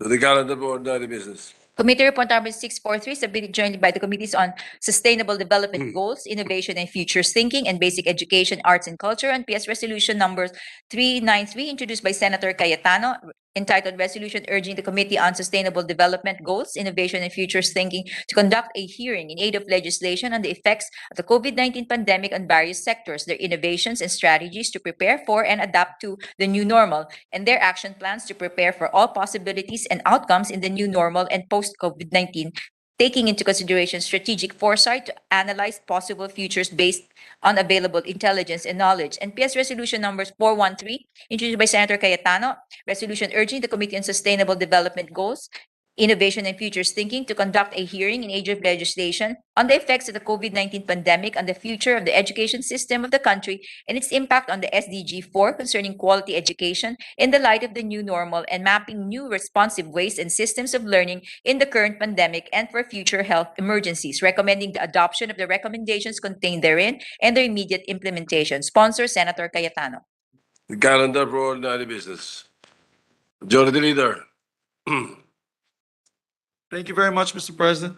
Mr. President, my apologies, I stepped out of the room for a short while I was being interviewed outside. I move that we resume, with the permission of the body, House Bill Number 10554. So moved, Mr. Any President. objection? Hearing none, considerations in order. Mr. President, I move that we approve on second reading House Bill Number 10554. So moved, Mr. President. Any objection? Hearing none. House Bill 10554. 10. I'm sorry, rather not that one, Mr. President. 10306. 10306 Yes. is hereby approved on second reading. Thank you very much, Mr. President. I move to suspend consideration of the. Consideration of the measures suspended. Mr. President, I committed to Senator Pia Cayetano, our distinguished colleague, that she'll be allowed to sponsor two of her measures as she has an urgent concern this afternoon. With the permission of the body, I move that we transfer from the calendar of ordinary business to special order committee now, Senate Resolution Number 393 and 413. I so move, Mr. President. Any I do not objection? know the committee number. Hearing none, so transferred. I move that we consider the said measure and ask the Secretary to read the title of the measure. Secretary will read the title of the measure. It's this one, no? PS Resolution Number 393, resolution urging the Committee on Sustainable Development, Goals, Innovation, and Futures Thinking to conduct a hearing in aid of legislation on the effects of the COVID-19 pandemic on various sectors, their innovations and strategies to prepare for and adapt to the new normal, and their action plans to prepare for all possibilities and outcomes in the new normal and post-COVID-19, taking into consideration strategic foresight to analyze possible futures based on available intelligence and knowledge. PS Resolution Number 413, resolution urging the Committee on Sustainable Development Goals, SDGs, Innovation and Futures Thinking to conduct a hearing in aid of legislation on the effects of the COVID-19 pandemic on the future of the education system of the country and its impact on SDG 4 concerning quality education in light of the new normal and mapping new and responsive ways and systems of learning in the current pandemic and for future health emergencies. Senator Pia Cayetano is recognized. Thank you, Mr. President. I would just like to deliver a short sponsorship speech for the information of the The body, there, okay. So I wasn't going to suspend since anyway the visuals are already available. So, Mr. President, I rise today to report on and sponsor the findings and recommendations of the Committee on Sustainable Development Goals, Innovation and Futures Thinking, jointly with the Committee on Basic Education, Arts and Culture under Committee Report number 643 on the futures of education. This committee report examines the country's current situation, problems, aspirations, and gathers the recommendations of experts and stakeholders during the committee's hearing and further study in order to secure the best possible future for education. Interestingly, the pandemic gave us the opportunity to invite foreign experts who attended our hearings online. Mr. President, we have filed a lengthy committee report and also prepared a detailed sponsorship speech, but in the interest of time, I will just be quoting certain highlights of the committee report. Like many countries around the world, we remain stuck in the factory model of education, a one-size-fits-all model that merely gauges the worth of students according to their test scores. The ideal future of education must instead value, recognize, and hone the individuality of each learner. According to Dr. Peter Bishop, founder and executive director of Teach the Future in Houston, Texas, most educators and the society at large believe that the mission of education is to transmit knowledge and experience to the next generation. However, he noted that this view of transmitting knowledge and experience is useful only to the extent that what the student will have in the future is the same as the world of the past. But in fact, much of what schools teach their learners might actually be irrelevant if the world of the future is not the same as the past. The World Economic Forum states that in 10 years, automation, technologies, and artificial intelligence are expected to change 50% of the jobs, while eliminating 5% of them. Due to this, 9 out of 10 jobs will require digital skills. 65% of students entering primary school today will work in jobs that do not yet exist. The committee makes use of futures thinking as a tool that provides a way of envisioning the different futures of education and how to achieve the best one. The ADB explains the importance of futures thinking. I won't read this into the record now, but they are part of this report. Also in the report, we trace the history of education in the Philippines. We noted that the Philippines mirror the factory model of education, which was prevalent in the West at the time of the Industrial Revolution. So now we ask ourselves, using futures thinking tools, what does education look like in 10, 15, 20, or 30 years from now? Based on the decisions we make today, what are the new skills and competencies that future generations are going to need? How are we preparing students for jobs that do not yet exist? And what kind of learning environments will be needed? Surprisingly, cartoons like Betty in High School 2021, this is part of the Archie series, published in 1997, and I show this on the screen, they were able to predict in 1997 that home-based education with the use of technology would become a thing. So if you look at the screen, it shows Betty studying in front of her computer. In the ideal future of Philippine education, students are not only learning in the classroom, since blended learning and technology allows them to study and learn in different environments. During the pandemic, the lack of interaction between students became evident. Again, this was predicted in the 1997 cartoon series of Betty in High School, wherein Betty and her friends, Archie and Veronica and the like, visited their parents' school and marveled at the canteen where the students could mix and mingle and talk about their projects. They marveled at the classroom setting where all the students were sitting together, something that they were not experiencing anymore, and something that our young students have now been experiencing for the past 2 years because of the pandemic. In the ideal future, curricula and courses are redesigned to address the needs of the future economies and technologies. Teachers are more focused on teaching students 21st century skills and the 4 C's: critical thinking, collaboration, creativity, and communication. Learning is also more personalized to the capabilities of students. Education is refocused away from learning one field to developing multiple abilities and skills for a variety of fields, keeping future workers adaptable to shifting work environments. SDG 4 includes the attainment of education for all. Without a clear vision of our desired future of education, students will remain bound to classroom-based learning with little flexibility. Learners in remote areas without the ability to take advantage of technology may find it very difficult to expand their learning environment and creativity, and learners will lack the skill set to thrive in a more competitive and connected work environment. It should be emphasized that achieving SDG 4 on quality education will help us realize all the other SDGs, such as good health, sustainable cities and communities, decent work and economic growth, and will empower Filipinos with the skills needed to build a successful, dignified life, contributing to not just on the national but on the global stage as well. But still, a lot of work needs to be done to achieve our preferred future. To this end, Dr. Alex Brillantes of the National College of Public Administration and Governance of the University of the Philippines emphasized the importance of cooperation, competition, and thinking globally and acting locally. By empowering futures thinking at the policy level, we can have a systemic assessment of education and its direction in light of the potential of the future. On this note, the Department of Education has been one of the first agencies to have created a futures office. According to Secretary Briones, this is the DepEd's response to the need for futures thinking in education, for readiness to confront the rapid changes, the challenges and opportunities of the future. We also recognize our colleagues who have also been supportive of institutionalizing and mainstreaming futures thinking in the education sector, particularly Senator Gatchalian, the chairman of Basic Ed, who has sponsored a number of education reform measures and agrees on the importance of assessing where we are to come up with the solutions to the problems we find and to look at the future.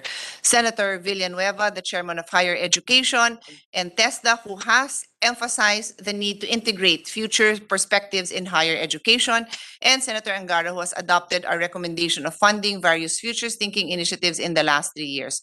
We have various recommendations which are in our committee report, but let me just emphasize institutionalizing and providing an enabling environment for futures thinking in education and relevant agencies is very important.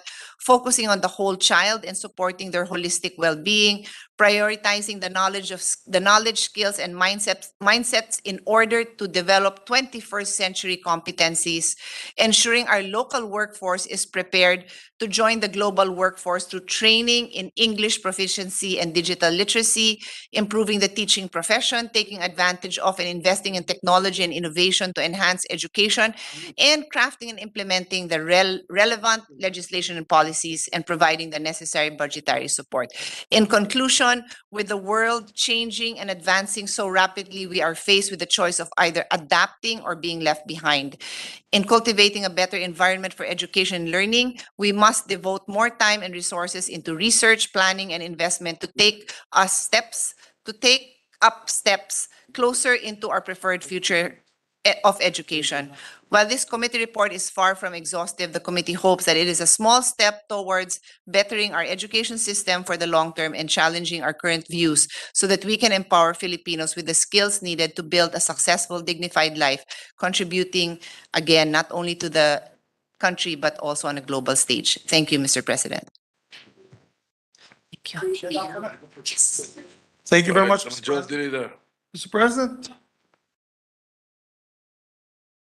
I move that we adopt the committee report number 643 and the recommendations contained in them, Mr. President. I so move. Any objection? Hearing none, motion is approved. Thank you very much, Mr. President. And on the second, on her second item, Mr. President, I move to transfer from the calendar of ordinary business, special order.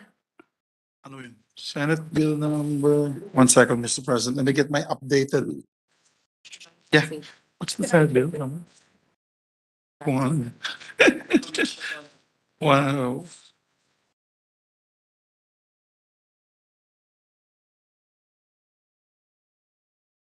What's that bill number? Okay. Mr. President, I move that we transfer from the calendar of ordinary business to special order Senate Bill number 2520 on the committee report number 643. Any objection? Hearing none, so transferred. We take this up and ask the secretary to read the title of the measure, Mr. President. Secretary will retitle the measure. Senate Bill number 2520, an act exempting from income tax taxation the honorary allowances and other financial benefits of persons rendering service during an election period, amending for the purpose Section 32B7 of the National Internal Revenue Code of 1997 as amended.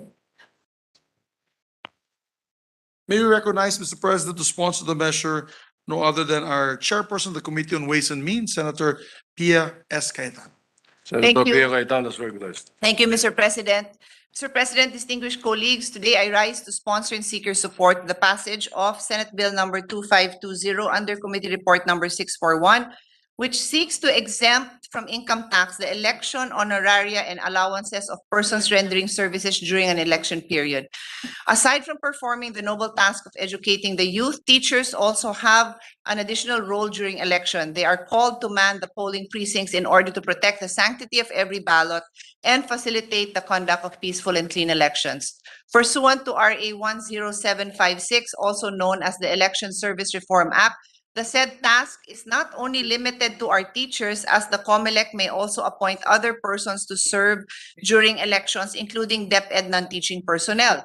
Based on DepEd records, about 647,812 of its personnel rendered service in the recently held 2022 national and local elections. An estimated 319,317 public school teachers sat as electoral board members, and a number of DepEd personnel served as supervisory election officials. Per the Election Service Reform Act, they are entitled to honoraria, travel allowance, and such other benefits that may be granted by COMELEC. For this year, based on COMELEC Resolution 10727, the persons who manned our polling precincts will receive the following: honorarium, travel allowance, anti-COVID-19 allowance, and communication allowance. According to the Alliance of Concerned Teachers, chairpersons of the Electoral Board and poll clerks also receive an additional 1,000 to 2,000 travel allowance for training, which was already released to them. Per Act, election workers, depending on their position, should receive a gross compensation of 4,500 to 12,000. However, with the imposition of a 20% withholding tax, they will only receive around 3,600 to 9,600 for the services they rendered during the 2022 election. Historically, election honoraria and allowance were not taxed, but the BIR has ruled that such were compensation that should be subjected to tax and consequently to withholding tax. And so, in the 2018 Barangay and Sangguniang Kabataan election and in the succeeding 2019 midterm election, these were subjected to 5% professional fee withholding tax. Now, in the 2022 election, the BIR issued another ruling that since election duties are not a practice of a teacher's profession, the previous 5% professional fee withholding tax would no longer be applicable, thus subjecting election honorarium allowance to 20% withholding tax on compensation. Ang hiling ng ating mga guro at ng iba pang nagbigay ng serbisyo tuwing eleksyon, huwag na sana silang buwisan dahil napakabigat na ng trabahong kanilang ginampanan. This measure is a small show of support to our teachers and non-teaching personnel for the service they rendered, considering that elections are special circumstances that do not happen annually. And on that note, Mr. President, I submit this bill to the wisdom of the Senate. Thank you, Mr. President. Majority Leader. Thank you very much. Thank you very much, Mr. President. I think that's a very laudable measure.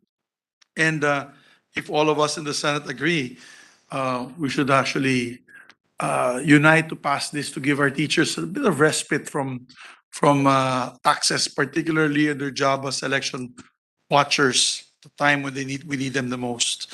But to allow our colleagues to study the measure a bit, Mr. President, maybe we can take this up again on Thursday. I move to suspend consideration of the same. Any objection? Hearing none, consideration suspended. Thank you very much, Mr. President.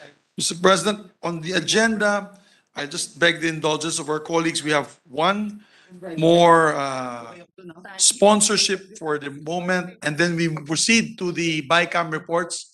We have several BICAM reports. After the BICAM reports, we go back to the amendments, period of amendments. interpellation and amendments, because there are measures here that no longer will be needing any interpellation or will no longer have any interpellators.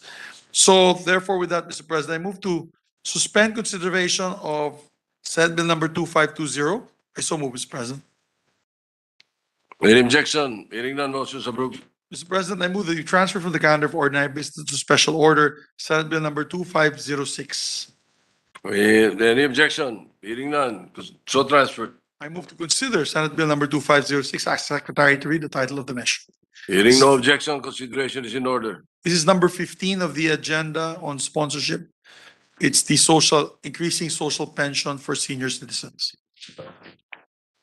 All right, the secretary will read the title of the measure. Senate Bill number 2506, an act increasing the social pension of indigent senior citizens and appropriating funds therefore, amending for the purpose Republic Act number 7432, titled an act to maximize the contribution of senior citizens to nation building, grant benefits and special privileges, and for other purposes as amended and for other purposes. Mr. President, may we recognize the sponsor, Senator Joel Villanueva. Senator Joel Villanueva is recognized. Thank you, Mr. President. Thank you, Mr. Majority Floor Leader. Mr. President, distinguished colleagues, I am truly honored to sponsor as subcommittee chairperson of the Committee on Social Justice, Welfare, and Rural Development, together with the Committee on Finance, the bill increasing the social pension of senior citizens. May I state for the record, Mr. President, that this representation was designated by Senator Laila De Lima, the chairperson of the Committee on Social Justice, to conduct and preside the hearing on the 8 social pension bills last January 24, 2022. Masigasig pong isinulong ng ating mga kasamahan dito sa Senado ang dagdag na social pension para sa ating mga lolo at lola. Siyempre, nanguna po dito ang ating minamahal at Senate President Tito Soto. Senate Bill number 1267. Senator Grace Poe, SB 126. Senator Sani Angara, SB 133. Senator Kiko Pangilinan, Senate Bill 259. Senator Nancy Binay and Senator Laila De Lima, SB 570. Senator Bong Revilla, SB 1267. And Senator Risa Ontiveros, SB 160. We observed the firm stance of our stakeholders from the hearing attended by our colleagues, namely Senator Risa Ontiveros and Senator Nancy Binay, Congressman Ompong Ordanes of Senior Citizen Party List, and the chairman of the House Special Committee on Senior Citizens, government officials from DSWD, DBM, and the National Commission of Senior Citizens, and representatives from the Coalition of Services of the Elderly and Senior Citizens Sectoral Council. We are all, Mr. President, we are all in agreement that the current 500 pesos monthly allowance is not enough to augment the daily subsistence and other medical needs of our indigent senior citizens. Ang halaga pong ito ay naisabatas 11 taon na ang nakalipas sa bisa po ng RA number 9994 o ang Expanded Senior Citizens Act of 2010. Ang 500 piso noon ay hindi na po kasing halaga ng 500 piso ngayon. Sa mga indigent senior citizens po na nakausap natin sa Luzon, Visayas, Mindanao, lalo na nitong nakaraang umikot tayo dahil sa kampanya. Halos lahat po sila, Ginoong Pangulo, ay nagsasabing kulang na kulang ang 500 pesos dahil napupunta lamang ito sa kanilang maintenance medicine tulad ng losartan, amlodipine at iba't iba pang vitamin at food supplement. Mr. President, the pandemic highlighted the need to increase the monthly stipend of indigent senior citizens. 500 pesos is really very small, especially if we take into account the increase of prices over the past decade. In fact, Mr. President, if you look at RA 9994, it provides that the amount of the monthly stipend to augment the daily subsistence and other medical needs of senior citizens shall be subject to a review every 2 years by Congress, in consultation with the DSWD. Mr. President, based on 2020 Census of Population and Housing, there were 12.336355 Filipinos aged 60 years old and above, which is 11.31% of the country's estimated total population of 109 million. Kung tutuusin po, Ginoong Pangulo, isa po sa kada 10 Pilipino ay may edad 6 na po pataas. Subalit nais po nating linawin na yun lamang pong mga indigent gaya ng nakasaad na sa eligibility criteria ng DSWD ang makakatanggap lamang. Sila po ang mga lolo at lola natin na frail, sickly, or with disability, no pension from government and private institutions like GSIS, SSS, Philippine Veterans Affairs Office, Armed Forces and Police Mutual Benefit Association, Inc., or any other insurance company, Mr. President. No permanent source of income and no regular support from family or relatives for his or her basic needs. Ginoong Pangulo, kung ibabatay po natin sa datos ng DSWD, aabot po sa mahigit 3.8 million na indigent Filipinos age 60 and over. Sa 500 pesos kada buwan, nasa 23.6 billion ang kasalukuyang allotment para sa social pension kada taon. Para sa bansang labis ang pagpapahalaga sa ating mga lolo at lola, hindi naman po siguro kalabisan kung dodoblehin natin ang allotment na ito ngayong taon. Mr. President, with Senate Bill number 2506, this representation hopes that our indigent senior citizens will receive an additional 500 pesos or a total of 1,000 monthly pension allowance. This initiative serves as a small token of appreciation to show how much we value our elders for their immeasurable contribution to our community. Other than the increase in the social pension for senior citizens from 500 to 1,000, the bill also provides options other than cash payout for the pension to reach the target beneficiary. The transaction fee, if any, shall not be charged to the beneficiary. Mr. President, the DSWD implements the social pension for indigent senior citizens since 2011 through DSWD field offices using the most cost-effective and efficient mode of payment to deliver the stipend to the beneficiaries on a quarterly basis.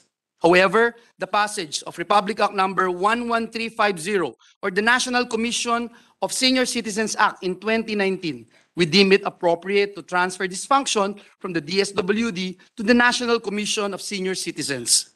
Maganda po na ang mga ngasiwa ng pondo para sa mga indigent senior citizen ay mismong mga senior citizen na rin.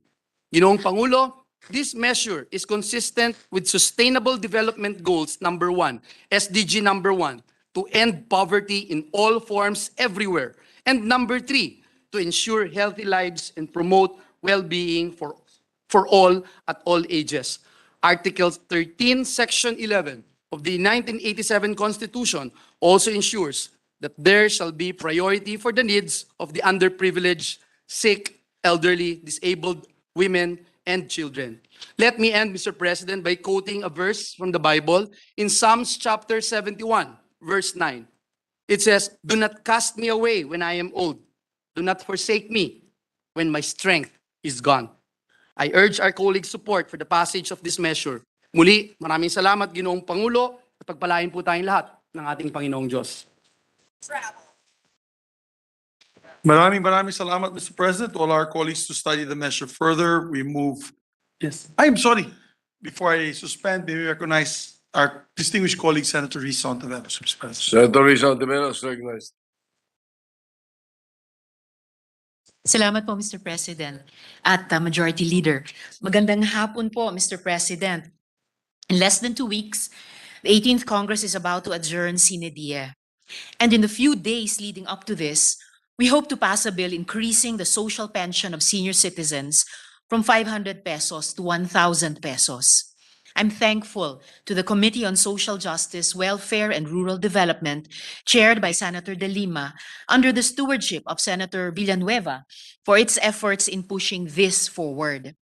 The existing social pension fund for indigent lolos and lolas has in some way provided relief to over 3.7 million indigent senior citizens. However, studies have shown that the means-tested scheme provided for in the current law excludes a significant number of vulnerable older persons. Marami sa kanila ay hindi sapat ang kinikita o natatanggap na tulong upang sila ay mabuhay ng may dignidad. Sa kabila ng kahirapang ito, marami sa kanila ang hindi makapasa sa mahigpit na requirements ng kasalukuyang social pension. Mas lalong pinahirapan ng pandemya ang sitwasyon ng ating mga vulnerableng nakatatanda. Bukod sa marami sa kanila ang nawalan ng hanap buhay, ay nawalan din ng pinagkakakitaan ang mga inaasahan nila sa kanilang pang-araw-araw na pangangailangan. When I filed Senate Bill 160 or the Lingap para kay Lolo at Lola Act, which was the product of extensive consultations with stakeholders and advocates, it was in the hopes that we not only double their social pension, but also provide income security in the form of a universal social pension for all our senior citizens. In a country where poverty makes growing old an added challenge, universal social pension will not only provide much needed financial assistance for them, but also enable an increase in household spending and consumption, which in turn can help drive local economies. Mr. President, naniniwala po ako na nasa puso ng mga miyembro ng Senado ang kapakanan ng ating mga nakatatanda. At nais ng bawat isa sa atin na mabigyan sila ng kaukulang pagkilala sa kanilang mahaba at patuloy na kontribusyon sa ating mga pamilya at sa ating lipunan. Having said this, Mr. President, while supporting the bill being sponsored, kindly allow me to reiterate my continuing call for a universal social pension for our senior citizens. Marami pong salamat, Mr. President. Majority Leader. Mr. President, to allow our colleagues to study the measure further, I move to suspend consideration of the same. Measures consideration is suspended. Mr. President, Senator Go would like to be made a co-author. And if I can also be made a co-author of the measure, Mr. President, if it's all right with our colleagues. It's a very, very honorable and laudable measure. And the principal author, of course, is the Senate President. We'd like to put on record. Thank you very much. Yes, sir. Thank you. Mr. President, we have several bicameral committee reports that are with us today. We're in receipt, Mr. President, of the bicameral conference committee report on the disagreeing provisions of Senate Bill number 2209 and House Bill number 10703.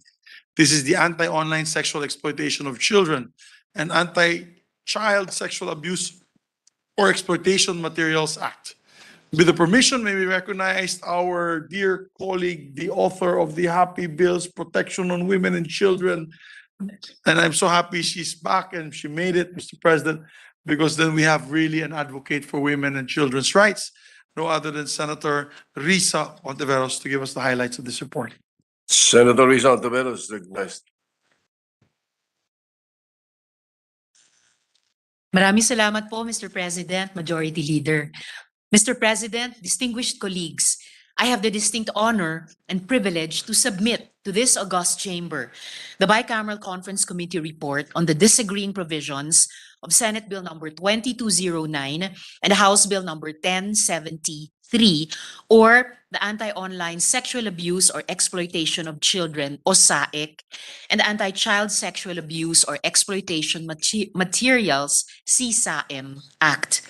Mr. President, I would like to move that the entire joint explanatory statement of the Bicameral Conference Committee be spread into the records. To give everyone a snapshot of the agreements between the two chambers, the following are the salient points of this legislative measure. First, creates the specific offense of online sexual abuse and exploitation of children, o SAEC, and imposes penalties for the same.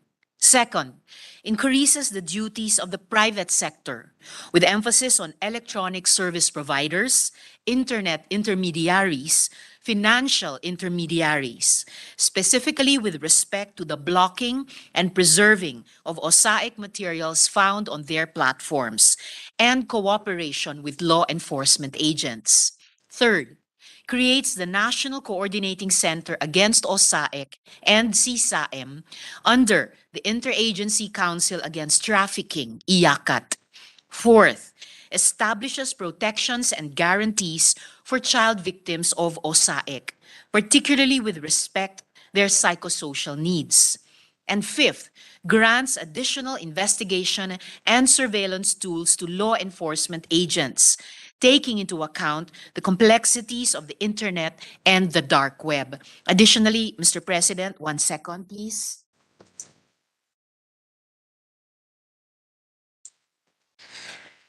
I note, Mr. President, that we yielded to the Department of Finance and removed the automatic appropriation provision.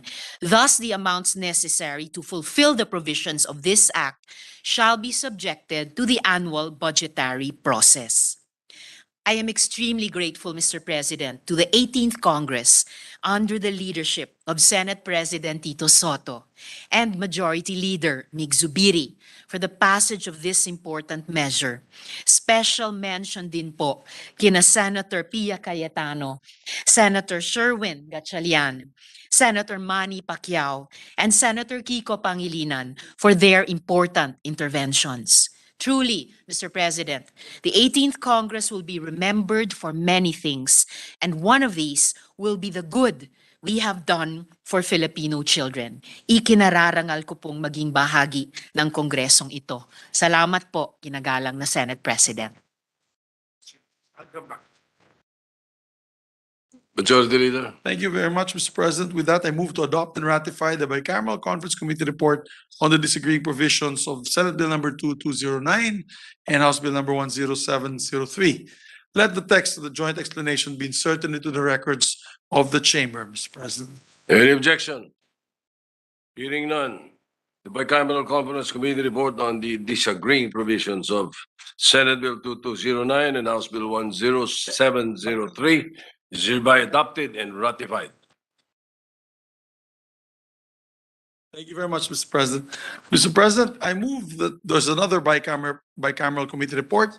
We are in receipt of the Bicameral Conference Committee report on disagreeing provisions of Senate Bill number 2485 and House Bill number 10308. This is an act creating the Second Congressional Commission on Education to review, assess, and evaluate the state of Philippine education and recommend, innovative and targeted policy reforms in education, appropriating funds there for and for other purposes. With the permission, Mr. President, I move that we recognize the chairperson, Senator Win Gatchalian. Senator Gatchalian is recognized. Parang ayaw mo sabihin ah.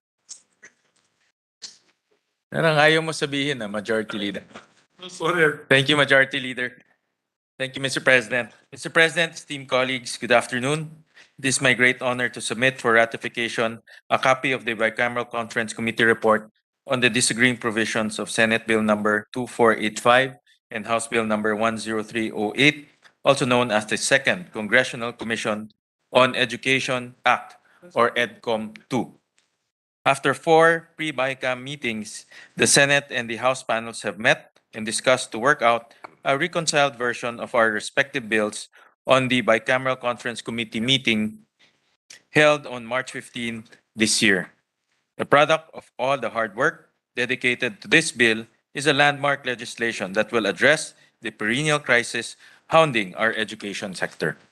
Even before the COVID-19 pandemic struck, Mr. President, international large-scale assessments such as the 2018 Program for International Student Assessment, or PISA, the 2019 Southeast Asia Primary Learning Metrics, or CPLM, and the 2019 Trends in International Mathematics and Science Study, or TIMSS, have consistently painted a dismal picture of our education system. Our learners are not only failing to master basic competencies, they're being outperformed and left behind by their peers abroad. Then came the COVID-19 pandemic, which resulted in the prolonged closure of schools, massive learning loss, and looming economic scars. According to a joint report by the UNICEF, UNESCO, and the World Bank, 9 in every 10 Filipinos aged 10 cannot read or understand a simple story. This translates to a learning poverty level of 90.5%. Mr. President, a crisis of this magnitude requires no less than the most intensive policy review in the history of our government through the creation of EDCOM 2. This congressional body will conduct a national assessment and evaluation to recommend specific, targeted, and time-bound solutions, which will enable our education agencies to improve their performance vis-a-vis measurable indicators with the end goal of delivering accessible, inclusive, and quality education that is at par with global standards. Let me also emphasize, Mr. President, that the EDCOM 2 takes the lead of its predecessor more than 30 years ago, the first Congressional Commission on Education, established in 1990 by the 8th Congress. It was the most extensive and intensive public consultation in the history of Philippine governance, one that aimed to address a similar crisis in education. As the 18th Congress goes down in history, I am proud to say that our legacy will include this consequential piece of legislation. At this point, Mr. President, I would like to thank the co-authors of this measure, Senator Sani Angara, Minority Leader Senator Frank Drilon, Senator Grace Poe, Senator Joel Villanueva, Senator Amy Marcos, Senator Nancy Binay, the Majority Leader Senator Mig Zubiri, and Senator Cynthia Villar. Furthermore, I would like to extend my deepest appreciation to my fellow conferees at the Bicameral Conference Committee, Senator Frank Drilon, Senator Sani Angara, Senator Joel Villanueva, and Senator Grace Poe.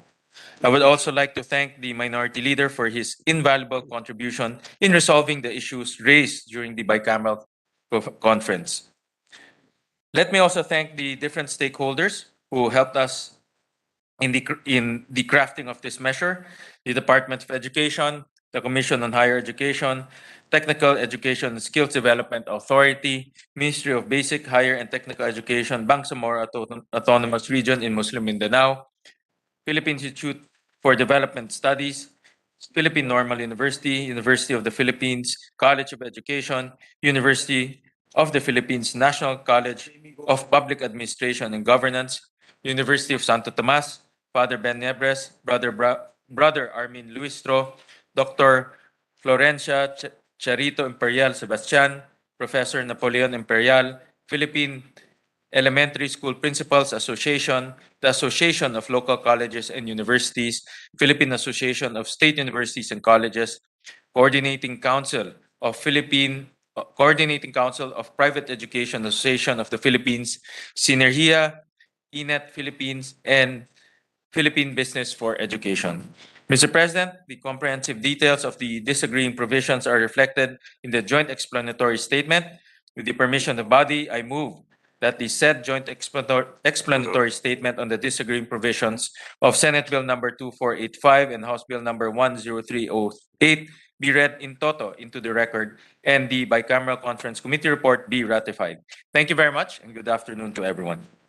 Majority Leader, Mr. President, Senator Villanueva. thank you, Mr. President. Mr. President, distinguished colleagues, we face the close of the 18th Congress with a realization that our task is not yet finished. The Bicameral Conference Committee report on EDCOM 2, which we have just ratified or we're about to ratify, demonstrates that we are still building the foundation of our country's future. If passed into law, the creation of a second Congressional Commission on Education will be one of the greatest contributions of the Senate because it tackles the education not only of the present generation, but of the future generations of our people as well. Mr. President, the bill is also a landmark bill because it can pave the way for identifying a set of innovative, targeted, and coordinated policy reforms in education within 3 years from the organization of EDCOM 2. Education, as we know and experience firsthand, is the soul and foundation of our society.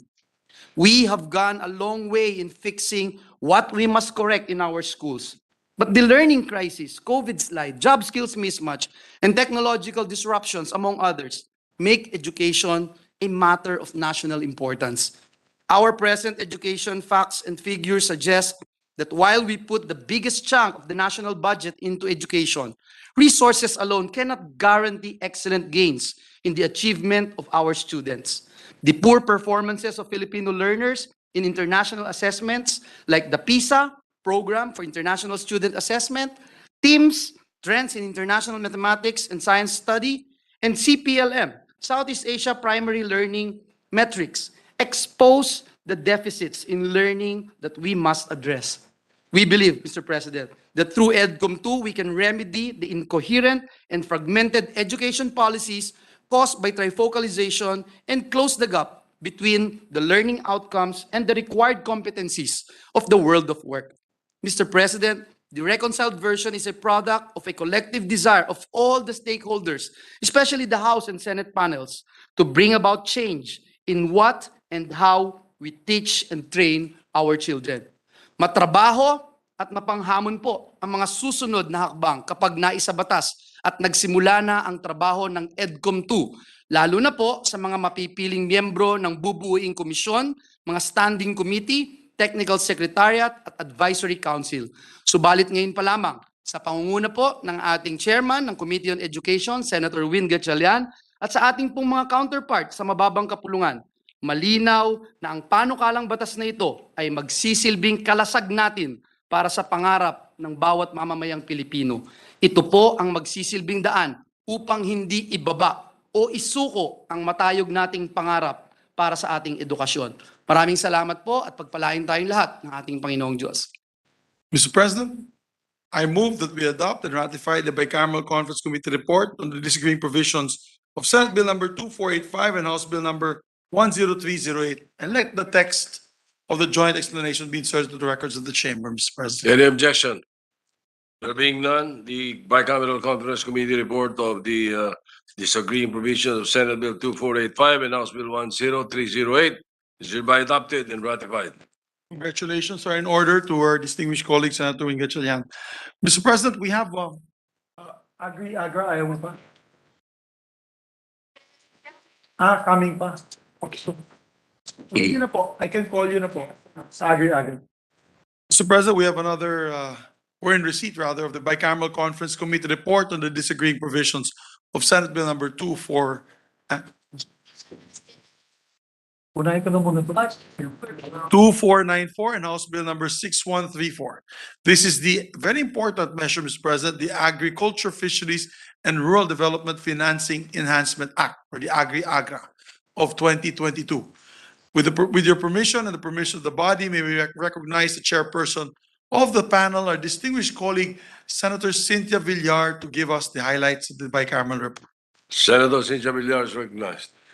Mr. President, on behalf of the Senate panel to the Bicameral Conference Committee on the disagreeing provisions of Senate Bill number 2494 and House Bill number 6134, or the Agriculture, Fisheries, and Rural Development Financing Enhancement Act of 2022, I'm pleased to report on the successful outcome of the bicameral conference.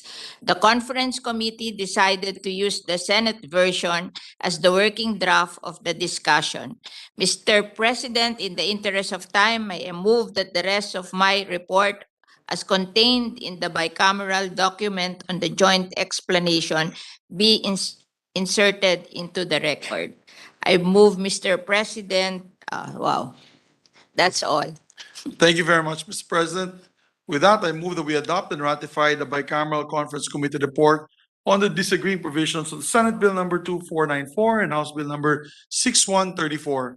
Let the text of the joint explanation be inserted into the records of the chamber, Mr. President. So, Any objection? Hearing none, the Bicameral Conference Committee report on the disagreeing provisions of Senate Bill 2494 and House Bill 6134 is hereby adopted and ratified. thank you, Mr. President. There is one more bicameral report, but the Secretariat is still preparing it. This is on the producer's responsibility.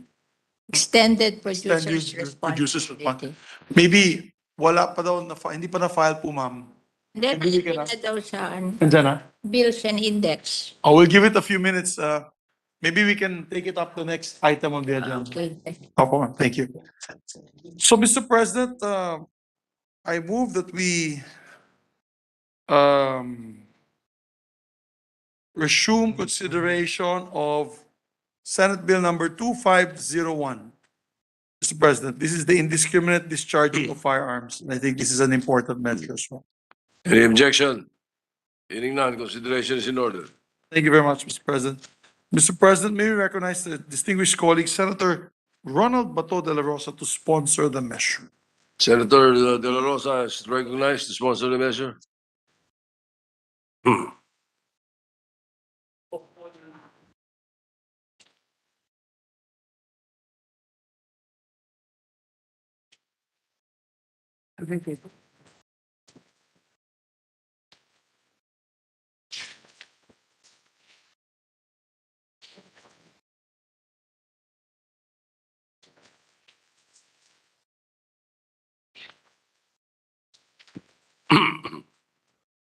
Thank you, Mr. President.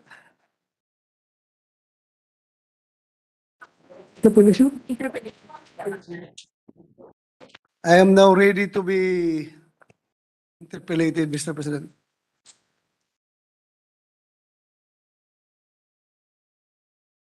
Interpellation? Yung Mr. President, no member wishes to interpolate the said measure. It's a laudable measure. It seeks to increase the penalties for those who indiscriminately fire their guns and shoot up in the air and all that, which I totally agree because it can cause not only havoc but death and injury to so many of their kababayans. Therefore, I move to close the period of interpellation, Mr. President. Any objection? Yeah. Hearing none, period of interpellation is closed. yeah, Mr. President, can we Mr. proceed with President, the period of colleagues want to be made a co-author? May I also be made a co-author, Mr. President, with the permission of senators? Senator Villanueva, Maybe all members that are here today, Mr. Right. President. all members present are made co-authors. Mr. President, I move to open the period of amendments and ask if there are any committee amendments, Mr. Are President. there any committee amendments, Senator? De La Rosa? there's none, Mr. President. No committee amendments. Any individual amendments? None, Mr. President. With that, Mr. President, I move to close the period of amendments. Any objection? Hearing none, period of amendments closed. Mr. President, I move to approve on second reading Senate Bill number 2501. Any objection? Hearing none. 2501 is approved on second reading. I move to suspend consideration. Consideration of the measure suspended. I'd like to congratulate Senator Bato de la Rosa. Congratulations, sir. I hope this will save many lives once we increase the penalties. Mr. President, I move that we resume consideration of, this is the franchise that we left out earlier, the Rasitelco. You may proceed. On page 4, lines 26 to 29, delete the entire section 9 on the renewal or extension of franchise. I so move, Mr. President. Any objection? Hearing none, adopted. On page 5, line 29, replace the word common with outstanding capital. I so move, Mr. President. Any objection? Hearing none, adopted. On page 6, starting on line 5, delete the second proviso that begins with the word provided and ends with the word workforce in line 8. I so move, Mr. President. Any objection? Adopted. And on the same line 8, replace the word finally with the word further. Any objection? Hearing none, adopted. On the same page, lines 14 to 17, delete the second sentence that starts with the phrase in addition. I so move, Mr. President. Any objection? Hearing none, adopted. And renumber the succeeding sections accordingly, Mr. President. So renumbered. With that, Mr. President, move to close the period of amendments. Hearing no objection, period of amendments closed. Mr. President, move to approve on second reading, House Bill number 8912. Any objection? Hearing none, 8912 is approved on second reading. Just a query, Mr. President, do we have, we have, yes, for 1 minute suspension. Yeah, just, On record, if we have 13. session suspended for a few minutes.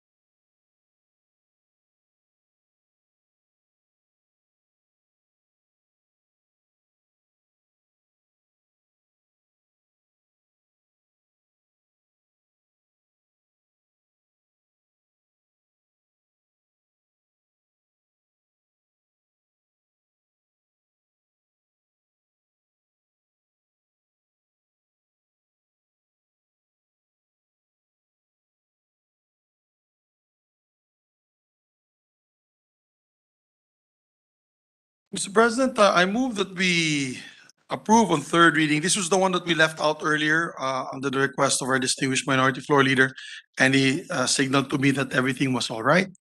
This is House Bill number 9328. I move that we approve this on third reading, Mr. President. Any objection? Hearing none? Approve on what? Third reading po. Third reading. The secretary will read the title of the measure, conduct a roll call vote if there's no objection. House Bill number 9328, an act declaring two parcels of land situated within Sicogon Island, Municipality of Carles in the province of Iloilo, a protected area with a category of wildlife sanctuary under the National Integrated Protected Area System, NEPAS, to be referred to as the Sicogon Island Wildlife Sanctuary, providing for its management and appropriating funds therefor. Roll call vote. The Honorable Senator Angara.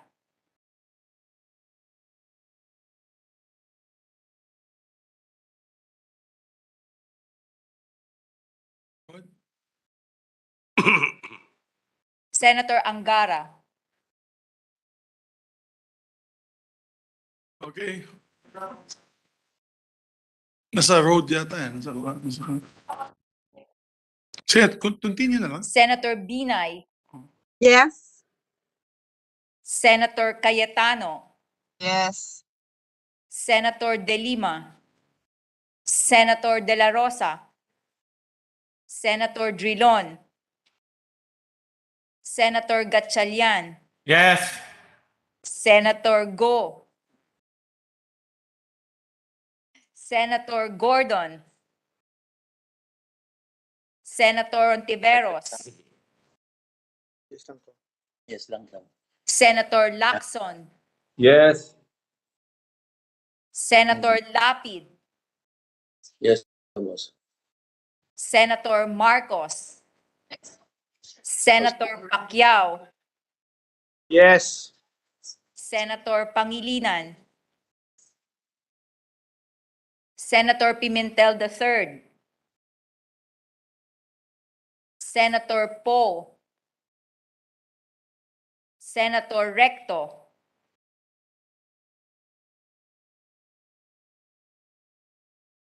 Senator Revilla Jr. Senator Tolentino. Senator Villanueva. Senator Villar. Yes. Senator Zubiri. Yes. Senate President Soto III. Yes. Yes. Yes, sumasagot. Yay! Kasi sumagot si With 15 affirmative votes, no negative votes, no abstention. House Bill 9328 is approved on third reading. Mr. President, Senator Villar is recognized. I wish to thank the body, especially Senator Subiri, Senator Drilon, for supporting this bill.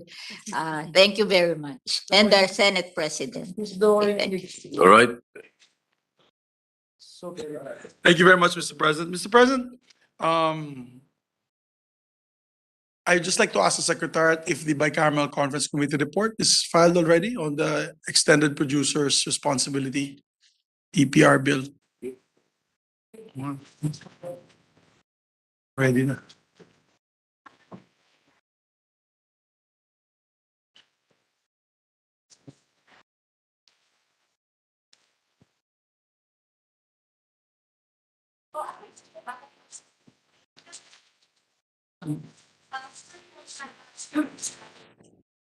Oh. If we're still waiting, we could, with the permission of Senator Villar, anyway, we will make sure that we'll ratify it today. We can just go on with the barangay bills that will be sponsored by Senator Bato de la Rosa. And this is an omnibus speech, Mr. President. Mr. President, with the permission of our minority floor leader, members of this chamber, I move to transfer from the calendar of ordinary business to special order House Bill number 9814, 9816, 9817, 9818, 9819, 9820, 10295, 10060, 7775, and House Bill number 10256. So moved, Mr. President. Any objection? Hearing none. The enumerated bills in order. Thank you, Mr. President. This is from item number 3 to item number 12, all barangay, creation of barangay measures. I so move, Mr. President, and I move that we consider the said measures as well. Consideration of the enumerated bills in order. May we ask the Secretary to read it? Secretary will read the short titles. House Bill number 9814, an act separating the city of Batucan from Barangay Del Monte in the municipality of Talacogon, province of Agusan del Sur, and constituting it a distinct and independent barangay to be known as Barangay Batucan. House Bill number 9816, an act separating the city of Crossing from Barangay Poblacion in the municipality of Quicharao, province of Agusan del Norte. House Bill number 9817, an act separating the city of Pangailan-Ip from Barangay Poblacion 1 in the municipality of Santiago, province of Agusan del Norte. House Bill number 9818, an act separating the city of Songkoy from Barangay Poblacion in the municipality of Quicharao, province of Agusan del Norte. House Bill number 9819, an act separating the city of Tagupon from Barangay Kamingawan in the city of Kabangkalan, province of Negros Occidental. House Bill number 9820, an act separating the city of Tulalian from Barangay Balagunan, the municipality of Santo Tomas, province of Davao del Norte. House Bill number 10295, an act separating the sitios of Naibuan, Lagnas, Ibanag, Hokob, Abong, Malumac, Kianay, Libertad, Lowaliw, Ilya, Yabat, Salidang, Upper Kaiwan, Dayaga, and Timbangan from Barangay Batasan in the municipality of San Jose, province of Occidental Mindoro. House Bill number 10060, an act creating a new barangay in the municipality of Malang, province of Cotabato, to be known as Barangay Poblacion B. And House Bill number 7775, an act creating barangays Akmak, Ditucalan, San Roque, Luinab, Upper Hilaplanon, and Ubaldolaya, all in the city of Iligan. House Bill number 10256, an act creating a barangay in the municipality of San Luis, province of Agusan del Sur, to be known as Barangay Doña Maxima. Thank you very much, Mr. President. May we recognize to sponsor the measure, Senator Francis Toto Tolentino designated through an official letter, Senator Ronald Bato de la Rosa to sponsor the measure with an omnibus sponsorship speech. I so move, Mr. President, we recognize Senator Bato de la Rosa. Senator De La Rosa is recognized. Thank you, Mr. President, Majority Leader. By authority of the Chairman of the Senate Committee on Local Government and pursuant to Section 71 of the Rules of Senate, accompanied by a formal communication addressed to the majority of the floor, I would like to sponsor 10 local bills referred to and heard by Senate Committee on Local Government on behalf of their colleague, Senator Francis Tolentino, the ever industrious chair of the committee.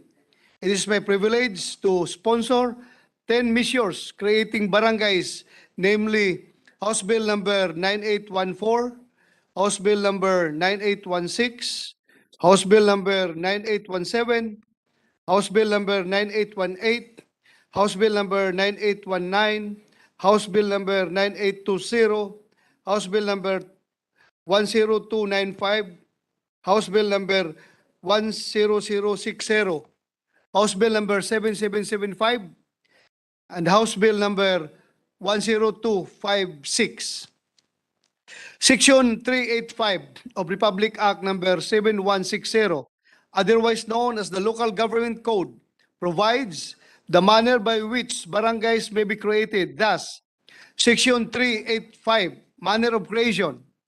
A barangay may be created, divided, merged, abolished, or its boundaries substantially altered by law or by an ordinance of the Sangguniang Panlalawigan or Panglungsod, subject to approval by a majority of the votes cast in a plebiscite to be conducted by the COMELEC in the local government unit or units directly affected within such period of time as may be determined by the law or ordinance creating said barangay. In the case of the creation of barangays by the Sangguniang Panlalawigan, the recommendation of the Sangguniang Bayan concerned shall be necessary. In other words, the two manners by which a barangay may be created are, number one, by legislation, and number two, by an ordinance. The difference between the two manners of barangay creation is provided under Section 285 of the Local Government Code, which provided finally, that the financial requirements of barangays created by local government units after the effectivity of this code shall be the responsibility of the local government unit concerned. All 10 bills for sponsorship today were already created through an ordinance passed by the respective sanggunian. Since their creation, however, the subject barangays have not been receiving their just share in the national taxes. They are merely dependent on the funding provided by the local government unit that created them.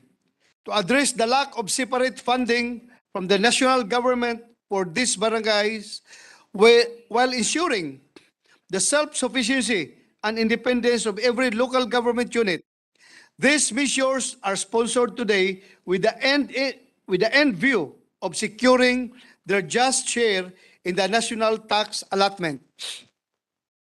The Senate Committee on Local Government likewise assures that the 10 barangays sought to be created comply with the requisites for barangay creation provided under Section 385 of the Local Government Code. Thus, A barangay may be created out of a contiguous territory which has a population of at least 2,000 inhabitants as certified by the National Statistics Office, except in cities and municipalities within Metro Manila and other metropolitan political subdivision, or in highly urbanized cities where such territory shall have a certified population of at least 5,000 inhabitants, provided that the creation thereof shall not reduce the population of the original barangay or barangays to less than the minimum requirement prescribed herein. To enhance the delivery of basic services in the indigenous cultural communities, barangays will be created in such communities by an act of Congress, notwithstanding the above requirement. The territorial jurisdiction of the new barangay shall be properly identified by metes and bounds, or by more or less permanent natural boundaries. The territory need not be contiguous if it comprises two or more islands. This committee confirms that all barangays for sponsorship today comply with all requisites provided under the Local Government Code. Among the 10 bills for sponsorship today, one bill particularly, House Bill number 7775, covers the city of Iligan, which is a highly urbanized city. Being an HUC, the 5 barangays, namely barangays Akmak, Mariano Badili Sr., San Roque, Linab, Upper Hinaplanon, and Obaldo, created therein, met the required population of 5,000. Bills, on the other hand, concerns creation of new barangays from municipalities, namely Barangay Poblacion B in the municipality of Mlang, province of Cotabato, under House Bill number 10060, and whose population based on the 2020 PSA census is 4,128, and Barangay Dunya Maxima in the municipality of San Luis, province of Agusan del Sur, whose population based on the 2020 PSA census equals 1,406. Although the required minimum population of 2,000 under the LGC is not met, Barangay Dunya Maxima falls within the exception granted to indigenous cultural communities under the Local Government Code and Section 18 of Republic Act number 8371, otherwise known as the Indigenous Peoples' Rights Act of 1997, thus Section 18, Tribal Barangays. The ICCs/IPs living in contiguous areas or communities where they form the predominant population, but which are located in municipalities, provinces, or cities, where they do not constitute the majority of the population, may form or constitute a separate barangay in accordance with the local government code on the creation of tribal barangays. The remaining 7 bills sought to separate sitios from existing barangays and the population requirement for their barangay of origin and territorial contiguity were likewise met. These are Barangay Naibuan under House Bill 10295, separated from Barangay Batasan in the municipality of San Jose, province of Occidental Mindoro.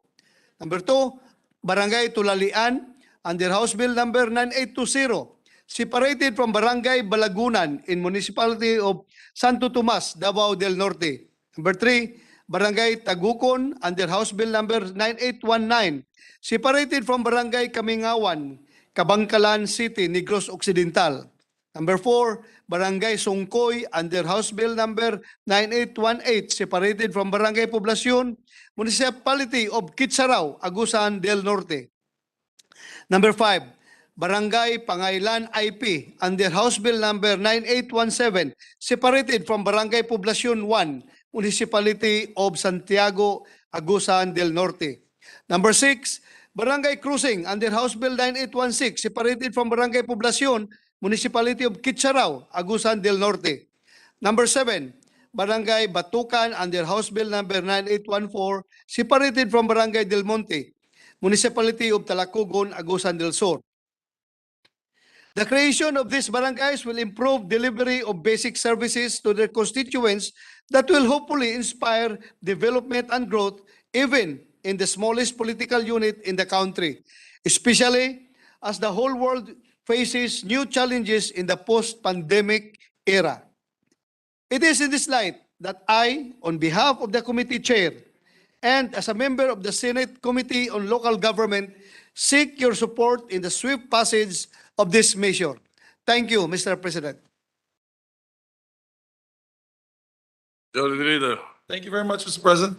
To allow our colleagues to study the measure further, we move to suspend consideration of the same. Any objection? Hearing none, considerations suspended. I just want to take note here that one barangay is in my father's hometown of Kabangkalan, Negros Occidental. The creation of one of the barangays there. So, Mr. President, moving forward, there are other measures here for sponsorship. Senator Gatchalian is ready. We can, is the bicameral conference committee ready? Ready? Kawawa naman si Tita Cynthia. Kanina pang naghihintay ang ating chairperson para excited na po siya mag-sponsor ng bicameral conference committee. Pwede na? Okay, can I have a copy of them? Okay na, Tita? You're next. Thank you.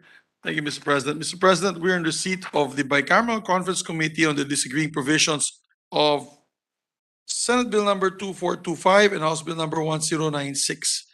This is the an act institutionalizing the practice of extended producer responsibility on plastic packaging waste. Mr. President, may we recognize our distinguished colleague, the chairperson of the Committee on Natural Environment and Natural Resources, no other than Senator Cynthia Villar, to sponsor the bicameral committee report. Senator Villar is recognized. Before I sponsor the bicameral report, I wish to thank all of you for your support, especially Mr. Senate President and all our colleagues in the BICAM ratification of the amendment to the Agri-Agra law, which we just did. Thank you very much. Mr. President, I stand before this August chamber to sponsor the bicameral conference committee report on the disagreeing provision of Senate Bill number 2425 and House Bill number 10696, which will institutionalize the extended producer responsibility mechanism as a practical policy approach to efficient waste management. The proposed legislation focuses on waste reduction, recovery, and recycling, and the development of environment-friendly products that advocates the internationally accepted principle on sustainable consumption and production, circular economy, and producers' full responsibility throughout the life cycle of their products. The Extended Producer Responsibility Act mandates large enterprises, also referred to as obliged enterprises, to establish or phase in EPR programs for the plastic packaging of their products in order to efficiently manage the plastic packaging waste and reduce the production, importation, supply, or use of plastic packaging deemed low in reusability, recyclability, or retrievability, and achieve plastic neutrality through efficient recovery and diversion. More so, the obliged enterprises may voluntarily organize themselves to form or authorize a producer responsibility organization for the purpose of establishing a viable platform to implement their EPR program. Target dates for the recovery of plastic product footprint generated during the immediately preceding year upon the activity of the Act are as follows: 20% for December 31, 2023, 40% for December 31, 2024, 50% for December 31, 2025, 60% for December 31, 2026, 70% for December 31, 2027, and 80% for December 31, 2028, and every year thereafter. Lastly, Mr. President, may I request that the joint explanatory attached to the bicameral report be inserted into the record and form part of my sponsorship speech for the aforementioned bicameral conference committee report. Furthermore, may I request for the adoption of this bill. Thank you very much.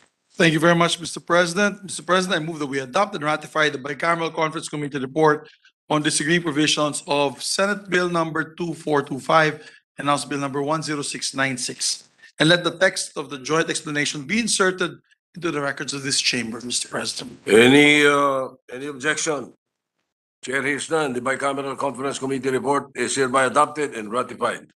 Congratulations to our dear sponsor, Senator Saint Villar. May Yes, may we recognize Senator Villar, Mr. President. I wish to Senator thank the VICAM conference, namely Senators Revilla, Marcos, Senate President Pro Tempore Recto, and Senate Minority Leader Drilon for their valuable inputs and support to the reconciled version of the Extended Producer Responsibility Bill. I would like to reiterate my gratitude also to co-authors Senators Revilla, Pimentel, Cayetano, Angara, Pangilinan, Villanueva, Binay, Pacquiao, Hontiveros, Lapid, and Majority Leader Subiri.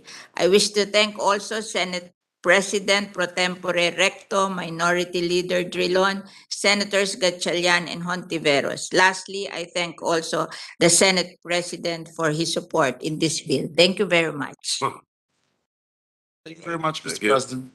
We have two other, before we have the hospital bills of Senator Go, we have two other measures by Senator Gatchalian. If he's online, Mr. President, for his declaration of the National Baptist Day and resolution on the Committee on Basic Education, Arts and Culture. Is Senator Gatchalian,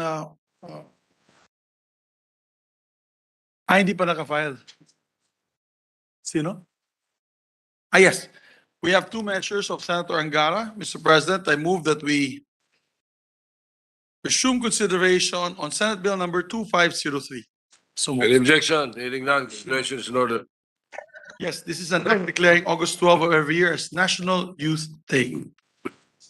May you recognize the sponsor, Mr. President? Senator Sani Angara is recognized. Thank you, Mr. President. His voice is Mr. President. Thank you, Mr. President, Majority Leader. There are no members who have signified their intent to interpolate. We do, however, have some amendments, so with the permission of the body, if we could move to the period of amendments. Yes, move to close the period of interpellation, Mr. President. Any objection? Hearing none, period of interpellation is closed. Open the period of amendments. Yes, Mr. President. Thank you, Mr. President, Majority Leader.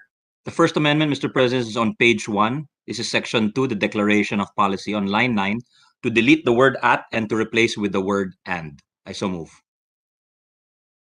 Any objection? Hearing none, adopted.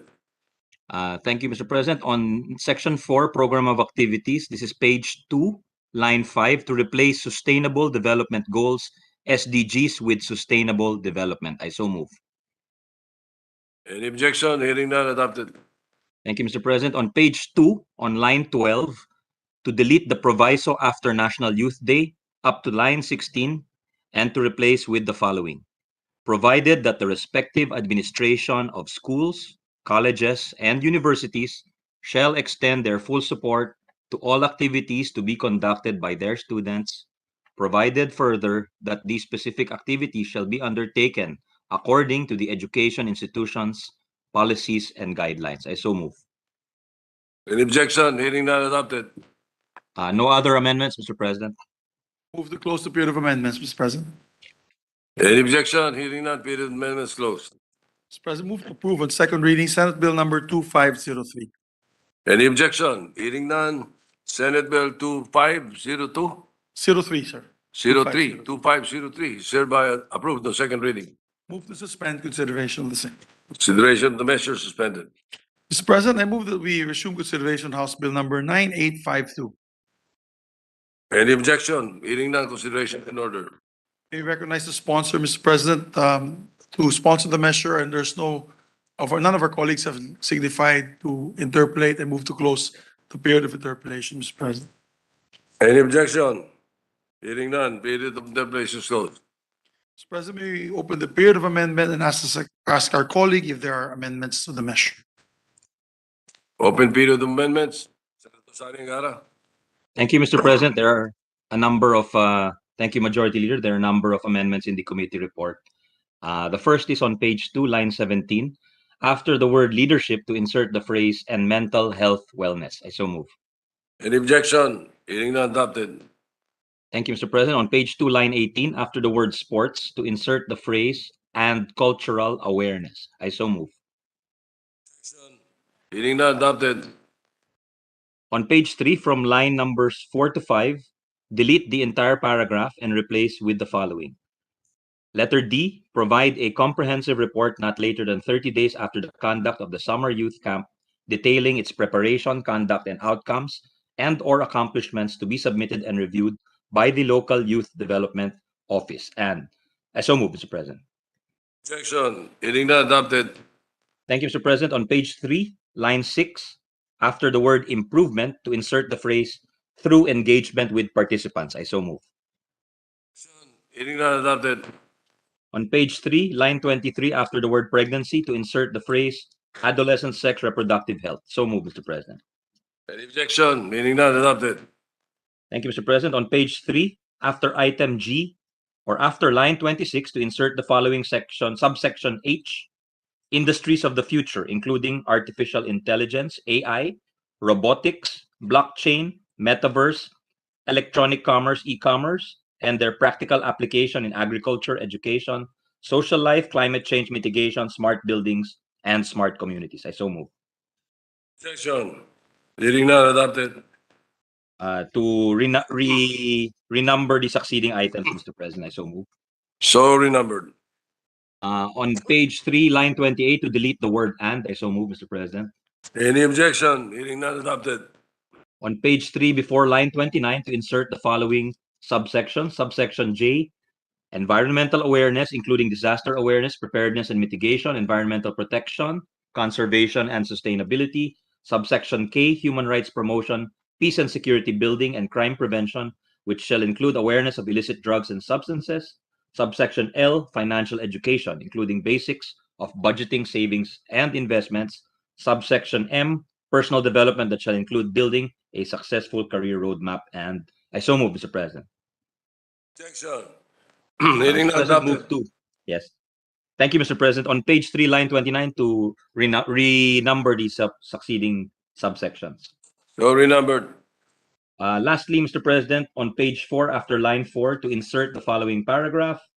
The SK may also consult non-governmental organizations, NGOs, and civil society organizations, CSOs, accredited by the NYC in the development and implementation of the program. I so move, Mr. President. Any objection? Hearing none adopted. No more amendments. Thank you, Mr. President, Majority Leader, and dear colleagues. Thank you very much, Mr. President. Mr. President, with that, I move to approve on second reading, House Bill number 9852. So moved. Any objection? Hearing none. 9852 is approved on second reading. Mr. President, move to suspend consideration of the same. Consideration is suspended. Mr. President, with the consent of the body, I move that we transfer the following hospital bills from the Committee on Rules to the Committee on Health and Demography. Senate Bill number 2457. This is the Iloilo City Hospital, sponsored by myself and Senator Rison Tiveros. And Senate Bill number 1551, the Orani General Hospital, sponsored by Senator Amy Marcos. For the record. Any objection? Hearing none. Consideration is in order.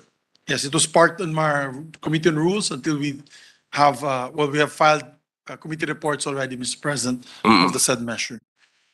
Mr. President, with the permission of the body, I move that we proceed with the Senate President's designation of Senate conference to the Bicameral Conference Committee on the disagreeing provisions of Senate Bill number 2455 and House Bill number 10107. This is an act providing for the promotion and development of Philippine creative industries.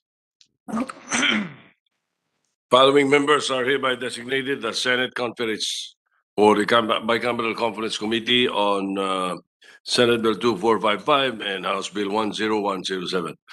Senator Aquilino Coco Pimentel as chairperson and members Marcos, Revilla Jr., Binay, and Hontiveros. So designated. Thank you very much, Mr. President.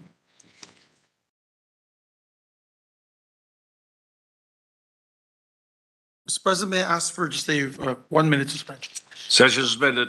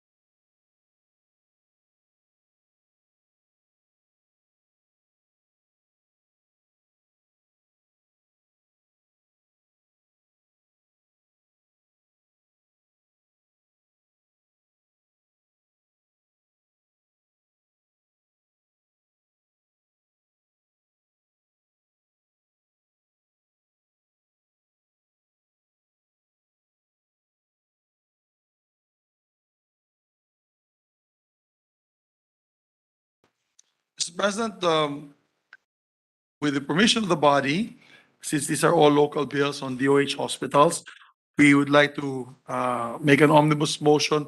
I move that we transfer from the calendar of ordinary business to special order House Bills number 10451, 10324, 10242, 10013, 9917, 10464, 10254, 10297, 9357, 8888, 8890, 8254, 10180, 7973, 0179, 0463, 9779, 10376, 10248, 10247, 10114, 7972, 8190, 8191, 8192, 8193, 8194, 8197, 8226, and 9302. I so move, Mr. President. Any objection? Hearing none, the enumerated bills are so transferred. Mr. President, I move that we consider the enumerated bills and ask the Secretary to read the short title of each measure, Mr. President. The Secretary will read the short titles of the measure.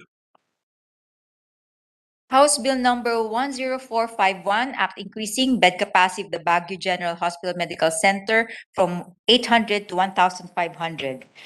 House Bill number 10324, Act increasing bed capacity of the Hospital ng Palawan from 100 to 400 beds.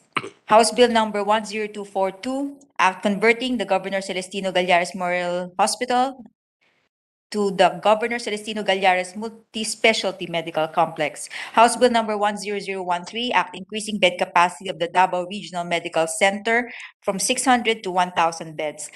House Bill number 9917, Act establishing the City of Meycauayan, Province of Bulacan, a tertiary hospital to be known sa Ospital ng Meycauayan. House Bill number 10464, Act establishing the City of Iloilo, a city hospital to be known as the Iloilo City Hospital. House Bill number 10254, Act establishing Municipality of Liloan, Province of Cebu, a children's hospital to be known as Liloan Children's Hospital. House Bill number 10297, Act establishing the Municipality of Calibo, Province of Aklan, a geriatric medical center. House Bill number 9357, Act establishing the City of Tagaytay, Province of Cavite, a general hospital to be known as the Isaac Tolentino Memorial Medical Center. House Bill number 8888, Act establishing Municipality of San Don Marcelino, Province of Davao Occidental, a community hospital. House Bill number 8890, Act establishing the Municipality of Abad Santos, Province of Davao Occidental, a community hospital. House Bill number 8254, an Act establishing the City of Panabo, Province of Davao del Norte, a district hospital. House Bill number 10180, Act increasing bed capacity of the Governor Faustino N.D. Senior Memorial Hospital from 100 to 500 beds. House Bill number 7973, Act upgrading the Lipa City District Hospital, City of Lipa, Province of Batangas, into a Level 2 hospital.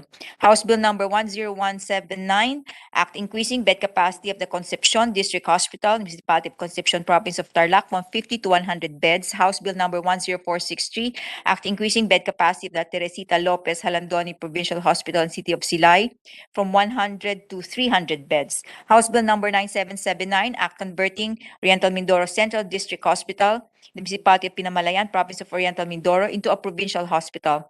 House Bill number 10376, an Act upgrading the Orani District Hospital, Municipality of Orani, Province of Bataan, into a Level 2 General Hospital. House Bill number 10248, Act increasing bed capacity of the Unayan Municipal Hospital, the Municipality of Binidayan, Province of Lanao, from 10 to 50 beds. House Bill number 10247, Act increasing bed capacity of the Balindong District Hospital, the Municipality of Puerto Balindong, in Lanao del Sur, from 10 to 50 beds. House Bill number 10014, Act increasing bed capacity of the Eastern Pangasinan District Hospital from 150 to 250. House Bill number 7972, Act increasing the bed capacity of the Laurel Memorial District Hospital from 25 to 50 beds. House Bill number 8190, Act increasing bed capacity of Ilocos Sur District Hospital, Masingal in the municipality of Masingal, province of Ilocos Sur from 25 to 100 beds. House Bill number 8191, Act increasing bed capacity of the Mangatarem District Hospital from 25 to 50 beds. House Bill number 8192, an Act increasing bed capacity of the Congressman Natalio P. Castillo Senior Memorial Hospital in the municipality of Leon, province of Bohol from 25 to 100 beds. House Bill number 8193, Act upgrading the Novaliches District Hospital, Barangay Bartolome, Quezon City into a Level 2 hospital. House Bill number 8194, Act increasing the bed capacity of the Rojas District Hospital, Municipality of Rojas, Province of Oriental Mindoro from 50 to 100 beds. House Bill number 8197, Act increasing the bed capacity of the Dr. Serapio B. Montaner Jr. Memorial Hospital in Municipality of Malabang, Province of Lanao del Sur. House Bill number 8226, an act increasing the bed capacity of the Martin Marasigan Memorial Hospital, Municipality of Cuenca, Province of Batangas from 25 to 80 beds. And House Bill number 9302, act increasing the bed capacity of the Lingayen District Hospital, Municipality of Lingayen, Province of Pangasinan from 60 to 100 beds. Thank you, Mr. President. Yes. Mr. President, I move that we recognize our distinguished colleague, Senator Christopher Bongo, to sponsor all the said measures. Hopefully, it's all omnibus sponsorship speech, Mr. President. Thank you, Mr. President. Senator Bongo is recognized. For the four bills upgrading DOH hospitals, Mr. President, dear colleagues, I have the honor of sponsoring measures which are aimed towards improving and upgrading existing DOH hospitals. Una po sa lahat, natutuwa po ako sa patuloy na pag-improve ng ating COVID-19 situation. Nasa minimal risk case classification na po ang karamihan sa mga rehiyon. Majority din sa mga syudad at bayan sa bansa ay nasa alert level 1 na. Lahat po ito ay naging posible dahil sa patuloy na kooperasyon ng ating mga kababayan at syempre malaki rin po ang pasasalamat natin sa ating healthcare workers na mga frontliners natin sa laban na ito. Maraming salamat po sa inyo. It is important that we do not put to waste this development.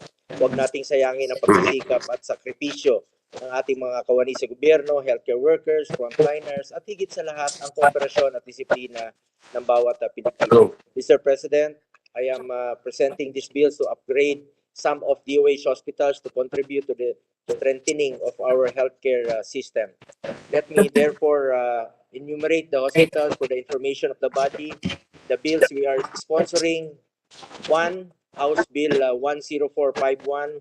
The bill increases the bed capacity of the Baguio General Hospital and Medical Center from 800 to 1,500 beds. From 2018 to 2019, the hospital has an average bed occupancy of 91%, which is higher than the ideal 80%. The hospital is designated as an apex hospital for the city of Baguio and the province of Benguet. The increase in bed capacity will aid in closing the gap for level 3 hospitals beds in the region. Number 2, House Bill 10324. The bill increases the bed capacity of the Hospital ng Palawan from 100 to 400 beds. From 2018 to 2019, the hospital has an average bed occupancy rate of 230%, which is way above the ideal BOR of 80%. The hospital caters to Puerto Princesa and the entire Palawan province as its catchment area. Moreover, the hospital has not received an upgrade since 1998. Number 3, House Bill 10013. The bill increases the bed capacity of Davao Regional Medical Center from 600 to 1,000 beds. From 2018 to 2019, the hospital has an average bed occupancy rate of 130%. The primary catchment areas of the DRMC are the provinces of Davao del Norte, Davao de Oro, Davao del Sur, and Davao Oriental. It also caters to patients in its neighboring municipalities like Surigao del Sur, Agusan del Norte, Agusan del Sur, and other provinces of Region 4.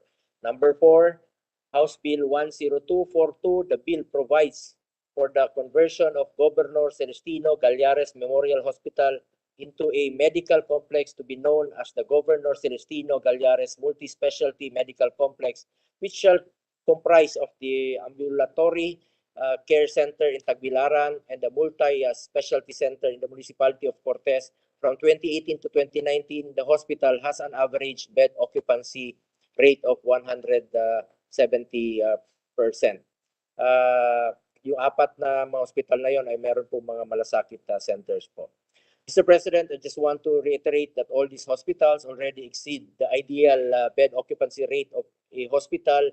Ibig sabihin po ay kulang na kulang talaga ang hospital beds. Ito namang mga hospitals na ito, para ito sa mga mahirap.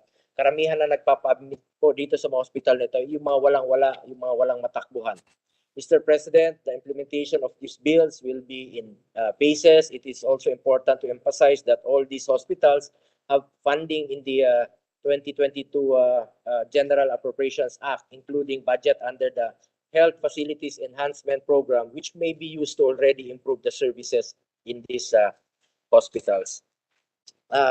For the bills establishing 8 new LGU hospitals, Mr. President, esteemed colleagues, I have the honor to sponsor today, which seeks to establish LGU hospitals to improve our healthcare system. As we know, the COVID-19 pandemic exposed the urgent need to strengthen our healthcare system. The more we should invest po dito sa ating healthcare system, especially in the countryside. Sa mga probinsya, kulang na kulang talaga ang mga pasilidad, ang mga pasyente kung saan may publikong hospital. Mr. President, there is a need to establish more government hospitals, especially in the provinces. While our COVID-19 situation is continuing to improve, we need to remain committed to capacitate our healthcare system. Tulad ng sinabi ko dati, hindi tayo dapat maging kampante. Hindi natin alam kung kailan po matatapos itong pandemyang ito. Huwag po nating hintayin na tuluyan ang bumigay ang ating healthcare system. Allow me to enumerate the hospitals in consideration. Ito po yung 8 new LGU hospitals. Number 1, Hospital Bill 9917. The bill establishes a tertiary hospital to be known as the Hospital ng Megkawayan, Bulacan, has an estimated bed to population ratio of 1:1,352 beds, which is higher than the ideal 1:1,000 bed to population ratio. The estimated gap for the level 1 hospital beds in Bulacan is 5,757 beds by 2025. Number 2, House Bill 10464. The bill establishes a tertiary hospital to be known as the Iloilo City Hospital. The gap for level 1 hospital beds in the city of Iloilo is 810 beds by 2025. Number 3, House Bill 10254. The bill establishes a children's hospital to be known as the Liluan Children's Hospital. Cebu has an estimated bed to population ratio of 1:1,056 beds. The estimated gap for level 1 hospital beds in the province of Cebu is 5,360 beds by 2025. Number 4, House Bill 10297. The bill establishes the Aklan Geriatric Medical Center. The estimated gap for level 1 hospital beds in the province of Aklan is 965 beds by 2025. Number 5, House Bill 93. Number 5 is House Bill 9537. The bill establishes a level 3 general hospital to be known as the Isaac Tolentino Memorial Medical Center. The gap of level 1 hospitals in the province of Cavite is 7,196 beds by 2025. Number 6, House Bill 9854. The bill establishes a district hospital to be known as the Panabo City District Hospital. Panabo City has 6 private hospitals and no public hospital. Number 7, House Bill 8888. The bill establishes a community hospital to be known as the Lamidan Community Hospital. The municipality of Don Marcelino is a third-class municipality in the province of Davao Occidental. It is largely inhabited by indigenous peoples. The gap for level 1 hospitals in the province of Davao Occidental is 565 beds by 2025. Number 8, House Bill 8890. The bill establishes a community hospital to be known as the Newing Community Hospital. The nearest health facility is 52 kilometers away. One bed is being shared by 2,326 of the population, far from the ideal 1:1,000 bed to population ratio. The establishment of these hospitals will aid in closing the gap for the hospital beds and will strengthen the healthcare provider network within their respective provinces. The funding for the operation and maintenance of these hospitals will be shouldered by the respective local government units. the national government will only assist in terms of capital outlay for the initial establishment of these hospitals. Kailangan nating tulungan ng LGUs kahit sa infrastructure dahil kahit sa tumaas ang tax allocation ng LGUs simula noong taon, maaaring hindi ito sasapat para makapagtayo ng isang hospital. As I have said before, establishing hospital should not be treated as a burden but an investment. May I also manifest that Senate Bill number 2457, an act establishing in the city of Iloilo, province of Iloilo, a city hospital to be known as the Iloilo Hospital, and appropriating funds therefore, authored by Majority Floor Leader Senator Mig Subiri and Senator Hontiveros, be included and taken into consideration under Committee Report number 615. The bill was just referred to the Committee on Health today. For the 18 bills upgrading LG hospitals, the hospitals which will be upgraded are as follows. Number 1, House Bill 1080. The bill increases the bed capacity of the Governor Faustino N.D. Senior Memorial Hospital from 100 to 500 beds. Meron po itong malasakit center, itong hospital na ito. Number 2, House Bill 10179. The bill increases the bed capacity of Concepcion District Hospital from 50 to 100 beds. Number 3, House Bill 10463. The bill increases the authorized bed capacity of the Teresita Lopez Alandoni Provincial Hospital from 100 to 300 beds. Number 4, House Bill 9779. The bill converts the Oriental Mindoro Central District Hospital into a provincial hospital to be known as the Oriental Mindoro Provincial Hospital. The authorized bed capacity is increased from 25 to 150 beds. Meron rin po malasakit center itong Oriental Mindoro Provincial Hospital. Number 5, House Bill 10376. The bill upgrades the Orani District Hospital into Level 2 General Hospital to be known as the Antonino Tony P. Roman Memorial Hospital. The authorized bed capacity of hospital is increased from 50 to 200 beds. Number 6, House Bill 10248. The bill increases the authorized bed capacity of the Unayan Municipal Hospital from 10 to 50 beds. Number 7, House Bill 10247. The bill increases the authorized bed capacity of the Balindong District Hospital from 10 to 50 beds. Number 8, House Bill 10014. The bill increases the authorized bed capacity of the Eastern Pangasinan District Hospital from 150 to 250 beds. Number 9, House Bill 7972. The bill increases the authorized bed capacity of the Laurel Memorial District Hospital from 25 to 50 beds. Number 10, House Bill 7973. The bill upgrades the Lipa City District Hospital into a Level 2 hospital. The bed capacity shall be increased from 75 to 200 beds. Number 11, House Bill 8190. The bill increases the bed capacity of Ilocos Sur District Hospital from 25 to 100 beds. Number 12, House Bill 8191. The bill increases the bed capacity of Pangatarem District Hospital from 25 to 50 beds. Number 13, House Bill 8192. The bill increases the bed capacity of the Congressman Natalio P. Castillo Senior Memorial Hospital from 25 to 100 beds. Number 14, House Bill 8194. The bill increases the bed capacity of the Rojas District Hospital from 50 to 100 beds. Number 15, House Bill 8197. The bill increases the bed capacity of the Dr.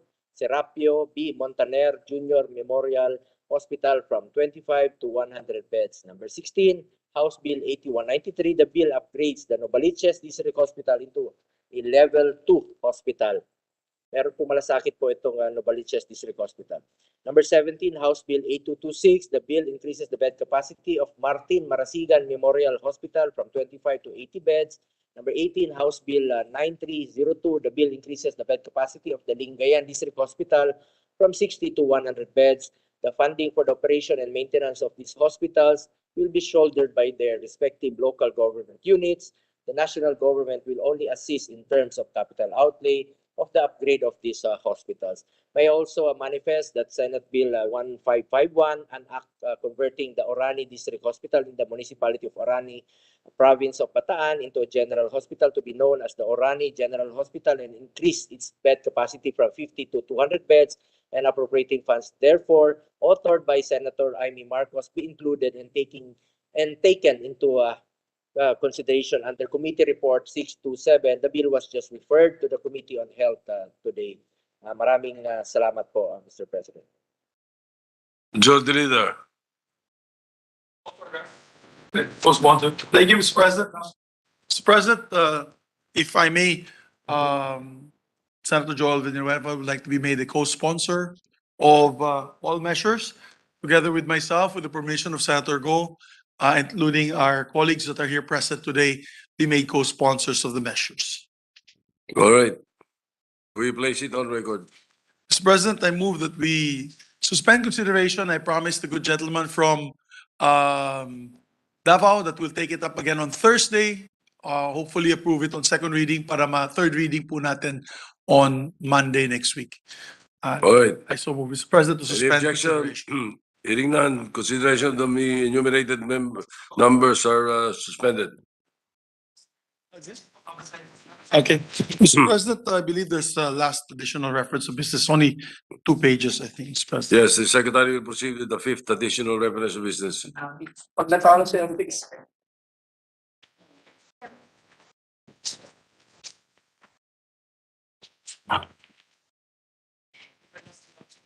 Fifth additional reference of business, bill on first reading, Senate number 2521, an act providing for the new Omnibus Election Code of 2022, introduced by Senator Marcos.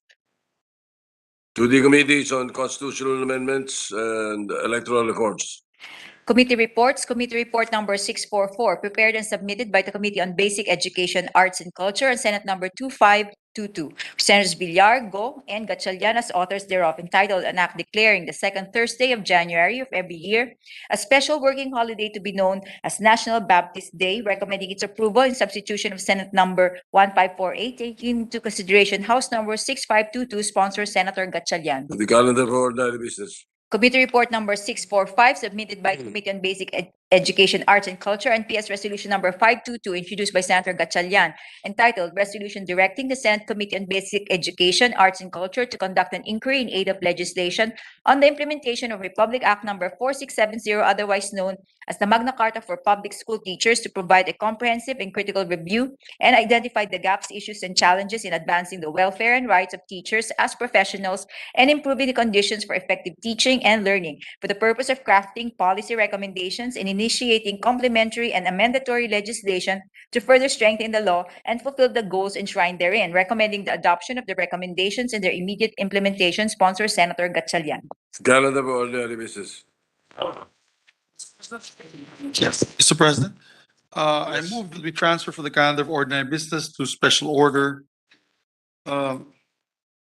Senate Bill number of the Baptist Day, I don't have the Senate Bill number. 2522, Mr. President. Any objection? Hearing none, transferred. Mr. President, I move that we consider the said measure and ask the Secretary to read the title of the measure. Secretary will read the title of the measure. Senate Bill number 2522, an act declaring the second Thursday of January of every year a special working holiday to be known as National Baptist Day. Will you recognize Senator Gatchalian for a short Senator Gatchalian. Thank you, Mr. President. Mr. President, distinguished colleagues, good afternoon. We observe some holidays to remember events of great historical importance. Some holidays commemorate the great deeds of our heroes. Others are meant to express solidarity with communities and groups, sometimes for their contribution to our country, sometimes for professing their faith, and sometimes for celebrating their culture. Whatever the reason may be, observing a holiday is one way for our country to collectively express an act of recognition. The piece of legislation before us today, Mr. President, seeks to declare the second Thursday of January of every year a special working holiday to be known as National Baptist Day. This will honor our brothers and sisters who belong to Baptist churches and recognize their contributions to building our nation. The Baptists are Protestant Christians who form a major branch of evangelical Christianity. Baptists believe in the salvation by grace through faith and baptize professing Christian believers through complete immersion. Historically, the Baptists are known for promoting principles such as religious freedom and separation of church and state. The Baptists are known for their role in crafting the United States Bill of Rights, the first 10 amendments to the U.S. Constitution, which guarantees civil rights and liberties to individuals. Our country later fell under the control of the United States, and the American Constitution became a model for the 1935 Constitution and later on for the 1987 Constitution. Among the principles enshrined in the 1987 Constitution are the principles that the Baptists upheld: religious freedom and the separation of church and state. To date, there's no official statistic on the total number of Baptists in the country due to the independent and non-hierarchical structure of Baptist churches. There are varying estimates, however, Mr. President. According to Bishop Ruben Abante of the Bible Believers League of Morality and Democracy, or Bible Mode, there are about 25,000 to 30,000 Baptist churches nationwide. Assuming each has 100 members on average, there are roughly 2.5 to 3 million Baptists in the country. On the other hand, membership data from the World Baptist Alliance show that there are 1,784 Baptist churches in the Philippines with at least 653,000 members. Taking these numbers together, total membership ranges from 650,000 to 3 million nationwide. On January 16, 2020, the Philippine Baptists celebrated 120 years of ministerial existence in our country. No less than President Rodrigo Duterte himself attended this event called the National Baptist Day, where he addressed more than 20 Baptist groups in attendance. But we are not proposing to legislate the National Baptist Day on the mere basis of numbers, Mr. President. The Baptists have distinguished themselves for their involvement in our communities by building schools, hospitals, and by giving much-needed aid to communities struck by calamities. As an education advocate and professed Christian myself, I find it worth emphasizing that Baptist churches in the country are running 1,200 Christian schools from preschool to high school. There are 1,200 Christian schools fostering both academic and moral excellence. The Central Philippines University in Iloilo City, which was founded in 1905, is a Baptist university. It was also in Iloilo City where the Haro Evangelical Church, the first Baptist church in the Philippines, was established in 1900. So let me put on record, Mr. President, that since we are proposing a special working holiday, this proposed measure will have no implication on wage rates. It is also provided that under the 2020 Handbook on Workers' Statutory Monetary Benefits, that workers are only entitled to their daily wage and not to any premium or holiday pay. Because of this, the Department of Labor and Employment has expressed its support for this proposed measure. At this point, Mr. President, I would like to thank Deputy Speaker Benvenido Abante of the 6th District of Manila, the principal author of this proposed measure at the lower chamber. I would like to also thank Bishop Ruben Abante for shedding light on the background and importance of this proposed measure. And also in the spirit of giving honor to our brothers and sisters in Christ who belong to Baptist churches and for recognizing their contributions to our life as a nation, I join Senator Cynthia Villar and Senator Bongo in seeking this August Chamber's support for the immediate passage of this measure. Thank you, Mr. President. May we recognize also another distinguished colleague of ours who is of the Christian movement, no other than Senator Joel Villanueva. Senator Villanueva is recognized. Yes, Mr. President, thank you, Majority Floor Leader. This is just to put on record my full support to the initiative, Mr. President. I've been very close friends of the Baptist community, especially with Bishop Benny Abante and the Bible Mode. So I just want to put that on record, Mr. President. Thank you, Mr. President. Yeah? Thank you, Mr. President. How about the other, Thursday, na? Okay. With that, thank you very much, Mr. President. Move to suspend consideration of the same. Consideration suspended. Mr. President, with that, no other measures, and I would like to thank all our colleagues because we finished almost all our measures in the agenda. I move that we, okay, sir. Mr. President, may we recognize our distinguished minority floor leader? Minority Leader is recognized. Thank you, Mr. President. Just so we will know what to expect in the next several days, can the Majority Leader give us an indication of our schedule? Yes, sir. Tomorrow, we assemble in the Batasan Pambansa for the joint session of Congress at 10 a.m. And then after which, we will be dispensing with a lot of motions on the creation of the canvassing committee, together with the approval of its rules. And then after which you will suspend, the good Senate President will suspend the joint session of Congress so that we can also do our work as the canvassing board. And then we will be doing the work of the canvassing board all the way till 10 p.m. tomorrow. That's the schedule, 10 to 10. We go home and then hopefully Wednesday we can complete the process if there's not too many, if we can complete all the COCs. And hopefully we'll be done as the canvassing committee by mid-afternoon or late afternoon of Wednesday. And then we convene as a joint session of Congress in the early evening to proclaim the president and vice president. Mr. President. This is when? On Thursday? On or- Wednesday. On Wednesday, On the 25th of. Yes, sir. Yes, sir. All And right. then, with the indulgence of our colleagues, we may conduct a additional session on Thursday, the 26th. Kailangan po, Mr. President, kasi The 26th. yung mga na-sponsor today, we need to take it up on Thursday po. Or else, hindi naman sa second reading if, or not, or else wala po tayong matake up Yes. next week. Thursday afternoon, I assume, sir. Yes. Yes, most probably. We might be ending up late, on Or early Wednesday night. afternoon, Mr. President. Pwede siguro early afternoon. Well, perhaps around 2 o'clock in the afternoon. Yes, Mr. President. Of Thursday. That's correct. So just for the record, we will have no Senate sessions tomorrow and Wednesday. Yes. And if we, assuming that we can finish our work as a National Board of Canvassers on Wednesday, we will have a Senate session on Thursday Thursday. at 2 p.m. Yes, just to finish up all we took up today, Mr. President.